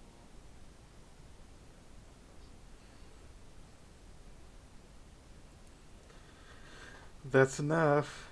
How do you want to smite this thing down? So yeah, running in and just shoving him with the shield to knock him down, and then again just continuing my momentum. So I lift my hammer, and it charges with electrical energy coming up from my core and into the hammer, and just pulling down hard on its head, on its like center. On its center head. The lion head. Yeah. You smash its lion head down, and the dragon head roars, and the ram head goes, meh, and then it falls over dead as the lightning jolts between its hairs on its back. Then Ectur runs in, like Ectur runs in, just barely breathing. Just barely breathing, just slumped over. He doesn't have Catches dark vision. breath. You don't have dark vision, so you're probably gonna trip over him. Yeah, I can't see shit. Hello? I would have let it It's torch. okay. I think he's dead. Welcome to the party. You see some kind of strange monstrosity that they've just slain, The hell is My this? God. and you guys see Ectur come in like, and then suddenly the haste spell wears off, and then Darli's like, and they both look like they're gonna have an asthma attack. God, you're all a bunch of weaklings. Beetle, sit down. Oh. I was just about disemboweled by a goat. What are you talking about? I covered the same distance you did. It took you an hour, and I did it in a matter of seconds up the side of this mountain. Came in and slaughtered your opponent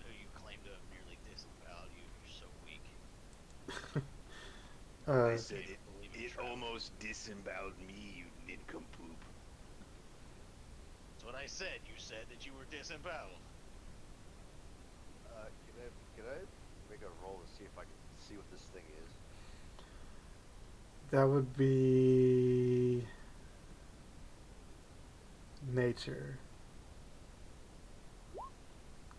Pull out a book, wipe off any blood that's on my hammer, just throw all my stuff, and walk out and pray to Mom. Please give me stronger allies. This is.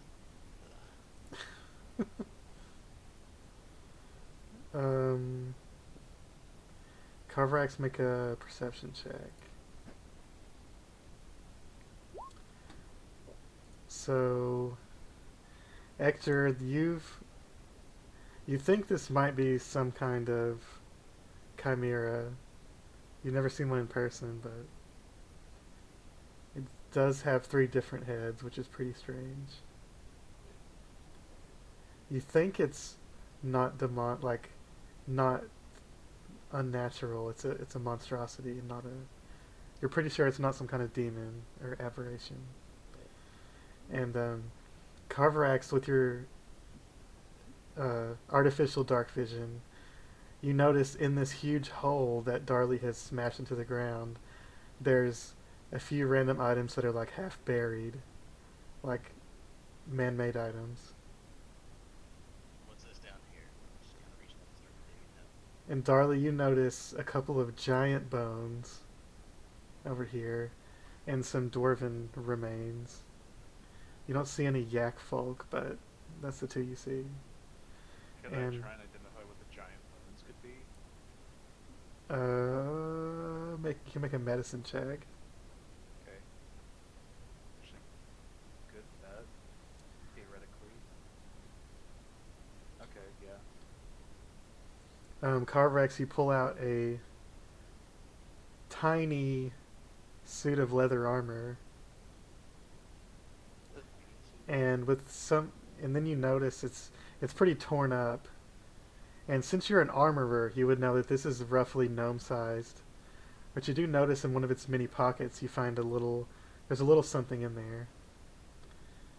And you pull it out. It's hard to see. It's some kind of little device of some kind. You're not sure what it is because it's too dark to see.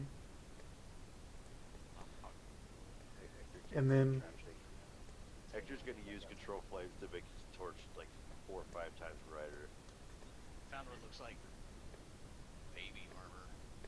And while you're looking over this weird armor, you just go, oh shit. And then right under where the armor was, you see a shining helmet. Ooh, shiny. I like shiny. And you pull it out, and in the torchlight from Ectur's torch, you can all see gems gleaming off of it. Cool. Boy, I do trust it. Can I make a roll to see? Well, actually, I wouldn't know until then. Yeah, Carvorax, you know that it's a dwarven made for sure. It has a tiny golden anvil on top of it.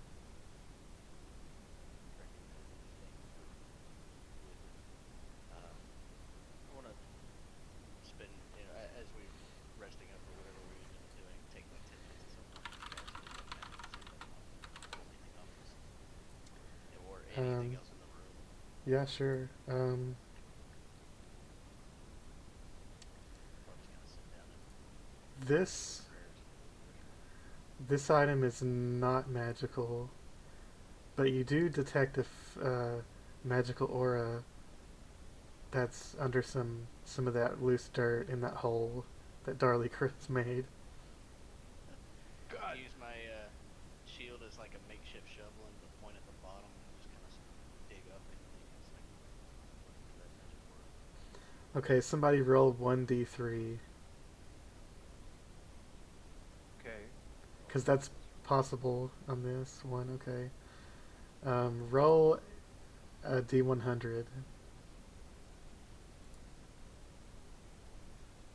77. Probably better without. What the fuck is this? I would probably roll a No. 17 because that's Okay, what I always roll on D100s and that's why I get feathered beard every time. Reroll it. Reroll the 100. Oh. 13. Find a magic bell. Nope, that's still not it. Roll again.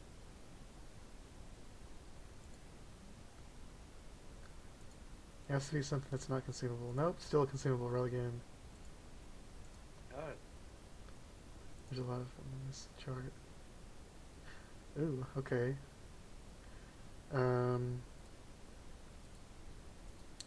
You pull out a dirty scroll of paper, and the paper's wrapped around a dagger, and since you have detect magic running, you notice that the paper is actually magical, or at least the ink on it, and the dagger is not magical, but it does look to be well made, an ornate black bladed dagger. And you see a few other random copper pieces and silver pieces down in this dirt pile. Collect money and hand over the scroll to the paper or whatever. Ectur, maybe you can make sense of this. There's some kind of magic radiating. I'd be willing to bet it's a spell scroll. Can I make a roll to see if I can tell what it is? Yeah, and also roll a d8 after you do that roll.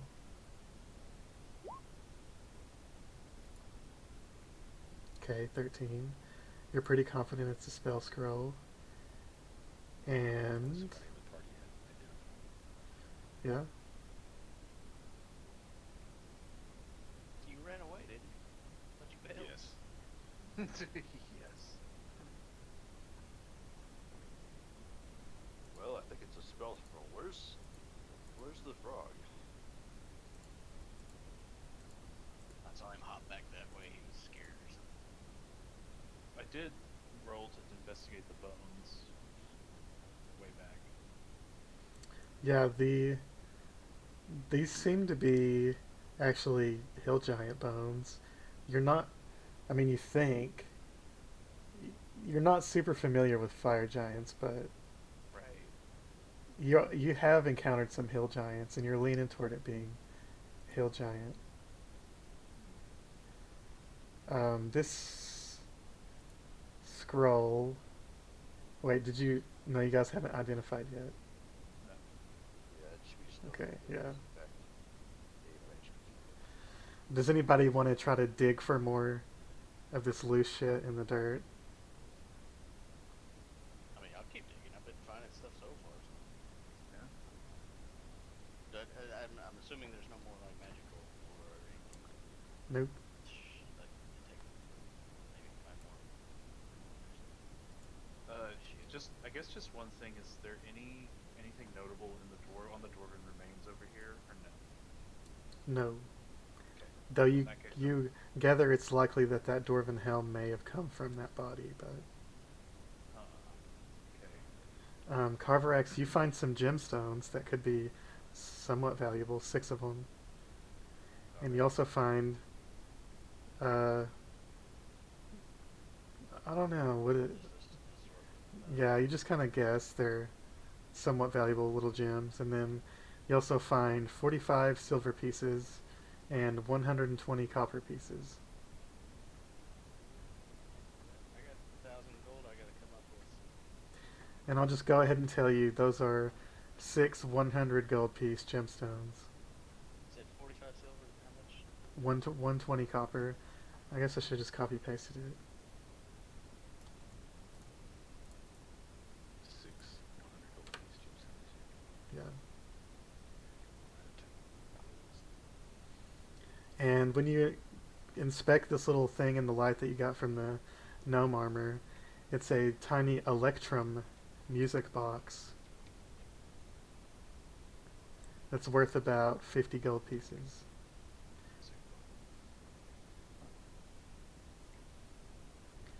And since Carvorax is familiar with like what shit's made out of, the dagger also has an obsidian blade.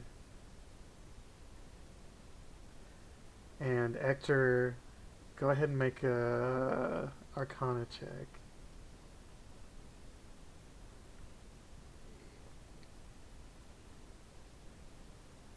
Nice. You are not a wizard, but you have some experience learning magic on top of your innate magic. Yeah. And you see signs of this spell scroll being in the School of Necromancy. And seeing this obsidian dagger that was wrapped that the scroll was wrapped around is clues you in on this could have belonged to someone that's kind of a not a good person. It gives you the heebie-jeebies. Necromancer gives me the heebie-jeebies anyway. Where's It's- that frog at? An obsidian dagger would potentially be some type of ritual dagger. Carvorax, you may want to keep that dagger in a safe place. It might be for necromantic rituals. It's not magical, but you get the you kind of assume perhaps it's been used for magic rituals and other bad shit. Makes sense. There he is. Kronos walked back in. Is he dead? It's quite dead. I killed it for you. Well, let's drag it out. Did it? Bring it to the yak folk is not. Kronos, Let me cut off my head. Or all the do you heads? think you could identify this scroll? I think it might have some, I think it might be a necromantic spell. I would, but I used all of my first level slots on healing myself. I mean, you can still ritual cast it. Fine. You guys will just have to wait. Oh. Well, good. That gives me a chance to test a theory. Ectur's also going to start ritual casting something. Drag All that right. carcass out too. While they're doing that, Darli, make a nature check.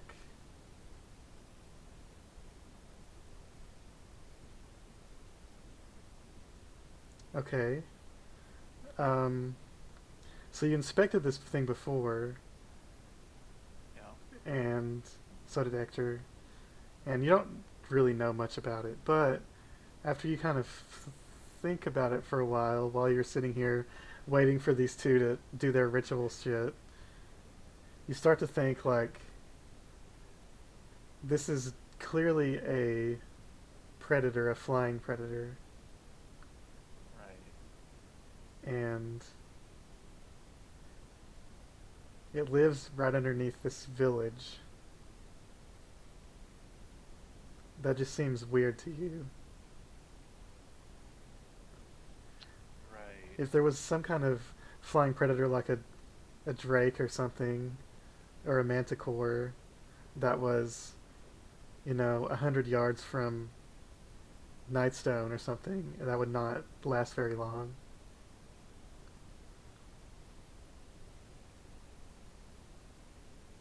It's really weird. So that just kind of seems odd to you. Especially because it didn't seem to be capable of being trained or domesticated in any way. I mean, you rolled a nat 1, but it didn't seem to work very well. It seems very No. friendly. No, it didn't seem possible to domesticate that fucker. Yeah. So, Kronos, when you finish casting Identify, this is a scroll of Animate Dead.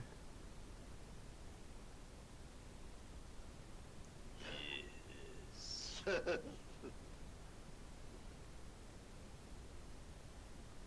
I know animate what the it skeleton is? and stab the skeleton with your dagger and then polymorph yourself? I think it's got to have meat for that. I don't know. It basically lets you turn a corpse into a skeleton or a zombie. Ah.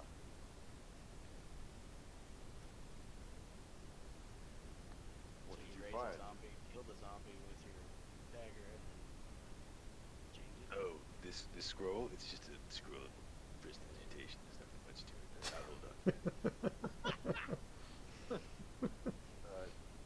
Time roll insight. Sure.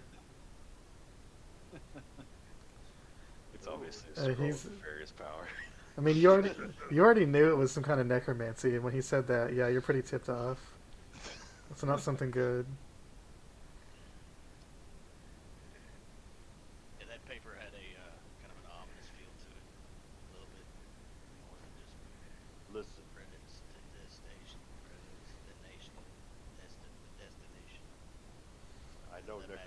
power when I feel it. He crosses his arms, gives the frog the eyebrow.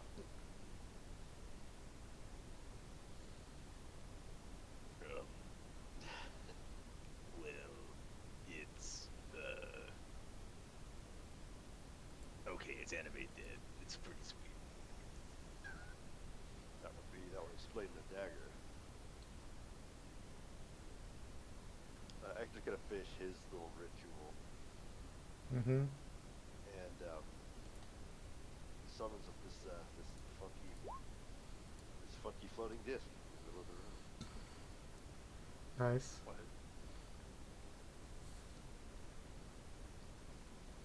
Alright, how much does the manticore weigh?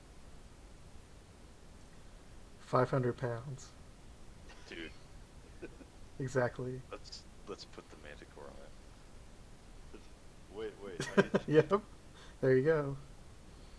Okay, before you can even get on the disc, we throw the manticore body on it. No, I didn't want to get on the disc. I heave that son of a bitch over my shoulder. Assuming a 22 we do. I don't want to. Yeah, sure, you can do that. We're going to try an experiment. Do you want me to bring this back to life? He takes out a knife. I don't think that's a great idea. I think this thing is too weak. It's not worth it. Need something stronger than this. Darli just looks at Carvorax. Says nothing. Okay, so Ectur is going to, as part of his experiment, he's going to try to cast catapult on the magic disc. See if it goes flying or not. Oh, interesting. I don't really know how this disc works, but I want to find out. So I'm going to catapult it, I guess, at the wall. How close are you standing to the disc? It's like right next to me. So this is before we put the manticore on it, because I Mm-hmm. Yeah, he just summoned it. He was wanting to test something. trying to prove me that. So, when you try to cast you it, gotta go all like fucking Xena Warrior Princess. you try to catapult it, but the disc does not move. Okay. Put the thing on it, come on, let's go. Oh, it's a move forward. So let's see. Make a, I guess, charisma check because sorcerer magic is charisma. Make a charisma check, Ectur. Just to check. Yeah.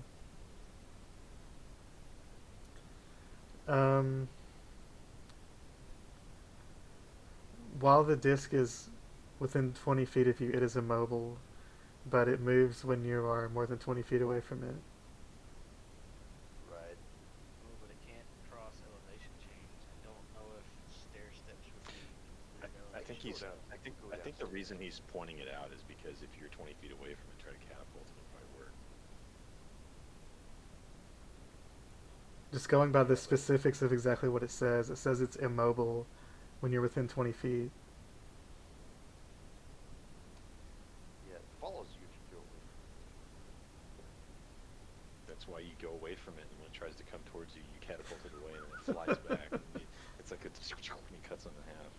You could try that. I could. I don't know how fast it moves. Okay. Ectur starts to jog in a circle. Make a dexterity check to see if you can Outrun it. cast a spell while running away from it. All right. Just a check. Yeah. You can do it. I believe in you, and I punch him in the arm. Give him guidance. It kind of does work. You see this. He flips. He runs away, turns around, casts a spell. The disc flies across the rest of the room at the same exact level that it's at now, and smashes into the back wall. But as the spell's casting, Ectur is falling backwards, and you hit your head on the ground. But when he's more than 20 feet away from it, then it has to move towards him. So if he flings it more than 20 feet away from it, at what point does it turn around and come back? It hits the wall, Does and then the once it momentum overpower the Yeah, it moves As slowly. soon as it lifts off the ground, it comes right back. It moves pretty slow. So like after it slams into the wall, and that momentum's gone, then it starts floating back toward him again.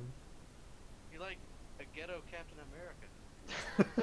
Ghetto Captain America. Pretty much.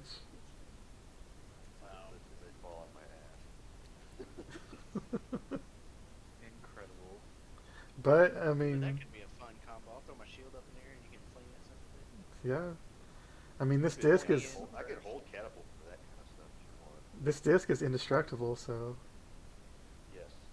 Well, I think my shield might be Shenanigans can What? ensue. 5 pounds. Oh shit! Yeah, shield's 6 pounds. Sorry. Yeah, but I can upcast it and get 5 more pounds per level. 5 more pounds per level. Yeah. Can we please move this manticore out of here now? We're in a fucking deep tank cave. I don't want to be here. You got some bad memories of getting your ass whooped by a little kitty I'm cat. standing in a pool of blood that is my own. Well, then set to the side 5 feet. Ectur snaps his fingers and dismisses the floating. No, don't dismiss it. You stick the manticore on it, carry it. I'll just carry it. I got it over my shoulder anyway. I'll just carry it. you can like half drag, half carry. Yeah, that's Out what of I the say. You thing. and Darli can carry it. I think both Yeah. of us together would carry it. Each of you can grab a head and drag it. Or Ectur could just quit being a queen I and could just do freaking carry ritual. it. Oh bring it yeah, back. so yeah, my carrying capacity is 315 pounds, but I can push that drag or lift 630. Yeah, so you can drag it. Body, I can grab We it by could- the tail and just drag it. I mean, I could Or if spin we a split slot the and weight bring that between disc us, back. we It's can not a carry it. problem. If you really want the disc, you can have it back. I want to be out of this freaking So cave. we are. I think we're just drag the chimera Just out old of the school cave. drag the Just chimera, fucking okay. just drag it out there. Just Yep. fucking getting it out of here. We'll We're getting carry out it of like this the place. what's the meme with the dudes carrying the casket and they're like side Yep. step. Oh my god. Yeah, those guys. Yeah. Rather than we'll be on either side of it carrying it that way. That's right. That's right. The weight we'll just like jig our way up. I'm just gonna post this whole thing so we don't forget. Oh yeah, yeah. Well, I already put it on the list. Besides, if like the dagger and stuff like that, you might want to put that in your individual ones if you picked it up. Yeah, I pocketed it. put the dagger in my and the helmet in my. You can just convert the gemstones to gold if you want, because they can kind of be used as currency anyway. Yeah, I'm just leaving them in there for now. But the other stuff you would have to actually sell it. But gemstones you can kind of just convert them to gold. Yeah, I gotta save up some money so I can pay off the rest of that. I gotta go down.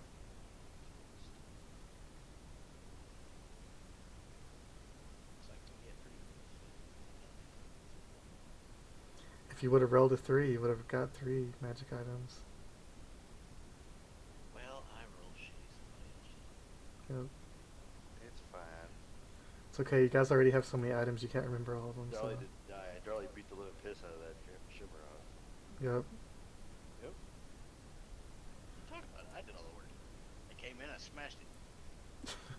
One hit. Ectur doesn't know about any of this stuff because Yep. he was Right. he just showed up.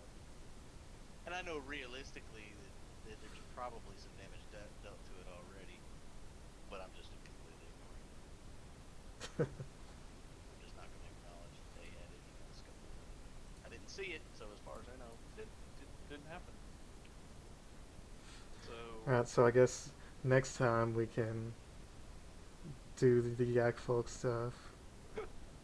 next Well, time on I DDC. I just liked. It's like, oh yeah, there's a cave over on this side. Oh well, I guess I'm gonna go look in. I'm gonna go in. Yep. Get him to go in there. Oh fuck. I mean, it could have easily been some secret entrance, so. I just didn't expect it just to be literally a chimera den next to the stairs to the yak village. Yep. It's a bit weird on top of everything else. We're going to carry this chimera up to them. We haven't considered that maybe this is not a threat to them. Maybe this is a protecting force. Yeah, Yeah, but you gotta remember, Darli's the only one that's putting two and two together, and Darli can't do math, so. Yeah. No. Like, Darli's the only one that's even considered that. Like, as players, we know that's probably foreshadowing, but as characters, we don't know shit. Darli's the one sitting there going, maybe. Yeah. Yeah. So then we drag it up, and the fucking yak chief is like, "No! Yeah. You killed Whiskers! No, Whiskers!"